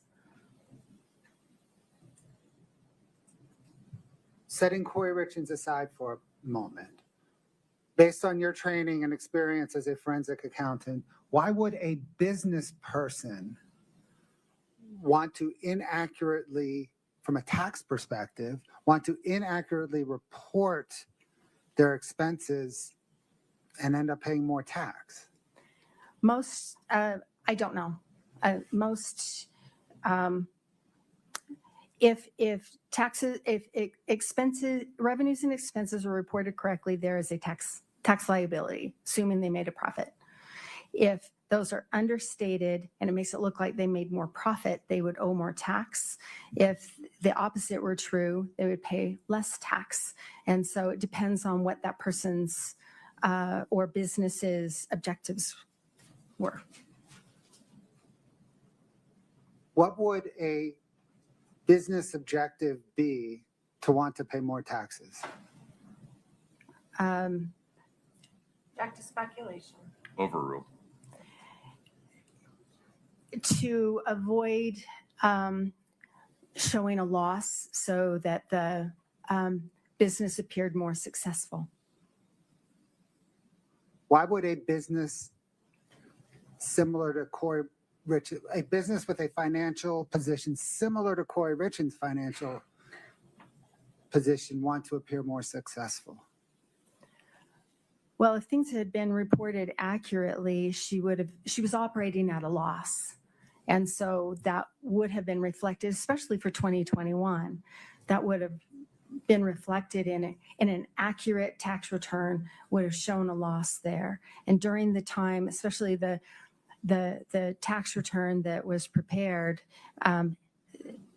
in the fall of 2021 that wasn't accurate, that's a time when she was actively seeking funding for, she acquired 3 new properties in November, and she, Back to speculation.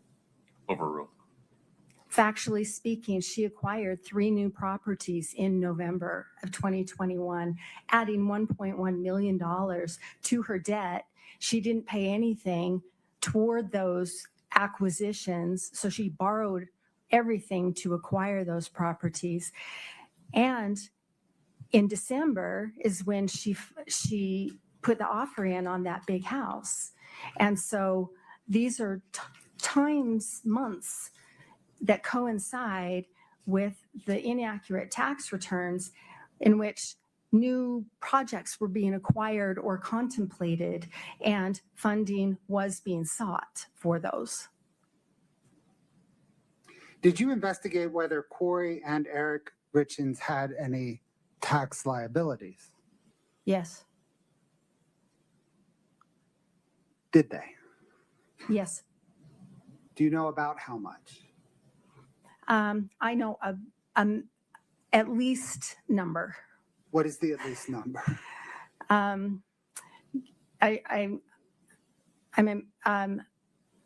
me back up.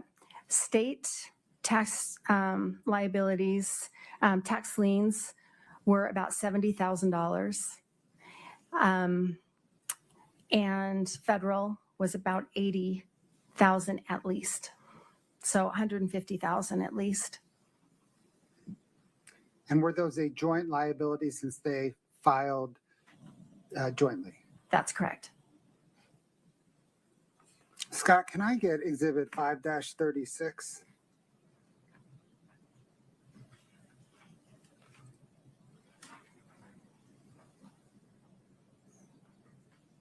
Are we frozen? It's possible. Let me fix that. My apologies. Or maybe it's a scroll down problem.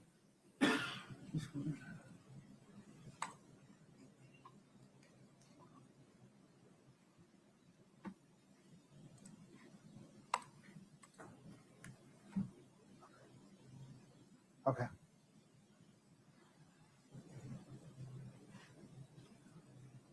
Ma'am, do you recognize that document? I do. What is it?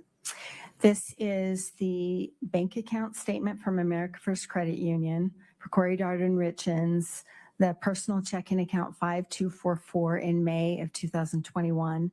This is directly from the credit union in response to a prosecution subpoena. Your Honor, the state moves to admit 5-36. Same objections. 5-36 is admitted. Scott, if you could scroll down to the check.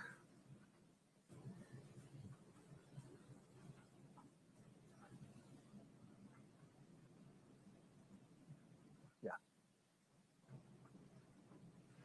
Ms. Carrington, what is this? This is a check from the C&E Stonemasonry account, and it's payable to Eric Richins, dated April 29th, 2021, for $36,000. And the memo on it indicates taxes TC-546, and that tells me that's a Utah State Tax Commission payment. And based on your analysis, did C&E provide Eric and his business partner, Cody, for that matter, distributions in order to pay their taxes? Check to hearsay. I don't understand the hearsay objection there. That's how she knows. They told her. Why does lay some foundation for how she knows? Did in reviewing The C&E accounting materials show that C&E distributed to both Cody and Eric Richins estimated tax payments. Yes, no one has told me that, but I can see from reviewing all the bank accounts that there are pairs of transactions, and they are for Eric Richins and his business partner habitually over several years, and they are for different tax liabilities. One moment. The hearsay objection is overruled. Please proceed. Thank you, Your Honor. Ma'am, did you trace this check? I did. If we can go back to the main document, Scott. Can you show your tracing of this check?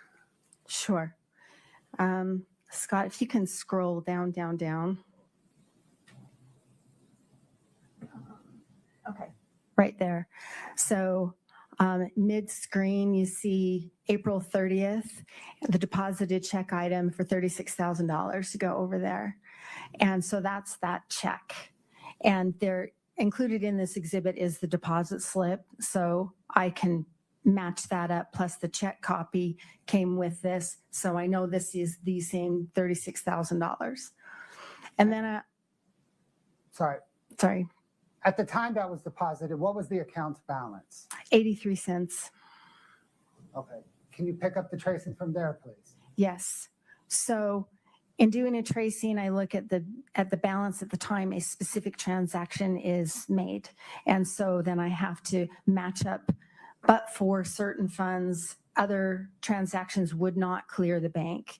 So the following transaction is April 30th, that bank-to-bank transfer of $25,000 could not have been made but for the deposit of that $36,000. So I know those have to tie together. So then I'm looking for what other information will tell me that deduction of $25,000. And where did that $25,000 land? It's a wire out that goes to Stewart Title's Bank of Nevada, I believe. Scott, can you go back to the main document and scroll down, please? No, I'm sorry, down a page. No, keep going to the wire. This one, please. Sorry. Ms. Carrington, what information does this provide? So this, you can see in the upper left-hand corner, it's a domestic outbound. So this is a wire that it's going out of the account. If you go down the left-hand column, it shows you $25,000. If you go to the middle column, it's from Kouri Richins. Right above her name is the account number 5244. And over on the right, it says it goes to Stewart Title Company. And then go down to the bottom left, and it says earnest money, Kouri Richins. Earnest money being kind of a deposit on a purchase of a property. Thank you, Scott. Can we turn now, please, to a property that you referenced as Legacy Way that others have referenced as the Midway Mansion? Yes. Are you familiar with the property? I am. How so? I have been by it several times over the last 3 years, and I have researched the recorder's documents, the deeds affiliated with that. I have submitted a grandma request, which is a request for government records so that I could understand all the Wasatch County building permit the inspection records over the years, the life of that property. I have interviewed the prior owner before Kouri Richins bought it. I've interviewed the current owners. I've traced all the, after Kouri Richins bought it, tried to sell it, I have reviewed each of those 13 offers to purchase the property. And I've also looked at the bank accounts and the loan documents for her purchase. Let's please start with the drive-by. Scott, can I get 6-7? Do you recognize this? I do. Is that the Midway Mansion? It is. State moves to admit 6-7. No objection. 6-7 is admitted. Scott, can you zoom in a bit?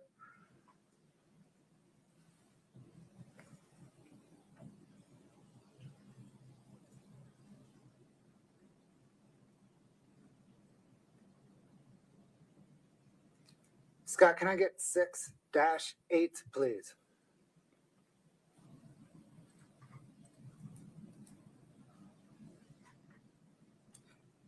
Ms. Carrington, do you recognize this document? I do. What is it?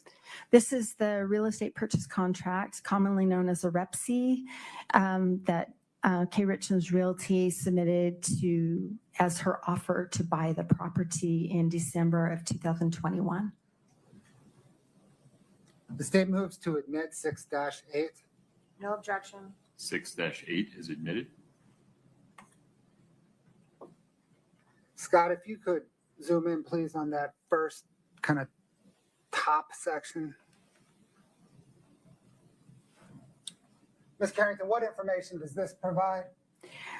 So this tells us in the far upper corner, this is Sierra, and that's the Bates stamp that identifies that this came from Sierra West Capital, Matt Strong being the primary lender.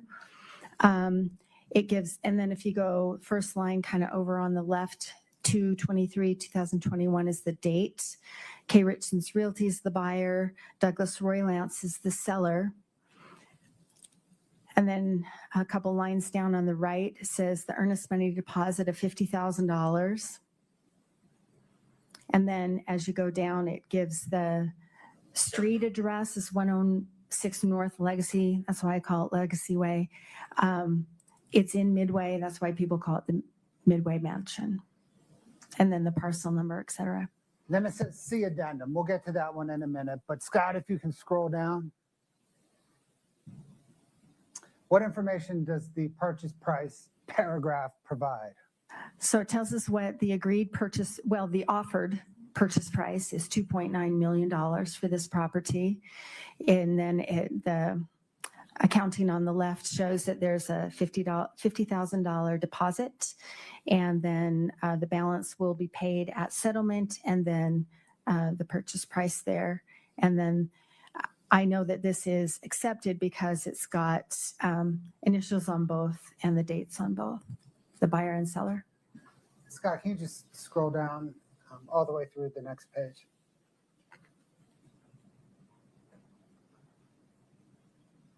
Keep scrolling.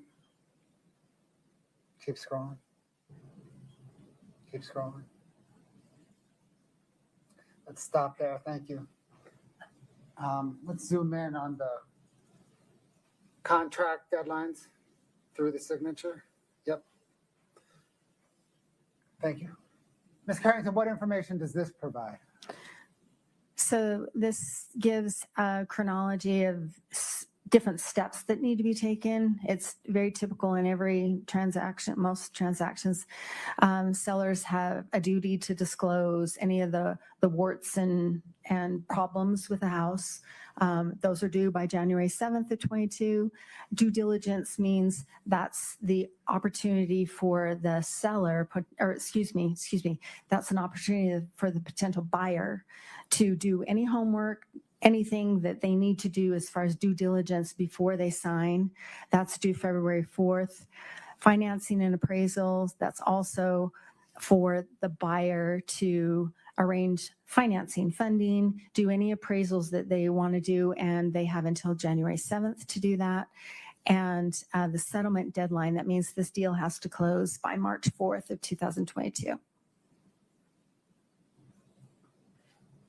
Does that March 4th date hold any significance in this case? Yes, it does. What's that? That's the day that this property deal closed and Kouri Richins purchased this house. Did she purchase it on March 4th or March 5th? I'm sorry, March 5th. March 4th is the date that Eric Richins died. Thank you. Let's discuss the warts and problems, please. Scott, if we can go down to just keep it up, zoomed out, right there. Is that the addendum that was referred to earlier? Yes, it is. Addendum 1. Okay, I'm going to walk up and present you with a printed copy of 6-8. And this is the addendum, am I right, that discloses all the warts and problems? Yes. I've circled a few of the paragraphs on that disclosure, that addendum. Can you please read those paragraphs aloud to the jury? Okay. Bear with me. This is paragraph 2. Buyer is to acknowledge and affirm and agrees that these parcels, parcel 1, parcel 2, are sold as is.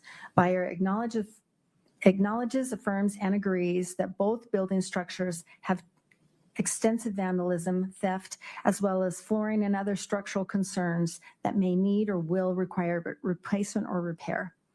Due to delays in construction and the permitting/approval process, the structures have been idle, exposed to the elements, and are not habitable, and are also suitable in many ways for continued construction. Damage has occurred because of the idle status of the projects. Buyer affirms buyer's intent in moving forward with the building project or abandon the project altogether based on buyer's own investigation of said structures in their state of idleness, disrepair, unfinished, and uninhabitable quality. Additionally, animals may have taken up residence in the ventilation systems for which there may be additional damage. Buyer acknowledges and affirms that buyer accepts the property in its unfinished, disassembled, unrepaired, damaged state and agrees to confirm through buyer's own due diligence which repairs and remediation efforts are necessary. Buyer acknowledges and affirms buyer's own actual or potential costs of repair, remediation, demolition, remodel, restart, reconstruction, and or completion in moving forward with the building projects. Buyer agrees to purchase and accept the parcels, buildings, structures, and all aspects of the purchase of said parcels on an as-is basis and waives and releases any and all claims against seller or any deficiency, unexpected outcome, or unknown condition, cost, delay, failure, or liability. Paragraph 3. Buyer acknowledges, understands, and affirms that sale of said property is sold without all or necessary or desired permits, certificates, or allowances to build or complete the building process from Wasatch County or other governmental agencies. And buyer is buyer is to be solely responsible for obtaining any required building permits from Wasatch County or any other necessary government entity. Buyer acknowledges, understands, and affirms that seller's building process was halted by the governmental permitting or allowance process, and as such, buyer intends to purchase these parcels as is, with full understanding that buyer may also face challenges and costs in obtaining necessary or desired permitting allowances to build, rebuild, or complete the building and occupancy process. Buyer acknowledges, understands, and affirms that the structures do not have certificates of occupancy, necessary approvals through all required inspections, and other indicators of structural habitability. Paragraph 4. Buyer acknowledges that seller has been working with the Army Corps of Engineers over a lengthy period of time and that this entity is currently requiring additional wetlands evaluation of various materials, including water, environmental, etc. The Army Corps of Engineers may require other tests, requirements, and certifications, etc., that are to be completed to their satisfaction. Buyer acknowledges, understands, and affirms that the Army Corps is an independent government entity separate of Wasatch County, and that the Army Corps may require its own permitting, which Wasatch County may also require in order to obtain building permits. Buyer acknowledges, understands, and affirms that the Army Corps of Engineers does not monitor or collaborate with Wasatch County in any way. Wasatch County may or may not issue building permits independent of the Army Corps of Engineers. Buyer acknowledges, understands, and affirms that buyer, not seller, is responsible for moving forward with the Army Corps of Engineers and all other governmental organizations that may have oversight or control of the parcels and building projects and occupancy certification processes. Buyer acknowledges, understands, and affirms that the process of moving forward could take considerable time, present costs, delays, hardships, and burdens to buyer. Buyer acknowledges, understands, and affirms that buyer does not require any contribution from or assistance of seller with regard to obtaining all necessary permits, certificates, allowances, or approvals to restart the building process or complete said process and obtain all necessary inspections, approvals, certificates, permits, or allowances. Paragraph 5. Buyer acknowledges, understands, and affirms that the parcels have sewer rights, but that the sewer is not yet hooked up, is below grade, and will have to be pumped. Buyer acknowledges, understands, and affirms all necessary steps to obtain sewer function is the responsibility of the buyer and may be required to be on site on the subject parcels. Paragraph 6. Buyer acknowledges, understands, and affirms that additional or dedicated open space, i.e. wetlands, or other required remediation or mitigation may or will be required by the Army Corps of Engineers, and that to achieve mitigation or remediation, additional properties may be required for such. Thus, a potential off-site property may be obtained by the buyer. And if not on an additional off-site property, then remediation or mitigation may or will be on site the subject parcels.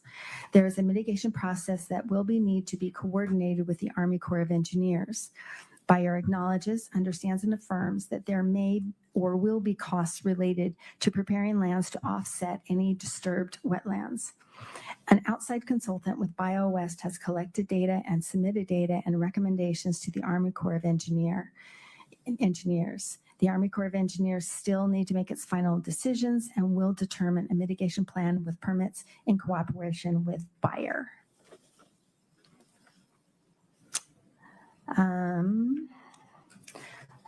Paragraph 12. Buyer acknowledges, understands, and affirms that the Army Corps of Engineers may or will require further evaluation and study of wetlands underneath mounds of fill soil on the parcels. So seller will provide access to buyer's consultants or any other third parties related to studying groundwater or soils for the Army Corps of Engineers. Thank you. You're welcome. Ms. Carrington, in your experience reviewing REPSIs, have you ever reviewed a REPSI like that? No. Scott, can you please bring up 6-9? I will retrieve the exhibit. Thank you, ma'am.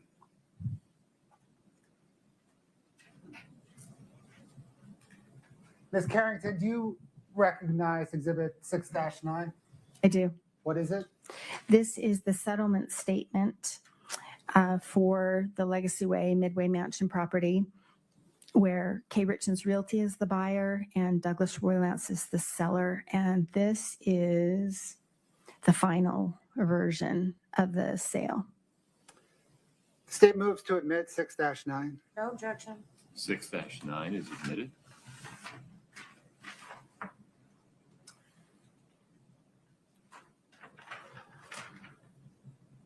Ms. Carrington, what information does this present? And if it's easier to step down, please do it. I don't know what's easiest. It might be, since I don't have a...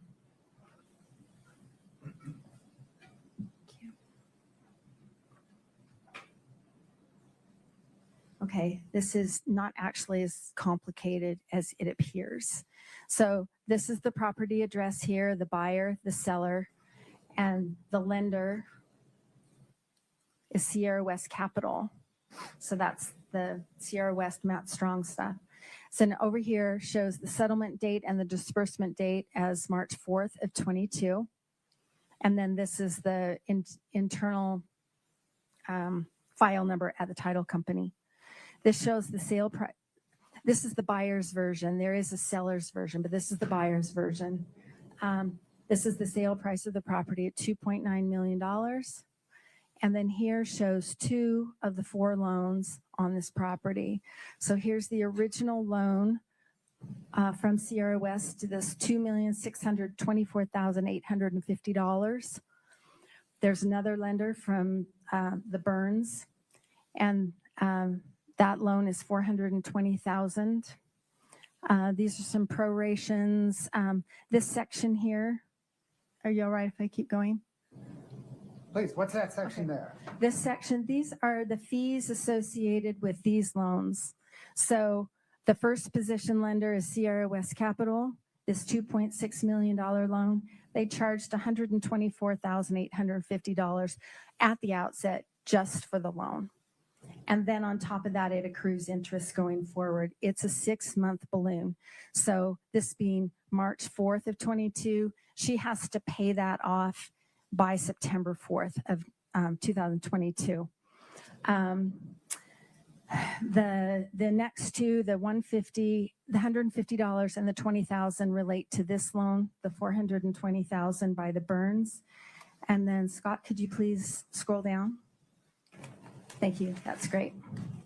So then here, these are the title insurance costs that are paid to GT Title Services, who's the title company in this transaction.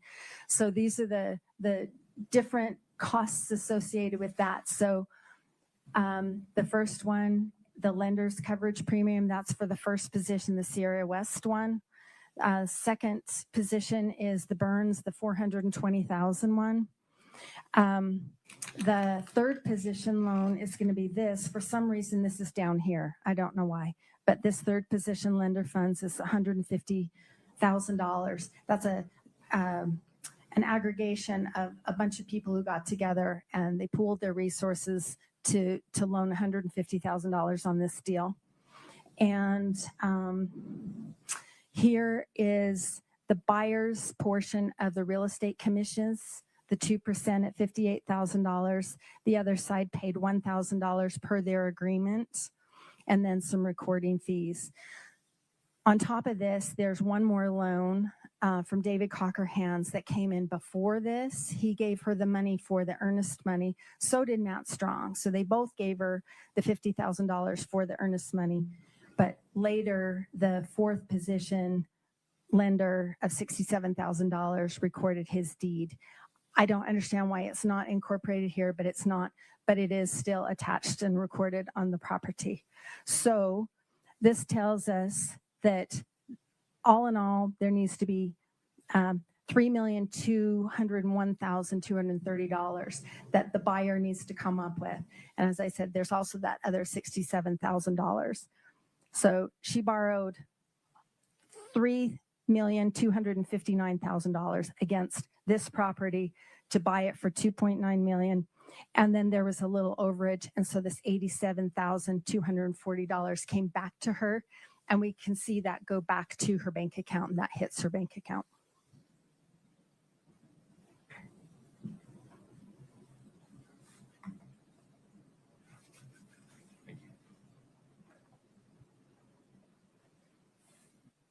So does this show that she borrowed $3.2 million from other people to close on a $2.9 million house, and at closing she walked away with $80,000? $87,000, yes. On the day that the Midway Mansion closed, how much was it worth? $2.9 million, because that's what she paid for it. That was the agreed price on that for that transaction. Is it worth? Is the real estate market like other markets in that the value of something, whether it's gold, oil, real estate, the true value on any given day is what a willing buyer and willing seller agree to? Yes, and so in addition to the fact that that's what the market dictates, the IRS rules also say that a transaction is valued between a willing seller and a willing buyer, and industries function like that all the time. business valuation. A forensic accountant who conducts a business valuation of a business will use that same concept. Did you use that same concept in valuing all the properties involved in this case? I did, because that's what she paid for them.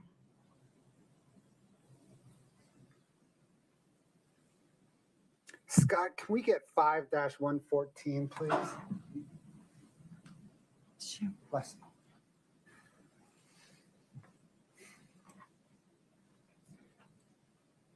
Ma'am, do you recognize this agreement? I do. What is it? It is a loan agreement reflecting that large loan between Sierra West Capital and Kouri Richins Realty. And this was a response from the title company, Griffith and Turner Title, in response to a prosecution subpoena. Your Honor, the state moves 5-114 into evidence. No objection. 5-114 is admitted.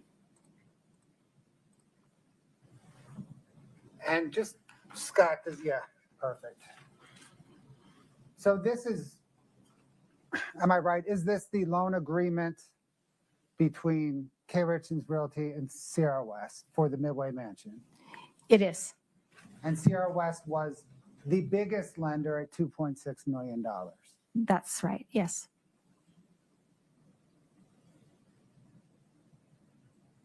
Scott, could you just scroll down on page 1?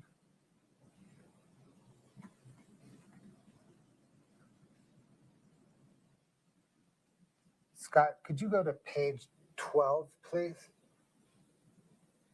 And is this part of what is, are we looking at what is known generally as a closing packet? Yes, that would be consistent, yes. These are the closing documents on the Midway Mansion, at least this, the closing documents for the largest funder on the Midway Mansion. That's right, yes. And is this the signature page? Yes, it is. And is that signature notarized on the 5th of March? Yes, that's correct. Scott, can you go to page 21, please?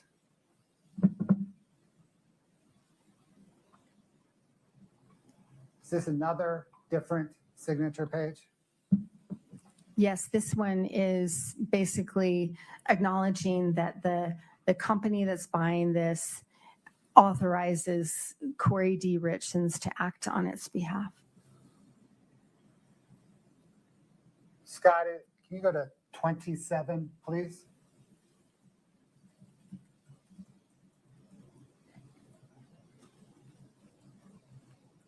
Is this yet another signature page in the closing documents? Yes. Can you go to 32, Scott? I'm sorry, he was, yeah, let's go to 32. 32.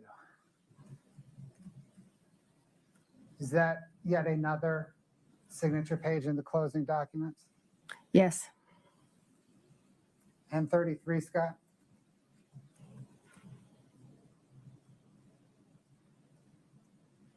Ms. Carrington, is that yet another notarized signature page in the closing documents? It is. Thanks, Scott.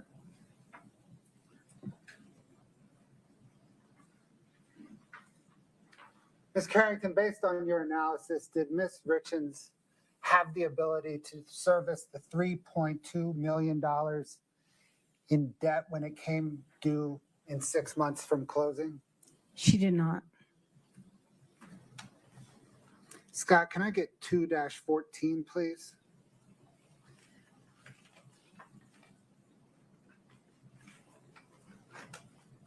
Ma'am, do you recognize this document? I do.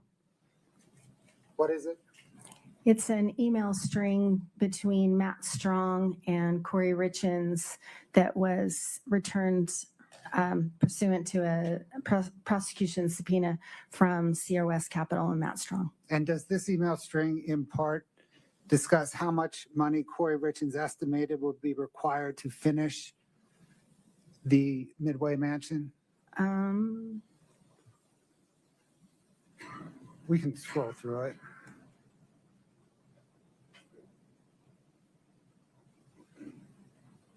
Yes. This is the one where she's asking him to loan her the earnest money, the $50,000 for the project. In part, yes. Right. The state moves to admit 2-14. No objection. 2-14 is admitted. Scott, can you publish the part you had highlighted on our screens? Scott, let me know when you're ready. Okay. I'm going to give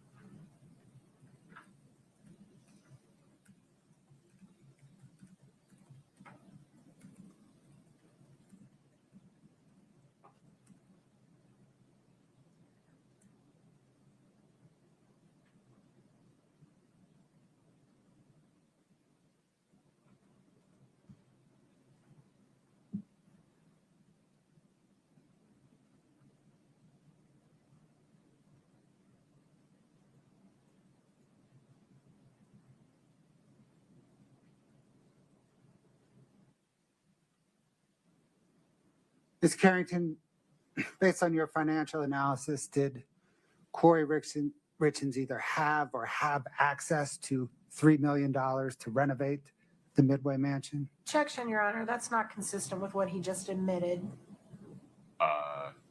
It's a different question. Can you please restate it? Make sure we're listening to the question that he asked. If you'd say it again. Ms. Carrington, based upon your financial analysis, did Ms. Richins have or have access to $3 million for renovations of the Midway Mansion? Not that I.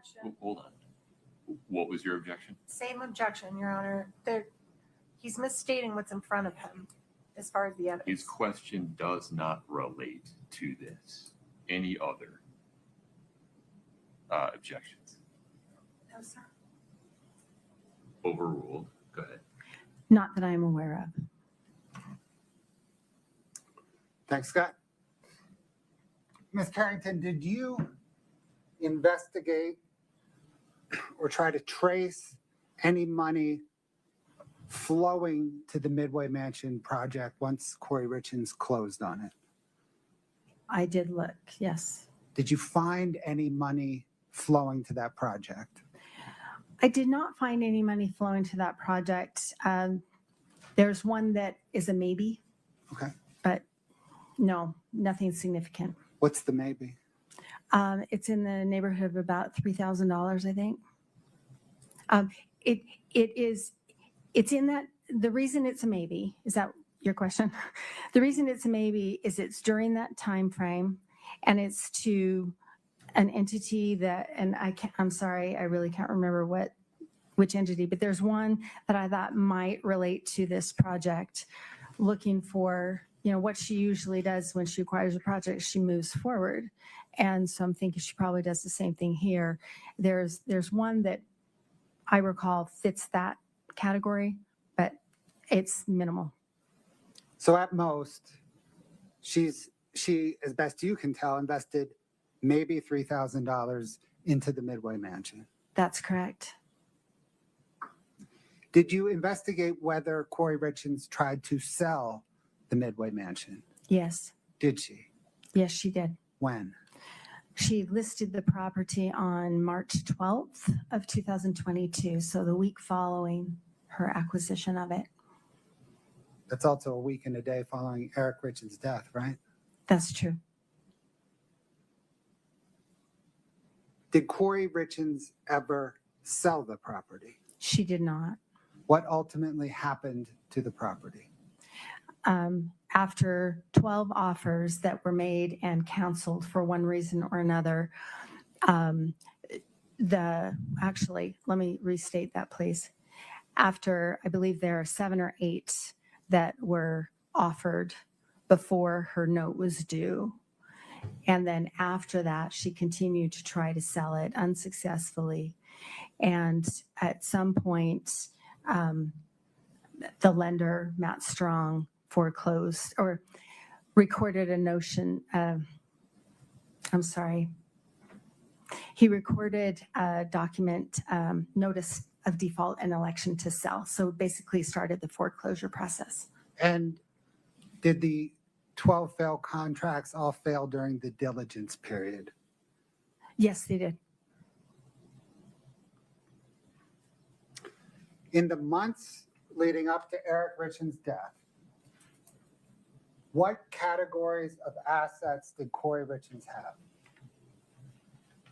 Categories of assets that Kouri Richins had. She owned several properties. So that's one class of assets. She had financial accounts, and those were at various balances. On March the 5th, 2022, immediately after closing on the Midway Mansion, what was the value of Kouri Richins' assets? Including the new property, was about 6.3 or 6.4 million. In the months leading up to Eric Richins' death, what categories of liabilities did Kouri Richins have? So liabilities are things that she owes. So she had a loan on the properties, each of the properties that she owned. And each of those was more than the property was worth. She also had all those payday loans that we've talked about. And she also had different lines of credit that were by and large all maxed out. Not just the HELOC, but also she had some personal lines of credit associated with her checking accounts. Those were all maxed out. And she also had credit cards that had high balances. On March the 5th, 2022, immediately after closing on the Midway Mansion, what was the amount of Kouri Richins' liabilities? Right about $8 million. So netting that out, on March the 5th, 2022, after closing on the Midway Mansions, what was Kouri Richins' net worth? She was in the hole. She was negative 1.6 million.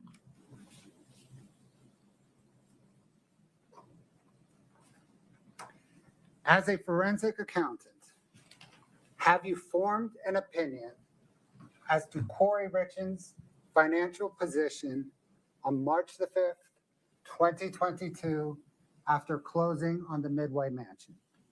Yes. What is your opinion? As of the date that Eric Richins died, Kouri Richins was in financial distress, and her financial enterprise was collapsing, had been collapsing, and but for a significant infusion of cash and capital would have continued to collapse. It was imploding. Her debts and liabilities far outweighed her assets, and even if she had sold everything she had, it would not have been enough to get back to zero. Let's turn briefly to Eric Richins' estate. Did you analyze the value of Eric Richins' estate? Yes. What material did you study in this analysis? The insurance policies, the life insurance policies, including there's a life insurance policy, two life insurance policies that Eric and his business partner had on each other.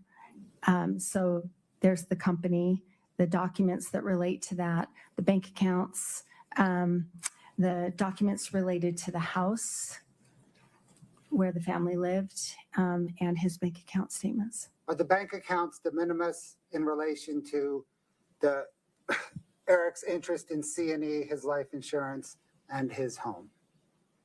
Pretty much, yes. Let's set those aside then. Right.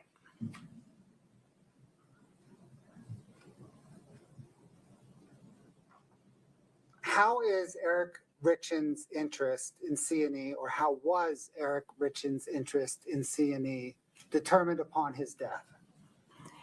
It's based on the value of those life insurance policies. So it's basically $2 million. It's exactly $2 million, wasn't it? It's exactly $2 million, yes.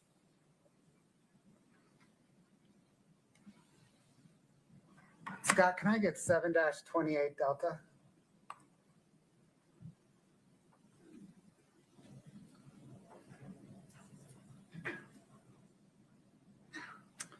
Ma'am, do you recognize this document? I do. Did you prepare it? I did. What material did you use to prepare it?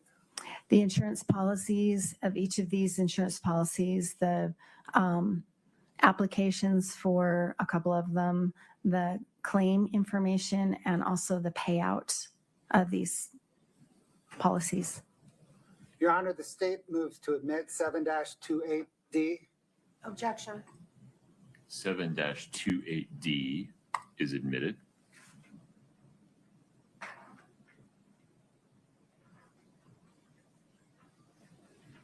Ma'am, what again is this? This is just a simple list of the different life insurance policies. I have not included the buy-sell agreement policies, the $2 million that benefited Eric's business partner, but these are the others.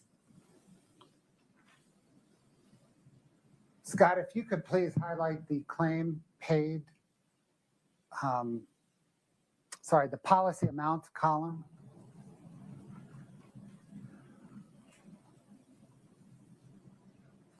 Does this show that Eric Richins had $2.2 essentially $1 million in insurance upon his life?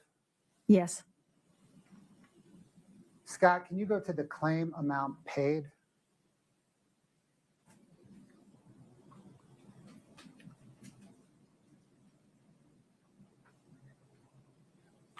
What information, ma'am, does this column present? So for each of these policies, there was a specific amount paid. Like the top one is related to the house, and so it paid 70% of the existing mortgage, not the second, but the first. The things that I've highlighted in green are the 3 policies that were paid directly to Kouri Richins. The others were paid, the $500,000 was paid to the Eric Richins Trust. We'll come back. So, summing up the amounts of insurance paid to Kouri Richins, was that $1.36 million? That's correct.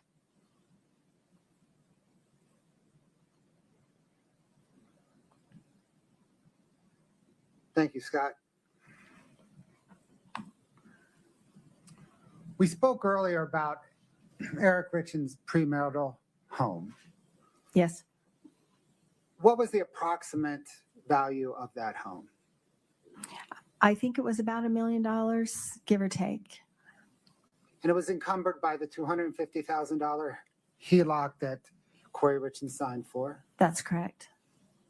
And was there an outstanding mortgage that was 70% satisfied by life insurance? That's right.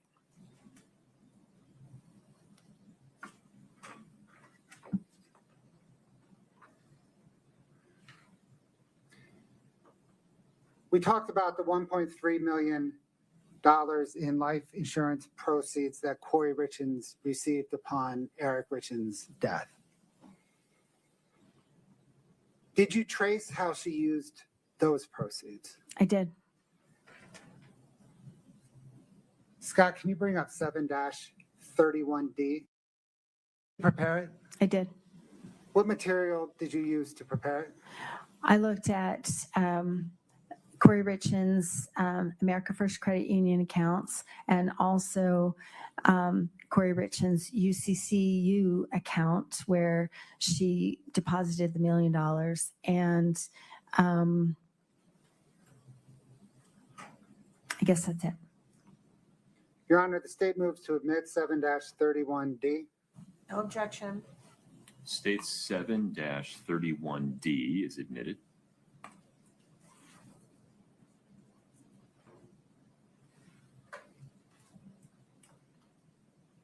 What, ma'am, does this present? So on another schedule, I've listed every single transaction that I've traced back to the 3 deposits of insurance proceeds. And so the first line of this shows on June 16th, 2022, she got a little over $1 million from the auto owner's life insurance policy. And what I sought to show is before the money came in or as the money came in, how much was in her accounts. So she had $543,000. I'm sorry, let me back up.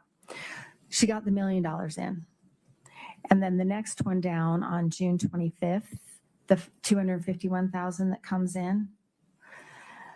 When that comes in, what was the balance in her account before the second policy was paid?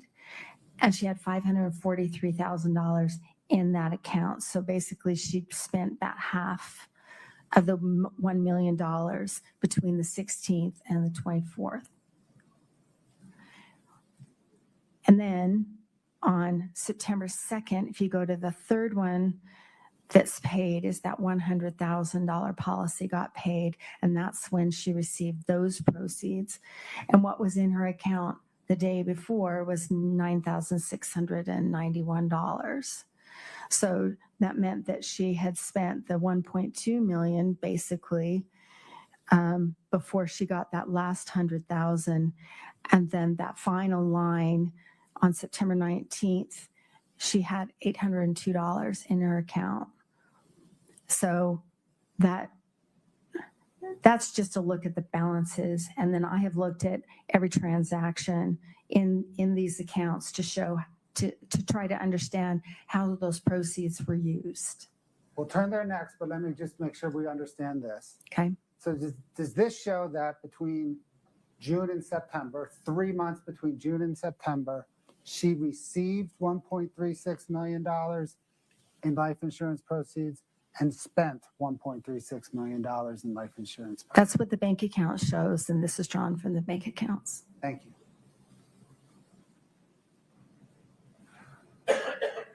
Scott, can you bring up 7-29D, please?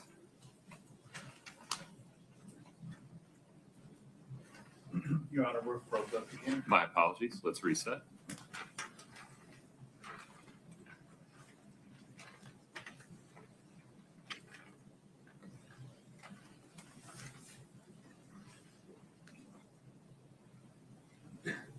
I need you to unplug and plug back in, Scott. Oh, there you are. I apologize. All right, one moment. 7-29D is visible to the witness. Ms. Carrington, did you prepare this document? I did. What material did you use to prepare it? The bank accounts that I just spoke of, the America First Credit Union accounts, and also the UCCU account. Your Honor, the state moves 7-29D into evidence. I'm sorry, can we just blow up the very tippy top of it, just so I can see the label on it? Thank you. No objection. And 7-29D is admitted. And then, Scott, can you split screen the 2 pages? Now, Ms. Carrington, am I right that it doesn't really read left to right? It reads top to bottom. It's a vertical, yes. So this page on the right is really right down here. That's correct. Okay. What information does this demonstrative present? So I wanted to portray the funds that came in from Eric's death, and I've highlighted, or I put in bold the different life insurance policies, proceeds that came in, and then the way those were spent. I have taken everything over $1,000. to try and be brief, obviously this isn't brief, but so there are a lot of transactions for, whatever, $700 or $43. Those are not on here. So anything over 1,000 is on. And Scott, if you could go down to the very bottom, what information does this present? So this shows even without putting those de minimis transactions in there, there's 1.3, almost 1.4 use of the proceeds, or that came in, and she spent the 1.2. So she spent it all. And then my footnotes here, I attempted to do the same thing that was in that other section, my footnote 2. These are the different accounts that she had, and these are the account balances when the new insurance comes in. Now let's just highlight, Scott, maybe the far left column on the first page.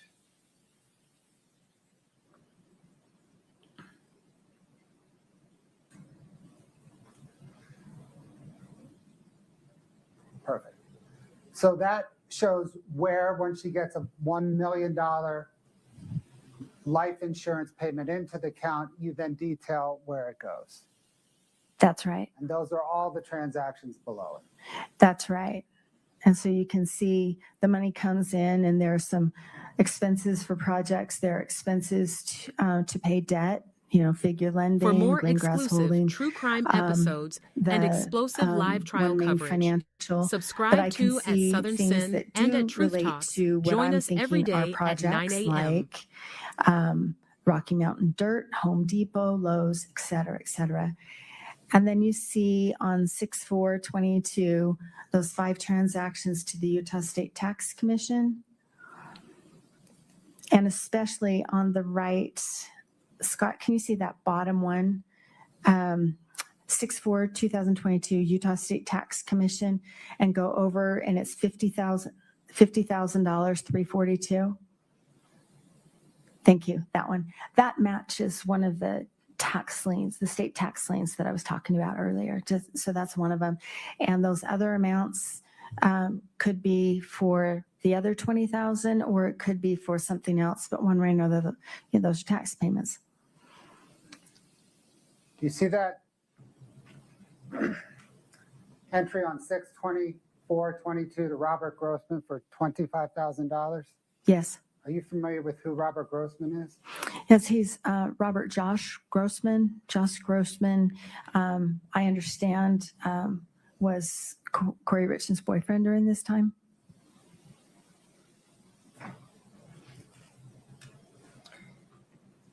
Thank you, ma'am. When you analyzed how the $1.3 million in insurance proceeds were dispersed, approximately how much of that $1.3 million were used to pay debt? About 600,000, somewhere in there. So about half, a little less than half was used to pay debt. Thank you, ma'am. I think that's all I have for now. I suspect we're going to take a break, and the defense will have some questions for you. Okay. Thank you. Ms. Nestor, any objection to taking a break? No, sir. Okay. Please rise for the jury. Let's take a break.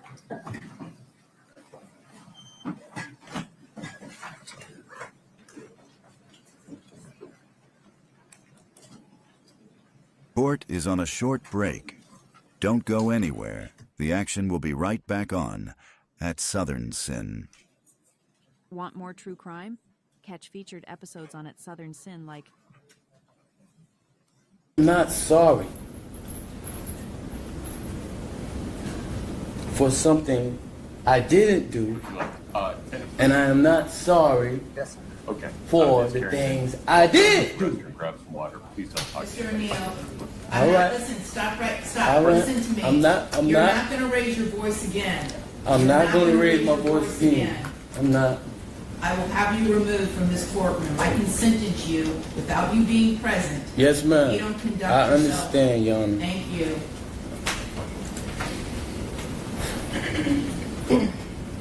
But I will say, I'm sorry for your loss. 19 years I've been at this job. I've seen human beings killed at the hands of others in every way imaginable. You name it, I've seen it. Shootings, stabbings, drownings, suffocatings, blown apart by cars, some DUI manslaughter cases, horrible things. This is the worst case I have ever seen as far as the facts go.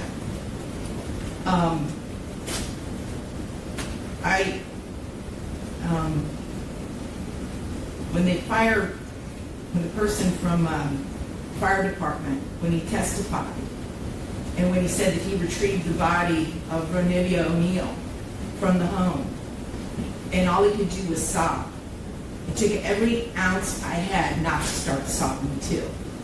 Because there is no way any person with any feeling could have witnessed or seen the photos of what occurred that night and not be haunted for the rest of your life. I know I will be. For the rest of my life, I'll be haunted by what I saw as far as the evidence and just the abject cruelty of it all. The abject cruelty. And I was aware, because I reviewed a lot of the discovery ahead of time, as you well know, did a lot of the camera inspection of a lot of documents. And I was aware there was some evidence, at least, that when you needed to recover from your gunshot wound, that neither your parents nor your Aisha, Miss Robinson, would let you come recover at their home. I don't know if it's true or not. I'm not going to get into a dispute. I'm just mentioning there was some evidence referencing that in the records. And all I can think about, because I knew that Miss Barron was not with you romantically at the time. And I knew that she just out of the goodness of her heart let you come stay with her. And it is beyond tragic that that critical decision ended in so much horror for her and for her children. It is unspeakably cruel what happened as a result of that one decision. The way that Ms. Barron died was horrific, and that 911 call, which captured truly all of it. You heard, and everyone who's heard that 911 call heard a death scream. If anybody ever wants to know what it sounds like before a human being dies, knowing that their death is imminent, that's exactly what it is. That was a death scream. We're going to see if it's true. But what happened to little Ronivia and to little Ronnie, but I'm going to focus on Ronivia, because she was special. And you could tell Miss Barron had done everything she could to create a beautiful home for her family. I noticed that the Ronivia's bedroom, before you set it on fire, you could tell she tried so hard to make her feel like a princess. Kenyatta did everything she could. And I noticed too in the kitchen, on the refrigerator, she put up magnets that said faith, love, family, hope. And then you know what else happened to that refrigerator during that night? It got splattered with blood all over it due to what happened. Little Ronivia, she couldn't scream, she couldn't run away, and she witnessed what you did to her mother as far as shooting her mother in the arm with the gunshot. She knew. And the horror that that child suffered. And she already had a life where she was born with challenges regarding her physical and her mental disabilities. But the pain and suffering that she suffered that night at your hands, unspeakable, absolutely unspeakable. And at the moment, that first time you struck her with that hatchet, and little Ronnie testified that all he could see was tears coming out of his sister's face. At that moment, that child knew she was being betrayed in the cruelest, most tragic and sorrowful way that a child could ever be betrayed. She was being betrayed by her parent, the one person that should be there to protect their children and love them and keep them from harm. And that was the last thing that child felt before she passed on from this earth was your utter, cruel betrayal to her. And I read somewhere, and I don't know if it's true or not, I have no idea, but I read somewhere that souls pick their lives and that they know exactly how difficult their lives are going to be before they enter into this world.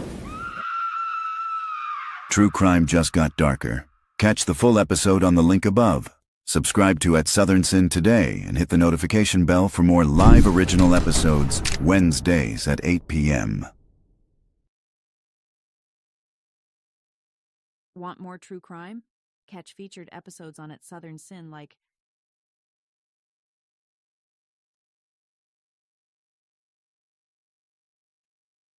Teenager Sarah Grace Patrick went public on social media.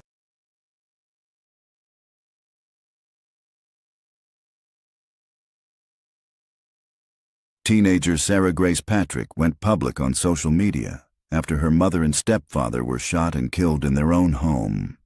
But what happened next has everyone shocked. And it's chilling. Sarah was just 16 when tragedy struck. On a February morning, her 5-year-old sister discovered the bodies of their parents, Kristen and James Brock, both shot in bed. Moments later, Sarah called 911 and then posted tearful TikToks and a haunting eulogy online, ending with the words, "I'm sorry." Now, authorities say the story isn't so simple. Sarah faces 2 counts of murder and 2 counts of aggravated assault, and she'll be tried as an adult. Investigators say a mountain of physical and digital evidence points to her involvement. Her social media activity, reaching out to true crime TikTok influencers, has only fueled suspicion. With no clear motive, the community is left asking the same question everyone's asking. Why would a teen allegedly kill her own parents? The case is far from over, and prosecutors claim they have evidence no one has seen yet. Follow the live trial daily on at Southern Sin. True crime just got darker. Catch the full episode on the link above. Subscribe to at Southern Sin today and hit the notification bell for more live original episodes Wednesdays at 8 p.m.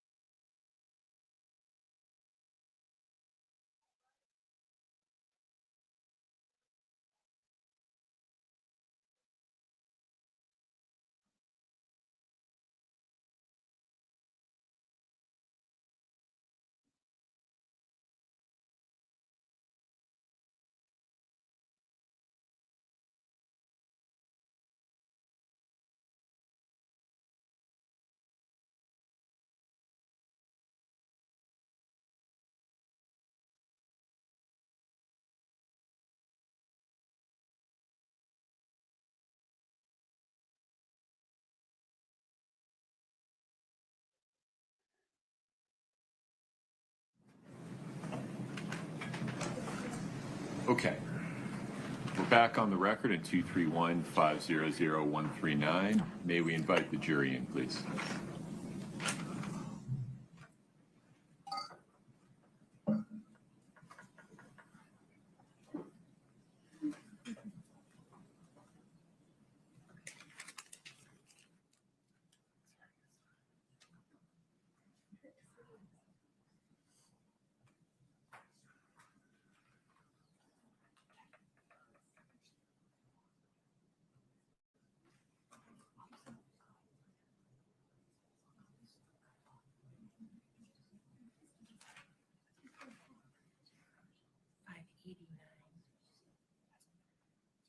Okay, that one's good enough. That's just, I think it's the same. Thank you.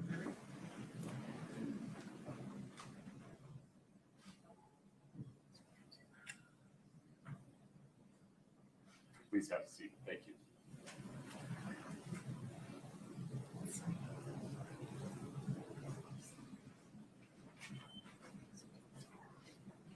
All right, folks, have a seat. Thank you. Ms. Carrington, you're still under oath. Yes. Ms. Nestor, please proceed. Thank you, Your Honor. May it please the court. Good afternoon, Ms. Carrington. Good afternoon, Ms. Nestor. You and I have known each other for some time. Is that accurate? That is accurate. Okay. So I'd like to talk to you about how you got involved in this case. Is it fair to say that you were brought into this case by the gentleman who was working as a private investigator for the trust for the estate? Absolutely, yes. And his name is Todd Gabler, correct? That is correct. And Mr. Gabler is also someone you've known for a really long time. I have. Professionally, yeah. Right. Well, of course. I should have said that. I'm sorry. And you guys even share office space, or did at one point? No, never. I thought you did. Sorry. And so initially when you were brought into this case, Eric Richins' family was really your boss in the matter. I wouldn't look at it that way. I was hired by their attorney, Crystal Bowman Carter, after Kouri initiated the lawsuit. That's when I came in. But the work you were doing was designed to assist Eric Richins' family in the litigation. Fair? Fair, yes. All right. And during the time that you were working for the family or the estate or the trust, did you also do some witness interviews with Mr. Gabler? No. You didn't go to any interviews of witnesses with him? No, I didn't. I did not go to any with him. No, I don't think so. No, I didn't. And then at some point you stopped. Sounds like your work kind of trickled off for the estate or the trust when they got a new lawyer, right? Right. I've known that firm for a long time, and I'm usually on the other side. So they use other people for their forensic accounting. And so I was not surprised when the estate got, when the trust, the estate got new lawyers, that they didn't adopt me as well, which is fine. That's okay. Yeah. And then how is it that you became associated with the prosecution team? I don't know how that happened. They reached out to you? They did. And are you aware of whether Todd Gabler recommended you? I have no idea. And Mr. Bloodworth asked you on direct, he mentioned that they've retained you at your normal rate. Is that right? That's correct. So it looks like you've done quite a bit of work. I have done a lot of work. Binders worth of work? Yes. And so how much have you been paid by the state or by the county? I don't know exactly, but it's probably about $200,000, which is a lot. All right.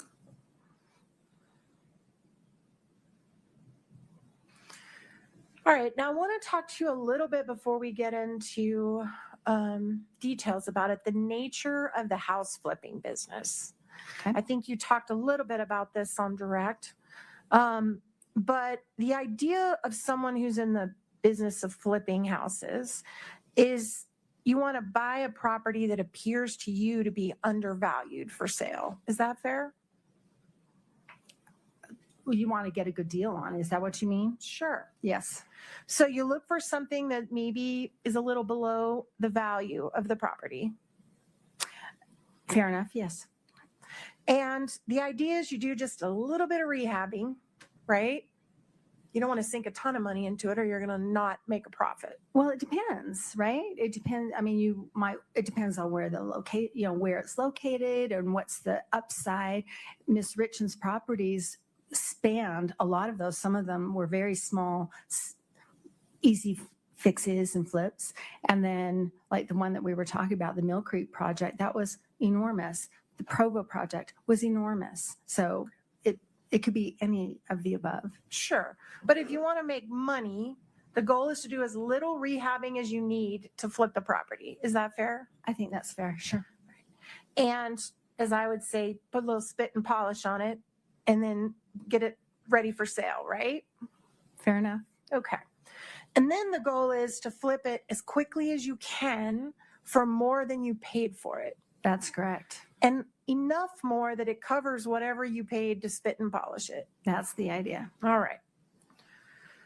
And the nature of this business is the goal is to hold that property for as short a time as you possibly can before you flip it. Absolutely, especially because of the way the financing works. Right. And let's talk about that. Okay. So because the goal is only to hold that property for just a really short time, you often use what are called hard money lenders, right? That is true. And we did hear you talk about that on Direct, but just as a quick refresh, because I think that was 20 years ago, the hard money lenders lend money without all of the formalities that a bank requires to lend money, right?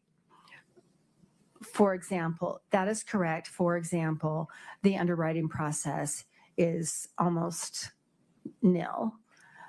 And to sound really kind of juvenile about it, it's basically wealthy people that are willing to loan you money short term for a short period of time at a super high interest rate, right? Right. And they assume the risk of that. And in exchange, they have very strict zero tolerance default clauses that make a loan just skyrocket in cost and interest if it's not met, if those terms are not met. And the reason for that is this is a risky business. Yes? For both sides. I'd say it's risky for the borrower. And for the lender, because they're not putting someone through all the vetting that a bank would. They're just trusting them that they're going to show back up in 90 days and pay them off. But you're missing a key piece. They secure that property with their trust deed so they've secured their collateral. Totally fair. That's absolutely right. So riskier for the person that's doing the flipping than for the hard money lenders. Yes. But the hard money lenders generally do not expect to get paid monthly payments in between when they loan the money and when they get paid back. Fair? Well, it depends. And I think that's usually a true statement.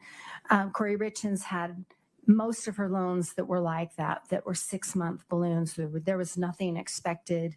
In fact, when the subpoenas went out, I expected to get all these ledgers back, and nobody has a ledger because they didn't care. They just knew when the balloon was due, and they were going to get their money or their property. Exactly right. Miss Richins had 3 property. Well, she had 2 lenders that had monthly payments. And because of what you just said, the hard money lenders have what we call a promissory note, just a promise that if I don't pay you like I promise on this note, you can get the value, you can get the property and sell it yourself and recoup your money, right? Yeah, there's a promissory note on any kind of a loan. So when you put all those loans up there, they're backed by the collateral, the house. Can you clarify which loans they put up where? Sure. And that was a broad statement. So I just want to make sure we're talking about because the loans I put up there are the payday loans, and those are different. I'm talking about the hard money lenders. Okay. When you showed some notes, for example, where I think Matt Strong paid a couple $1 million on one property. Somebody else paid $300,000 on another property. All those loans were backed by the property. They were totally secured. For the first position lender, they're totally secured. The others are secured with the property, with the caveat that they are in second, third, and fourth position. For example, the Midway house, the Legacy Way house, the second, third, and fourth position lenders did not recoup any of their funds on that. Well, we'll get to that in a minute. Okay. But if Kouri were to default on a promissory note and they went after the property and took it and sold it, Kouri would owe zero because they would have recouped their note from the sale of the property. That's true. She'd owe zero and she would have made zero. Right, but she'd owe zero. That's true. That's true. Yes. Okay. Well, I'm sorry. It's probably, she would probably owe zero. I don't know. They could go after her for the residual. I don't know of a situation where that happened here, but. Okay. Did you do any analysis of the average length of time Kouri held the properties before she would flip them? No. Okay. I do know about every property, but I haven't compiled that into a schedule. Right. Did you mentioned you interviewed, I believe, some of the hard money lenders, is that right? That's right. And prior to Kouri's, actually, let's do this. Prior to Eric's death, every one of those hard money lenders got their money back from properties they gave to Kouri, or properties that they lent money to Kouri on, correct? Let me think about that. Prior to Eric's death. Yes. No, that's not true. There's one of her early projects, I think it's Casperville, where she ended up $28,000 in the hole. Okay. On that project. So she walked away with no buyer proceeds from that. And that was not a successful project. And I haven't looked to analyze who got what, but that would be a situation where not everybody got their money back. Do you know whether she made them whole with her own funds or in some other way? I have not seen anything that reflects anything like that. So you don't know? I don't know. No. Okay. So except for one occasion, on all these other deals that were done before Eric's death, all the hard money lenders got their money back from the deals they did with Kouri, plus interest. I would say that's probably true, but I may come up with another one. I try not to deal in absolutes. All right, now I want to talk about these bank accounts. Okay. And I appreciate that you were trying to, excuse me. Sorry. I appreciate that you were trying to track insufficient funds, things that popped back. I call them in my parlance bounced checks. That's what I know them as and have done. When you were tracking these, did you ever go back and see how or if or when they were made whole? They weren't made whole. Okay. So the bank continued to keep open accounts where $300,000 worth of checks were bounced. And you're saying there's no resolution of that on either side. The bank that sent it, the bank that got it, it's just, they just let her continue to have checking accounts where she bounced over $300,000 in checks. So can I answer your question Sure. with a description? So the Navy Federal accounts really never had any significant money in there at any time that I looked at. So there was no like deposit that came in 2 days later that just missed.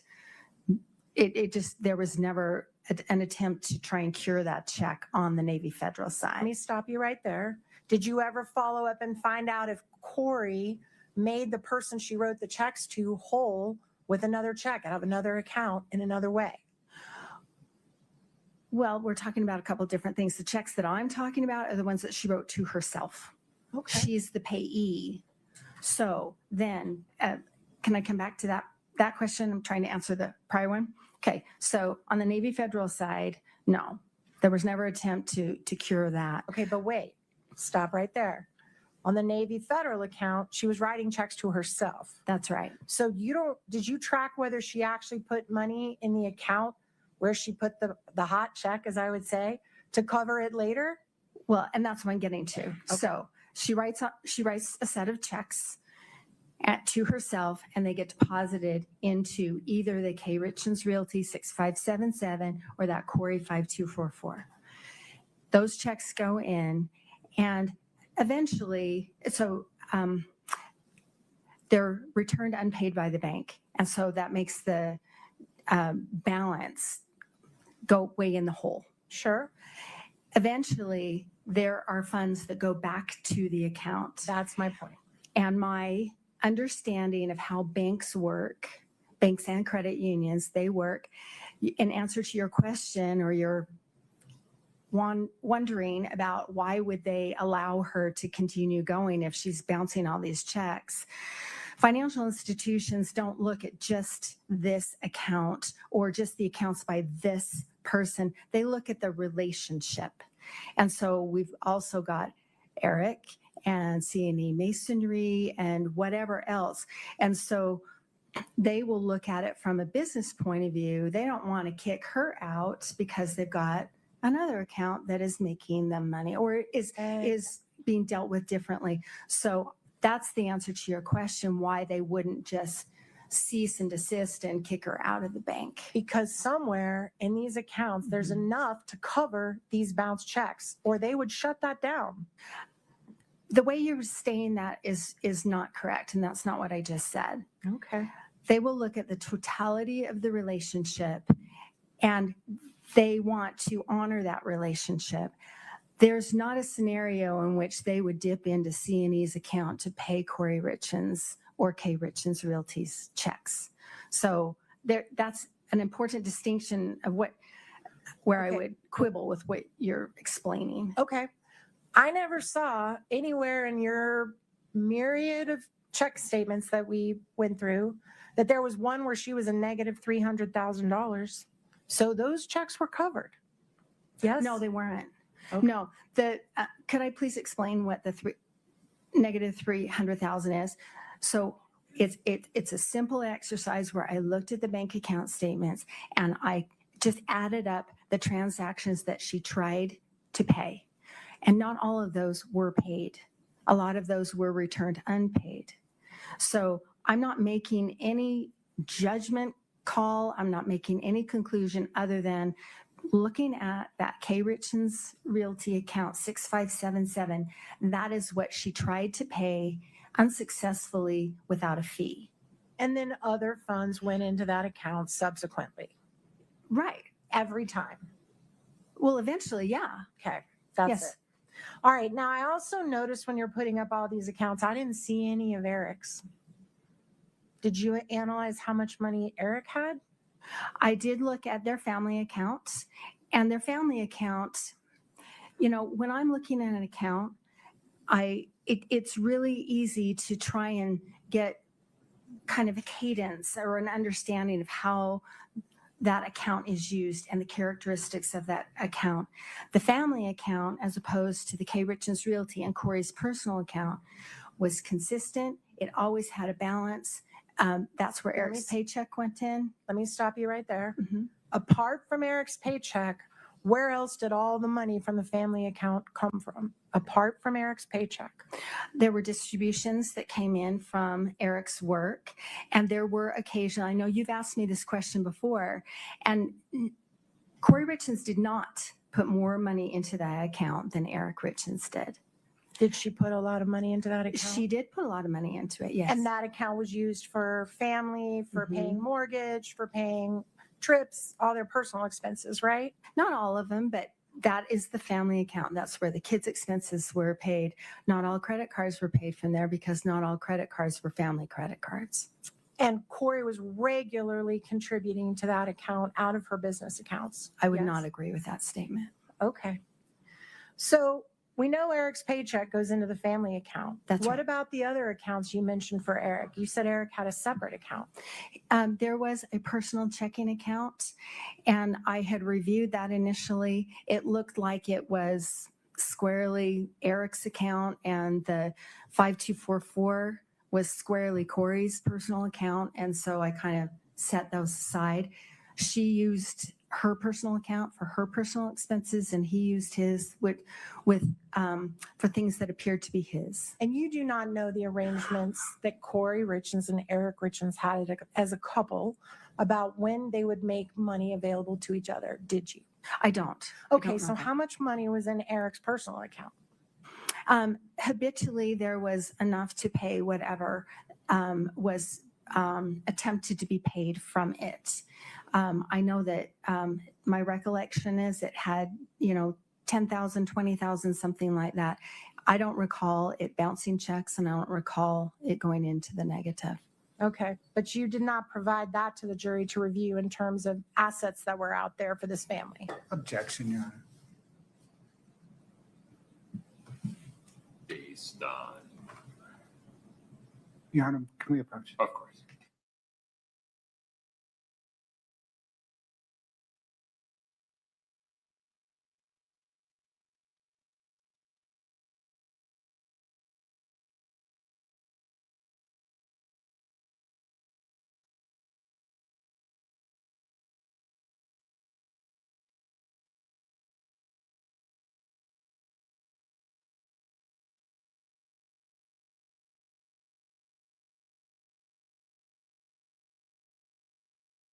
Your Honor.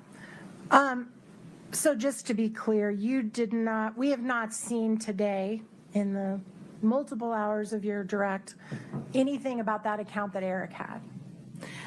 No, that's correct. And you also mentioned you looked into C&E accounts. That's right. And C&E is the name of Eric's business. Eric and Cody Wright, his business partner. Right. And that's where he kept his business profits, correct? They kept theirs, yes. Okay. And I didn't see those accounts today. We haven't talked about how much Eric was worth while he was alive, have we? No, Kouri didn't have any control or access to the C&E account. You understand they're married.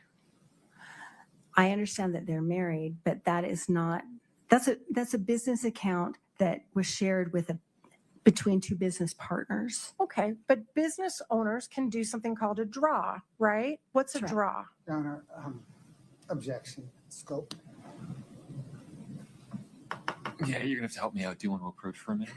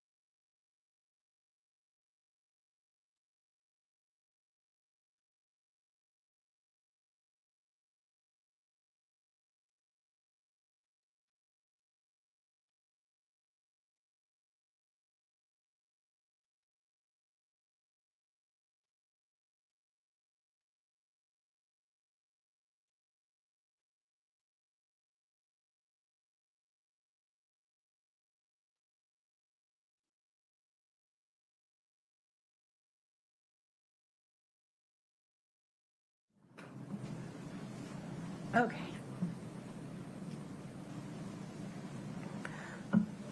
The C&E accounts, that's the business accounts that Eric and his partner put money in for their business, correct? That's where their revenues and their expenses were paid, yes. And the jury saw multiple examples of C&E checking accounts today during your direct, did they not?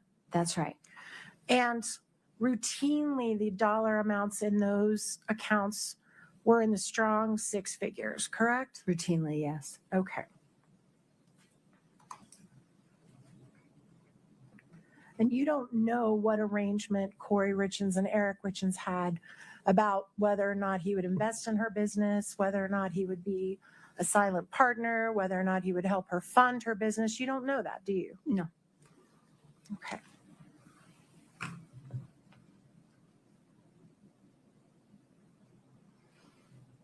All right. I want to talk a little bit about the Barney house, Chelsea Barney's house. You guys spent a couple hours on that, or about an hour and a half on that today in direct. And as I understand your testimony, Ms. Barney was going to provide $45,000, or did provide $45,000, which you traced all through Ms. Richins' accounts, to Ms. Richins to be used at a closing in the future, correct? To be used at a closing that day. Thought they never had the closing. Well, they didn't. Right. My understanding of that whole text string is that there was this closing that was going to happen imminently, and this was the $45,000 down payment that Chelsea was paying toward the house to then be in her name. Right. And the $45,000, well, strike that. Let me back it up just a little bit so it's not confusing. Kouri Richins Realty had already purchased the Chelsea Barney home prior to all this, correct? That's right. And you went through all the efforts she was making to try, well, let me ask it this way. When it's first purchased, the idea was probably to flip it, right? Like she does all her business. No. She was going to keep it. She was going to keep this one. Okay, but she had hard money lenders the same way she did on her other flip properties originally. Well, remember, she's got those two different kinds. You know, she's got the hard money where she's got a 6-month balloon and she doesn't have to pay anything in between. And then she's got the other ones where she has a due date, a maturity date, and she has to make those monthly payments. This was one of those. And so her original loan was due January 8th of 2022. And that's about the time that this transaction with Chelsea's going on. Okay. And as you explained in your direct, she was trying to shop around for a long-term mortgage to get better terms of the mortgage, right? Right. With David Ige and Excel, she was trying to refinance a few things. Right. And while she's looking for a new mortgage package, Chelsea sends her this $45,000, right? No. I think I could be wrong about this. She had been dealing with David Ige since August and September of 2021. It was right about this time that everything just fell apart because he needed wet signatures from Doreen and he never got those. Okay, And so everything try fell to apart. focus on my question if you can. Okay. While Kouri's looking for a new mortgage lender, a new mortgage package, during the time that she's shopping for people and you kept putting up all the ways she's trying to get new lending, that's when Chelsea provided to Kouri the $45,000. I don't know. I don't know what she's thinking. I don't know what she's doing. What I can say in response to your question is that I'm aware that she had been dealing with David Ige on a number of properties over a number of months. I don't know who else she might have been shopping, looking for a new loan. I know that she had a deadline and she had extended that loan. Okay, I thought you said she was shopping with Excel. She was. Okay, so that's one person she's shopping for, right? You brought that up. I'm not trying to argue with you. Okay. I'm trying to understand and answer your question. You said she's shopping to all these lenders. I don't know that. I know that she was consulting with David Ige and had applied for a loan to refinance a number of properties through him. Okay. And there were 3 different phases with him trying to get that funding. Doreen was brought in trying to get that funding, and it did not come to pass. Exactly. So the $45,000 was not put in a trust account at a closing firm, right? It was given just to Kouri. That is true. And Wait, please Okay. wait and let me just ask my questions. my apologies. So the $45,000 is given to Kouri, not in trust, not to be held, was given to Kouri, correct? That's right. Okay. As long as Kouri Richins shows up at the closing, whenever it's set, with $45,000, she's complied with her agreement with Chelsea, correct? I suppose that would be true. So if Kouri knows that she's got money coming prior to that closing that will more than cover the $45,000, and she uses the money quickly to pay some quick debt, she still hasn't violated her agreement with Chelsea if she shows up at the closing with $45,000, correct? Your Honor, foundation. Overruled. Go ahead. I believe some of that requires a legal conclusion. I'm not a lawyer, and that's for the jury to decide.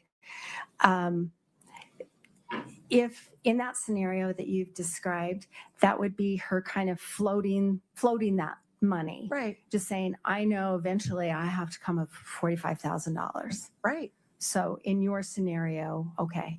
Okay. And then what happened before they got to the closing? Do you happen to know? I'm sorry, that's a big ambiguous question. No, I don't. Okay. I don't know what you're after. Do you know whether Kouri was arrested before they were able to do the closing?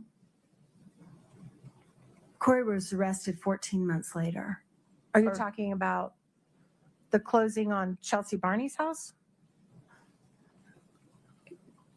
I think what you're asking me is, so Chelsea Barney gave her the money in January of 2022. Mm-hmm. Eric died in March of 2022. Kouri was arrested in May of 2023, coming out of the title company in which she borrowed $95,000, using that home as collateral. Okay. Along with the Roy house that Kouri also owned. And then she used that $95,000 for debt payments of her own. Okay. So is that the closing you're talking about? Yes. Okay. All right. So then I want to talk to you about the HELOC. Katie, can you please bring up 5-89D? This is in evidence, Your Honor. All right.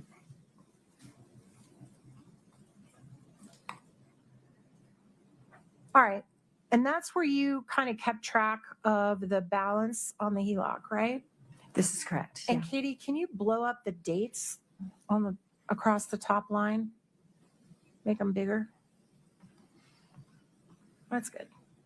So this begins in March of 2019 when the first 50,000 or so was drawn down out of the HELOC, correct? Yeah, 60,000. Yes. And can I say something about the dates before you continue? No, I Okay. appreciate you waiting on my question. So from 2019 until 2020, there was a significant amount drawn down on the line of credit, correct? That's correct. And then it looks like in November or December of 2020, there was a nice little payment made that made it smaller. It was in October. October, thank Yes. you. Looks like November on that, but I believe you. If Eric Richins' sister testified that Eric became aware of the use of this HELOC back in 2020 and it precipitated his creation of a trust, would it be fair to say that if he knew about this back in 2020, for the whole rest of that chart, Eric is still utilizing the HELOC, Eric and Kouri? Objection, Your Honor. Calls for speculation. Sustained. Is it fair to say that there's no more significant payments made by either Eric or Kouri all the way up until Eric's death? There's never evidence that Eric made a payment. So, All right. yes. So is it fair then to conclude that if he knew about this in 2020 and never made a payment until his death 2 years later, that he was aware of this and could have checked it at any time? His name is on the account, right? Objection, Your Honor, calls for speculation. Sustained. His name was on the HELOC, right? That's correct. So is in all your experience and your expertise, if he calls the bank and says, hey, what's the balance on my HELOC, and it's in his name, as you said on your exhibit, they're certainly going to tell him, right? Objection, Your Honor, calls for speculation. It lacks foundation. Your Honor. Okay, let me ask it another way. Eric's name's on the HELOC. You put that evidence in yourself, right? Yes, That's correct. Yes. As an owner of a HELOC, do you have access to your own statement balance at any time you want to look at it? Yes. Okay.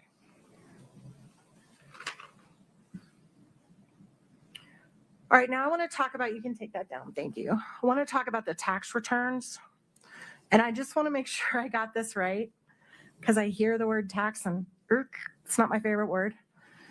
You're basically saying that she over-reported her income on her taxes. Is that fair? No.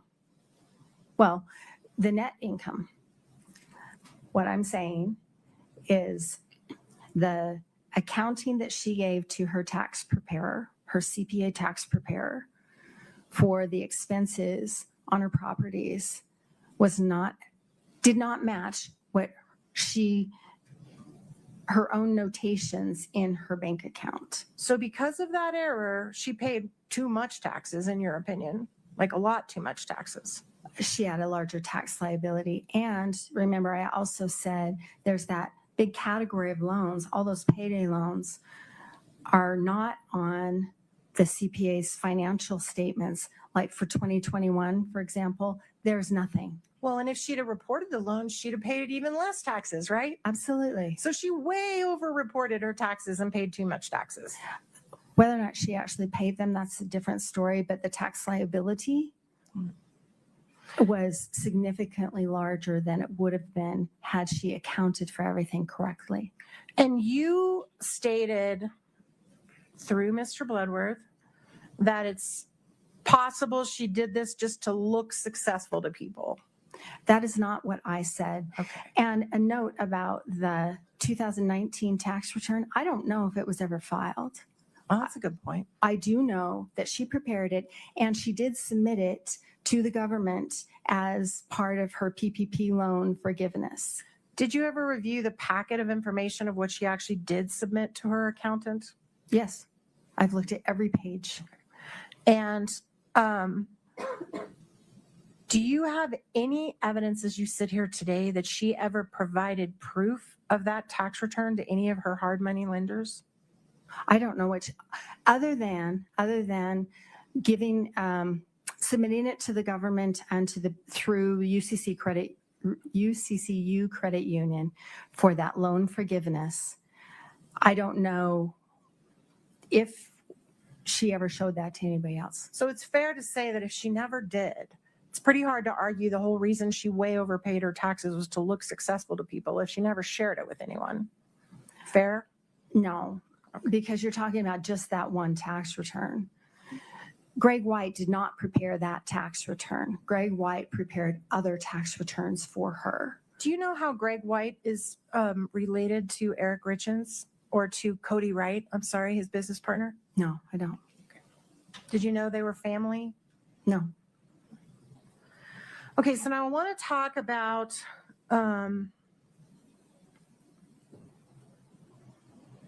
also just very quickly, because I'm about to wrap up and I don't want to leave this behind. When we were talking about the bank statements that you put on, you don't know, you don't have any personal knowledge as to how Kouri got the C&E bank statements, do you? I do. You know how she got them? Yes, I do. How do you know that? I've interviewed Kouri Wright, and he has,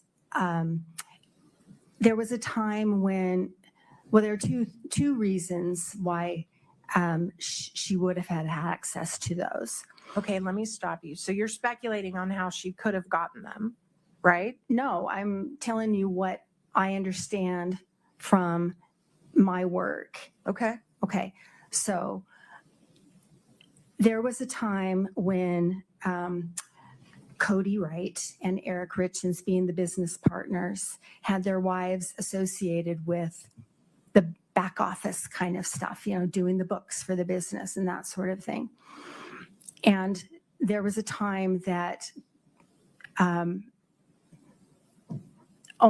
those responsibilities were shifted only to Cody's wife and taken away from Kouri Richins. When was that? I'm sorry, I don't recall. Okay, I don't. so stop there. Okay. The statements you introduced today from C&E were all in 2021. Do you know whether or not Kouri had those responsibilities taken away from her prior to 2021? I don't remember what he said. Okay, so if her responsibilities were taken away from her by 2021, do you have any knowledge of how she would have gotten those C&E bank statements? My understanding is the family computer at the house was actually the C&E, a C&E laptop, I should say. And I don't know if it was the C&E, but it was a C&E. So she could have pulled it off her husband's computer, right? That's possible. Or her husband could have pulled it off his computer and handed it to her. He could have. That would have been a really curious thing for him to do. Okay. But you don't know. No. All right. Now I want to talk about the profit and the taxes, the profit and loss analysis, all of these things that you were doing. Is it fair to say that someone who's not a you, someone who's a me, who barely can balance their checkbook, that we judge our success on what we report to the IRS every year? Did we make money? Did we lose money? Is that fair? 1 second, Ms. Carrington. Hunter calls for speculation, not sure foundation, not sure where we're going, really. I'll give Ms. Nestor some limited latitude. Let's see where this goes, Ms. Nestor. Is that fair that the average person that's not a financial expert, if you said, did you have a good year financially, you look at your taxes and say, yeah, I made money this year? I think first it would be, do I have money in my bank account? Can I pay for groceries after I pay my car payment? Okay. That sort of thing, if you're talking about just the average kind of concerns that a person or family would have, I will say yes, that what you're talking about does play into that. I don't know if that's the first place I would look. I'd look at my day-to-day, but I think I understand what you're saying, and I would say that that's part of it. Okay. Do you have any reason to believe that there was that there was some forensic financial person back in 2020, 2021, 2022, reviewing Kouri's business for her and doing what you've done here today? I doubt very much that there was much of any of that. There's no QuickBooks evidence that I can find. I don't see any. I have not seen any ledgers. The stuff that Kouri Richins submitted to her CPA was on spreadsheets, and it was very, very detailed. It just wasn't correct. Okay. So, and you certainly concede that what you're doing here today is looking backwards in time and trying to analyze things that happened in the past with someone you've not been able to talk directly to, correct? That is correct. I have not spoken to Kouri Richins. So you don't see in all the hundreds and thousands of documents that you reviewed to come up with your conclusions today, you never saw any suggestion that there was someone auditing her business? No, I think that would have been a benefit to her. Sure would have. You never saw anybody doing a profit and loss analysis by property in her company, in her business for her? You know, her tax accountant was doing that based on the stuff that she gave to him. Yeah, and you said he got it wrong, right? Based on the stuff that she gave to him, sure. And you didn't see that she was conferring, you didn't see emails with financial advisors or business advisors? No, there's an email string between her and Matt Strong where they talk about how to reduce tax liability by retaining rental properties. And she was getting advice from him, right? Because she didn't know that stuff. And he was helping her. I don't know why. You read the email. In that specific instance, but I'm sorry, I thought your question was a little more general. No, I don't think she was, I think she was so busy running her business, acquiring properties, trying to fix them up, acquiring funding, capital, wherever she could grab it, that the tracking of finances was completely just not on the priority list. And you don't have any personal knowledge as to how involved Eric was with her, if she talked with him about it every night, if she talked with him about it every morning. You don't know. No, I do not. And did you even know that the day he died, he was out working on one of her properties, spreading gravel? Did you even know I do that? know that. Okay. And you don't know whether or not she got advice from other people besides her husband, Matt Strong. You don't know. I don't. Objection, Your Honor, misstates the testimony. Overruled.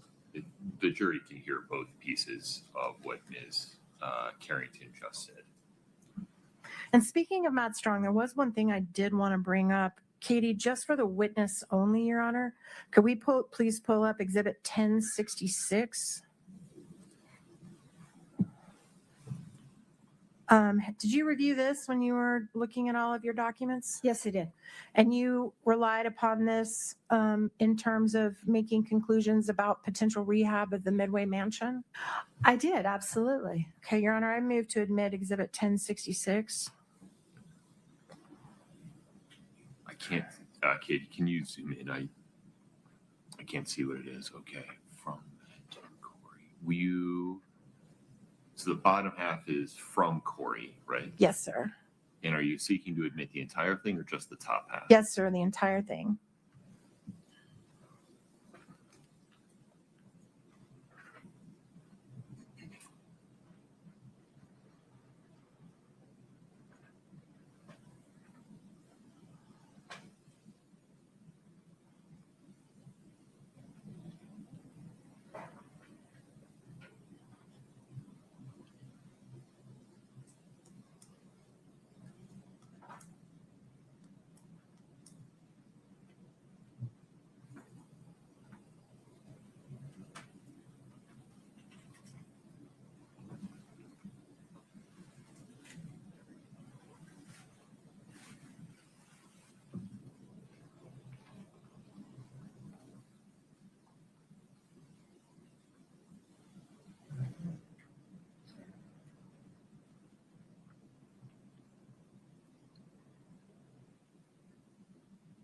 Your Honor, objection, hearsay.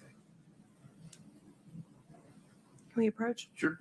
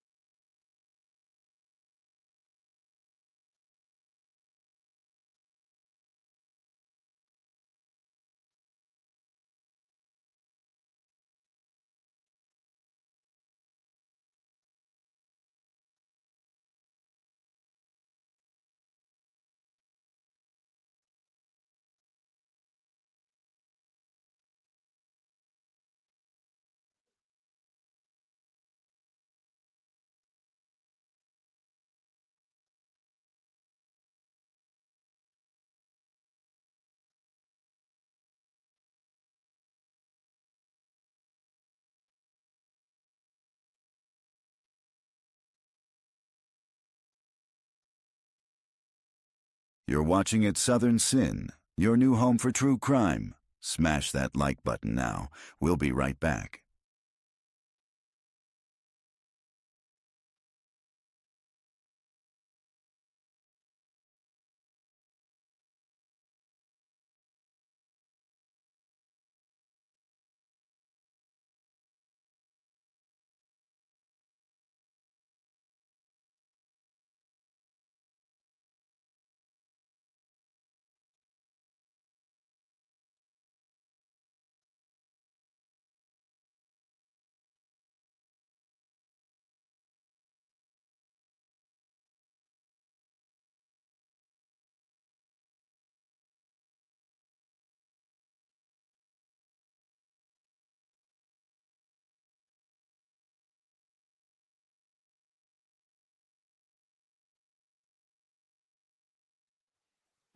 the state's hearsay objection regarding Kouri's side of this conversation is sustained. Without revealing what is in this email or commenting on what was said in the email, once you read this, plus the email that we put up on the screen that showed Ms. Richins did not have the $3 million available to rehab, is it your understanding as you were doing your analysis that there was never an intent to do a significant rehab on the Midway property? I understand that's kind of where she landed. Okay.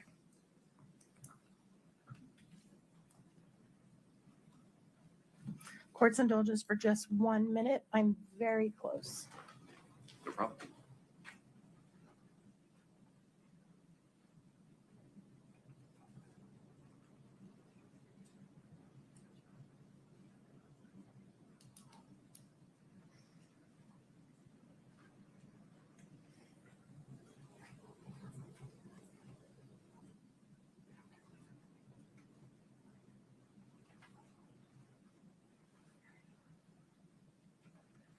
I do want to talk about one more thing before we wrap up, and that's this concept of valuation. Okay. You made a statement that a house is valued at whatever someone's willing to pay it for it, right? That's not just my definition. That's the IRS, and that's Okay. business valuation 101. Certainly, if I had 2 houses and I decided I wanted to give you one for a great deal because I think you're great, and I said, you know what, Miss Carrington, I'm going to sell you my house for $5. Doesn't mean that my house is valued at $5. It means that's what the value you put on my house or that I put on my house, right? That's the value that you put on your house, I suppose. Yeah, Right. sure. And the county, every year we get a little letter from the county telling us what they think our house is valued at, and that's what they tax us at, right? That is the assessed value. That Right. is not what they actually think it's worth, but that's the assessed value. And it's kind of a rule of thumb that the county actually does us a break and usually values it way below what it actually is, what you could sell it for. Yeah, they at least in Salt Lake County, which is the county where I'm most familiar, they do it every 4 years, and they draw it from comps, comparable properties. Right. And so you're certainly not suggesting to this jury that the Midway mansion was only worth $2.9 million just because that was the purchase price, right? I think every indicator is that it wasn't worth a whole lot more than that. Do you know what it actually ended up selling for? I do. How much did it actually end up selling for? It was about 3.4 million. Matt Strong sold the note. It's a complicated transaction, but Matt Strong foreclosed on it. And wait, stop right there. He foreclosed on it after Kouri was arrested, correct? It was in the works already. I think the actual notice of default was filed shortly after. After Kouri was arrested. Right, like 4 days after, but it had been coming for many months. I mean, we have to look at the totality of the circumstance. She had defaulted on this many months before, and there were indicators that this was coming one way or another. If Kouri had been able to stay till the very bitter end when the sale was made, they would have made $1.5 million? No, nowhere close. What did you just say they sold it for? He sold it. He sold the note. So this, not the note. What did they sell the house? But this is part of the transaction. Okay. He sold the note to the current owners. So what that meant is he sold the rights to collect on this debt from Kouri Richins. And at the time, he sold that for $3.7 million. And then it went into the trustee sale because it was foreclosed. And the Harns, the current owners, paid $3.4 million for that property. So the current owners that live in it now bought that property for $3.4 million about 2 years after Kouri bought it for $2.9. Let me do the math. They bought it so she bought it in March of 22. I think it's a year and a half. Better. 18 months later, they made somewhere like that. About $500,000 in profit. No. Because they bought it from themselves. Okay. What was the purchase price that it was ultimately sold for? 3.4 million, but they bought it from themselves. I understand. Do you know the condition of the property when they bought it for 3.4 million? I do. Okay. Had they rehabbed it? No. So they hadn't done anything to it and they sold it for 3.4. And they also hadn't dealt with the Armored Corps of Engineers. So had they been able to do all that, it would have realistically sold for more. If it's okay, let me understand your question. If it's completed, finished, and all the issues with the wetlands and having to grow the new plants and all that stuff, if that's all, I would think it's worth more. Okay.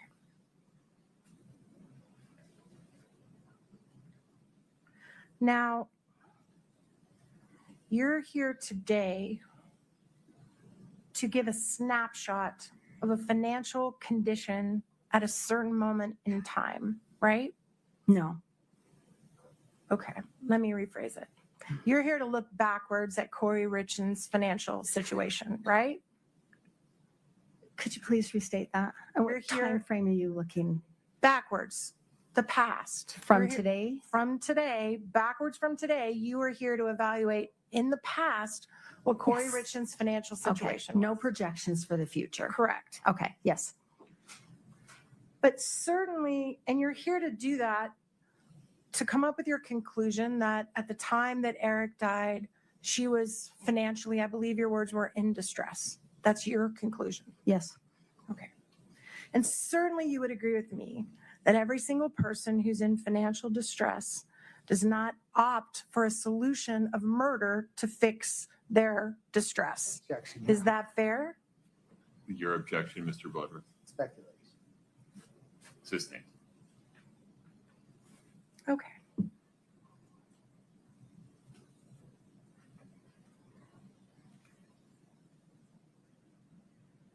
If in fact Ms. Richins was in financial distress, that does not, you're not here to say she killed her husband, are you?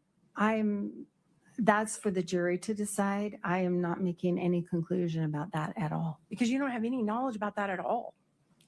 Well, that's Objection, Your Honor. Answered. Sustained. Do you have any knowledge personally about whether or not on the night of March 3rd, Eric Richins voluntarily ingested Ms. Nestor, fentanyl? asked and answered. That question that I just asked? When she said she doesn't know anything about that, she meant she doesn't know anything about that. Okay.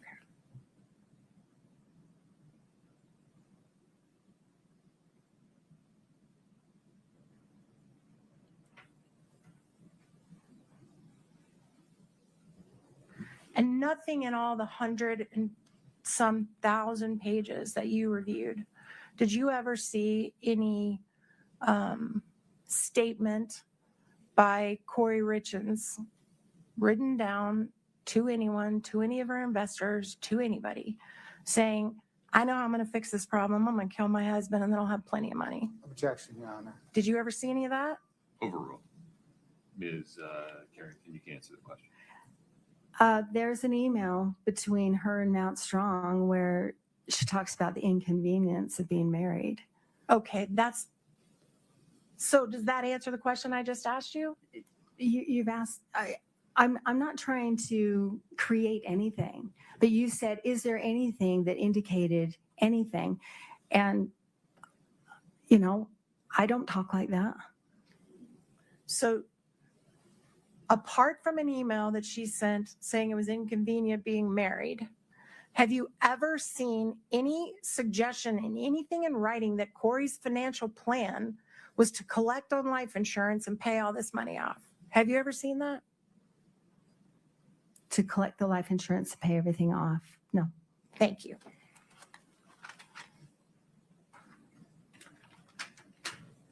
Mr. Blood.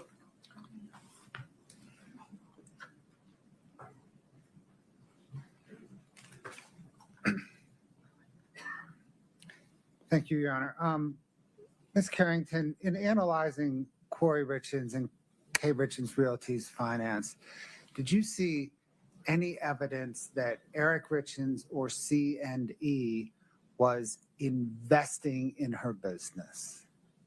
Not really. There's the Franson Lane house in Oakley, where I can see some checks that were paid and they indicate a draw. So they're from C&E. They get deposited into Kouri Richins' bank account. And then when she sells that project in March of 2021, that's that big spike in my graph, that orange line that's bumping along the bottom, and it spikes up. As soon as she sells that Franson Lane, the Oakley house, she pays C&E $217,000. That's about what they had paid in. And the memos on the check say, draw number 1, draw number 2, and they indicate that house. And I have talked to Kouri Wright about that. And he said, he's explained to me what the arrangement was for that particular house. It was related to the fact that Eric had just learned about the HELOC and he was afraid of losing his house. And so that's why C&E was involved with that particular project. Absent that, I don't see any indicator that C&E or Eric was an investor or a participant in any of the transactions. He's not on any of the bank accounts. He's not on any of the real estate documents or loans or anything like that. Does the accounting suggest that C&E money put into the Franson Lane project was a bailout? I don't understand what you mean. Was that money needed to see the project through to completion? It spanned the rest of the project, if that's what you mean. And it was significant, and then they were paid $217,000, which was about, so Kouri Richins Realty and Kouri Richins got $406,000 from that. And then Kouri got $60,000 in commissions from that project. And then once that hit the bank account, other expenses, let me say that, were paid for that project, and then the 217. So whether or not that was a bailout, I don't know if that's how they would term it, but it's my understanding it was not expected as she went. Eric Richins and C&E did not expect to be participating in that project at the outset. It was somewhere in the middle. Other than that Franson Lane project, any other C&E or Eric Richins involvement in Kouri Richins or her business activities? No. Turning back to the Midway Mansion, she closed March 5th, 2022. The value was $2.9 million, but she took out $3.2 million in loans.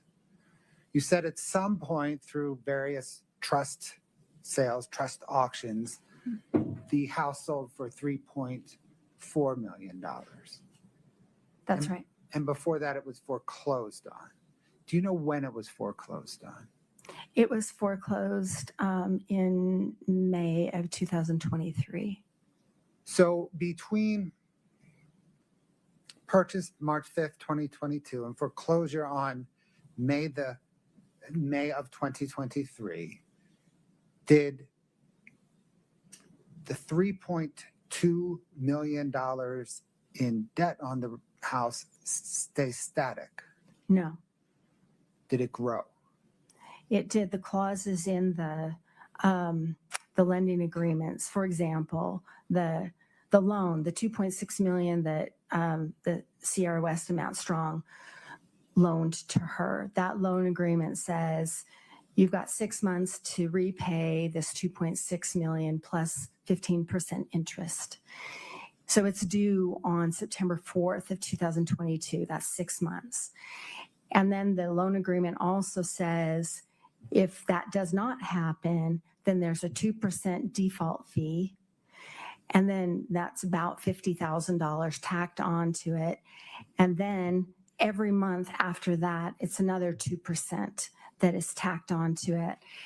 and it's still accruing interest. So, and it's capitalized, which makes a big difference. It's not just something else that's out there. It makes the loan principal larger. So that also increases the interest. And upon default, it goes from 15%, which is already expensive, to 28%. So the whole thing just kind of blows up. So at the point Matt Strong and Sierra West foreclosed on Kouri Richins, how much did she owe on the Midway Mansion? Let me think back. I think it's about 3.8 million at that time that she owed, that she owed on that note, and then it grew after that, continued to grow after that. Thank you, ma'am. No further questions. Ms. Nestler, within the scope of redirect, please. Okay, you just testified that you were not aware of Eric being involved in any of the properties other than the Fransom Lane. Is that right? That's right. Okay, Katie, can you please bring up 5-93D2 just for the witness?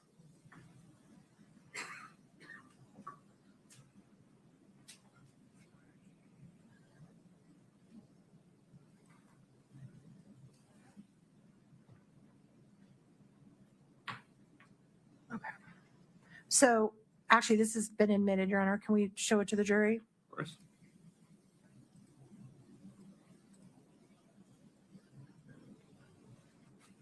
So here you have Eric and C&E Masonry as a funding option for Kouri Richins. Is that correct on your own exhibit?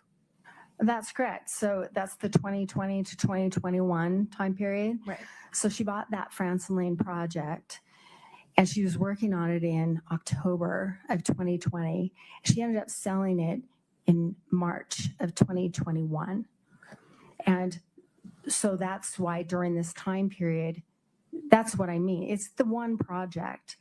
I'm aware of a real estate schedule that she submitted to many of her lenders, and she includes projects that were Fox Lake Investments that are Eric and Cody's, his business partners, and she included them as her own, but they were not her own.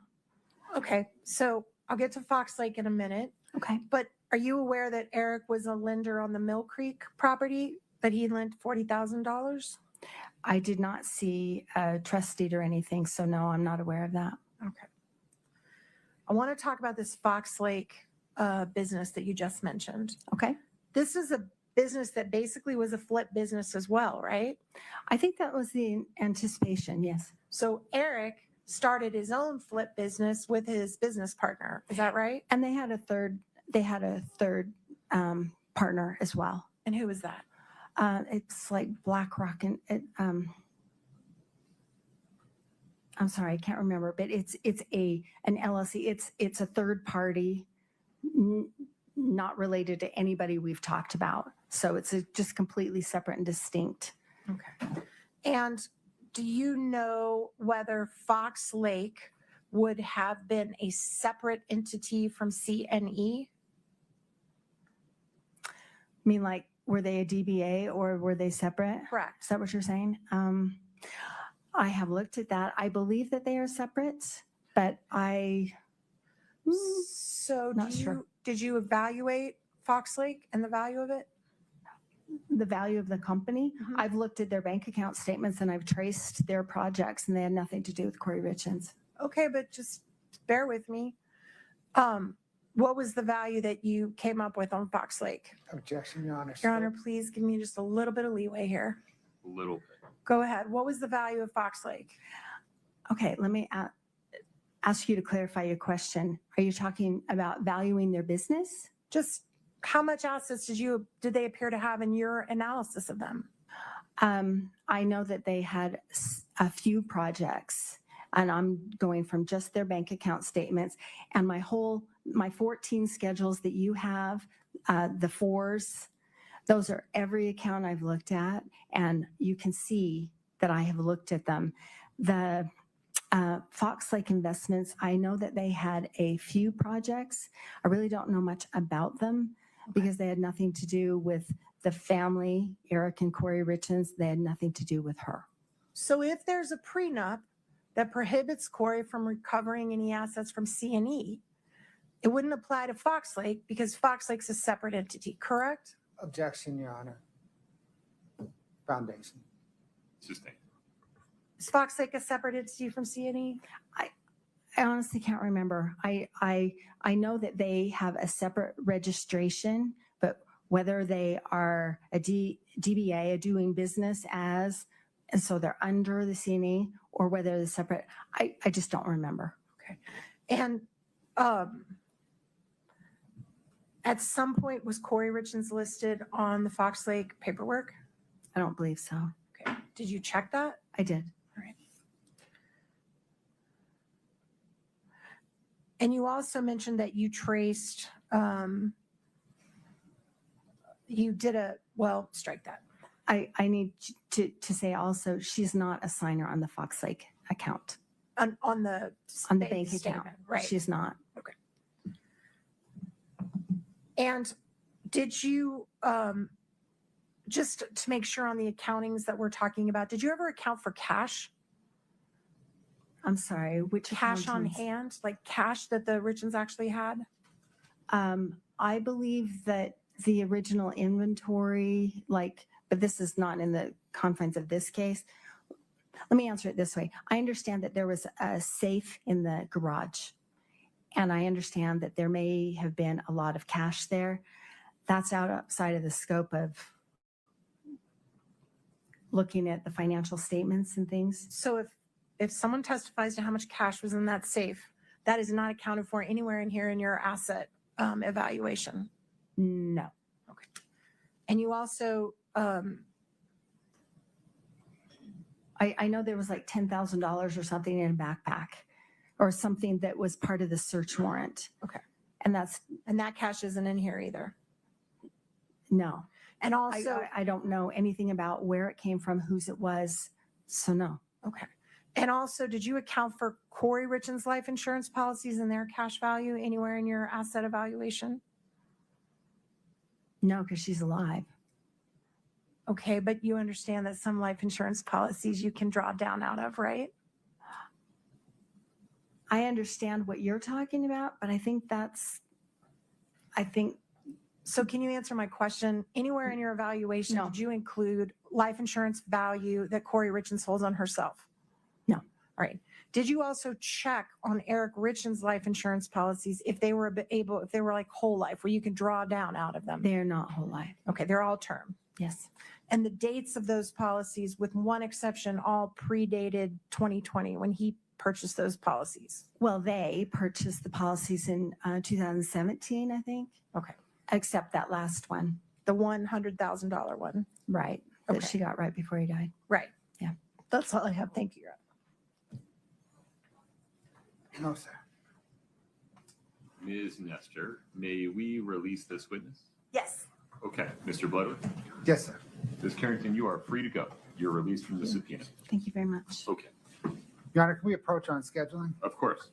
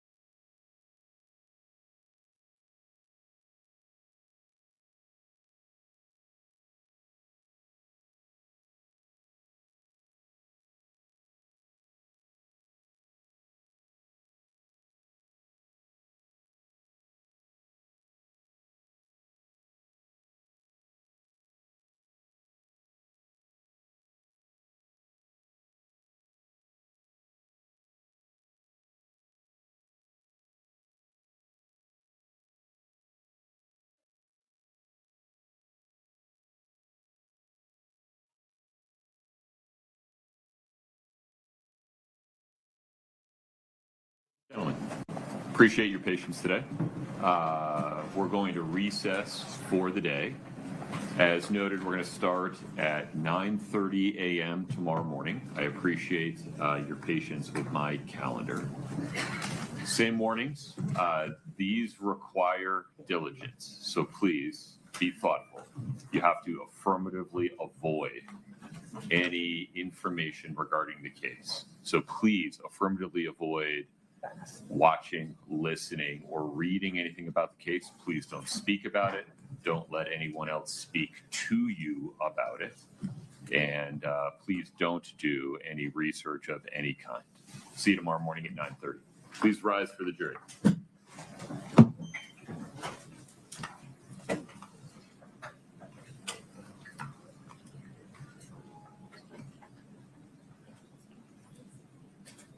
Yes, thank you for the reminder. Okay. And you're okay with end of each week? Okay. Folks, have a seat, please. One administrative issue. This applies only to the state at the moment, but will apply to the defense to the extent that you put on a defense case in chief. If you would please, at the end of this week, Mr. Bloodworth, have your team provide to Brittany a physical copy of the exhibits you've admitted so far, and then just do that at the end of each week through your case in chief. Yes, sir. Easy. Okay. And then once the defense is in their case in chief, if you would plan to do the same. That way we're not leaving it until the end. Mr. Bloodworth, anything else on the record today?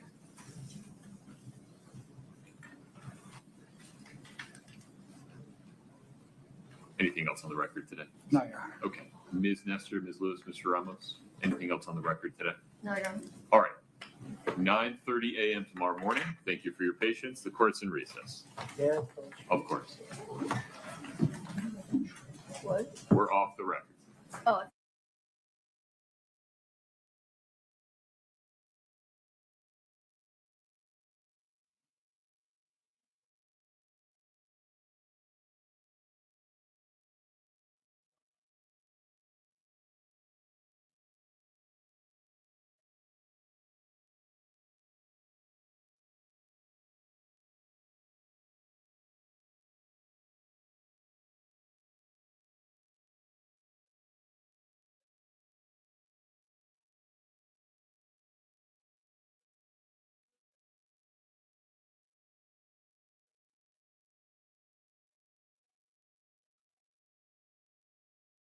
Welcome to all our new followers from our sister channel at Truth Talks Live.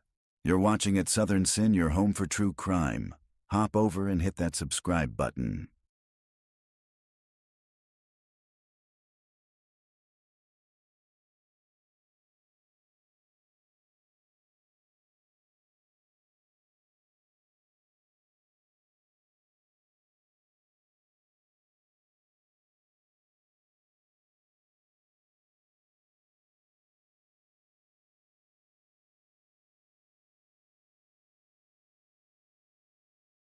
They left here around 7. I guess you know what comes across my mind. Murder. Just murder. A lot of ladies think he's attractive. Very nice, very well spoken. This is what I do with women, you know? I use my charm, use my good looks. I'm like a lion. You're the prey, I can sense it. I stand here today to announce the indictment of Wade Wilson for the murders of Christine Melton and Diane Ruiz. Both of them had been strangled. The last person that they encountered was Mr. Wade Wilson. He said he got back in the car and ran her over until she looked like spaghetti. I choked her out so she couldn't breathe anymore. I was on a rampage at this point. He's still pulling the strings from a jail cell. He's got an army of wives. That's all he's ever wanted. To advocate for someone because you think he's handsome. A rage overcomes me. Just kill. Kill. Kill. When I get that way, I become the devil. I'm gonna be honest with you, son. Everybody in the state thinks you're a monster. True crime just got darker. Catch the full episode on the link above. Subscribe to at Southern Sin today and hit the notification bell for more live original episodes Wednesdays at 8 p.m.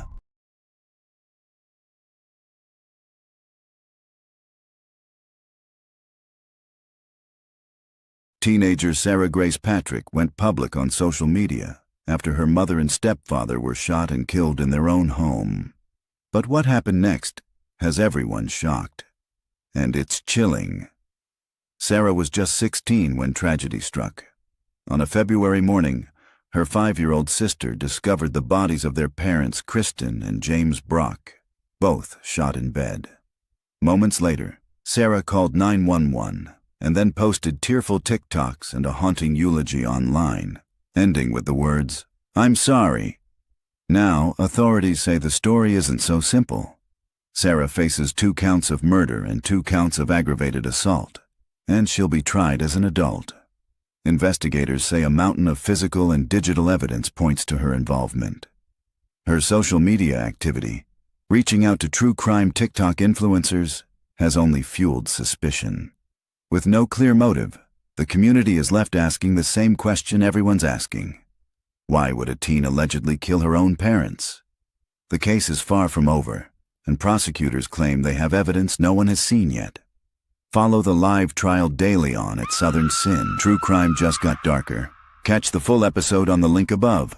Subscribe to at Southern Sin today and hit the notification bell for more live original episodes Wednesdays at 8 p.m.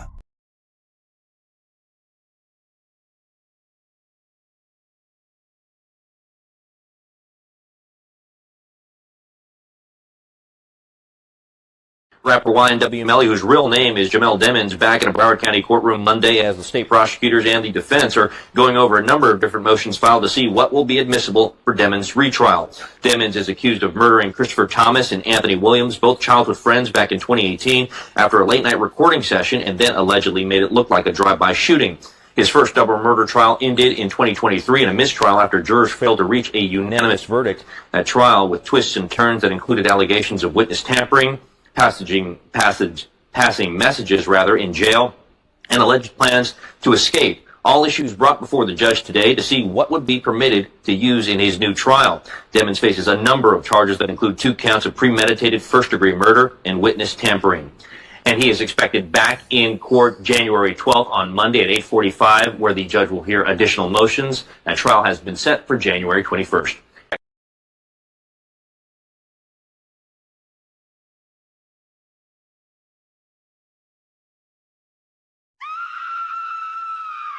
True crime just got darker. Catch the full episode on the link above. Subscribe to at Southern Sin today and hit the notification bell for more live original episodes Wednesdays at 8 p.m.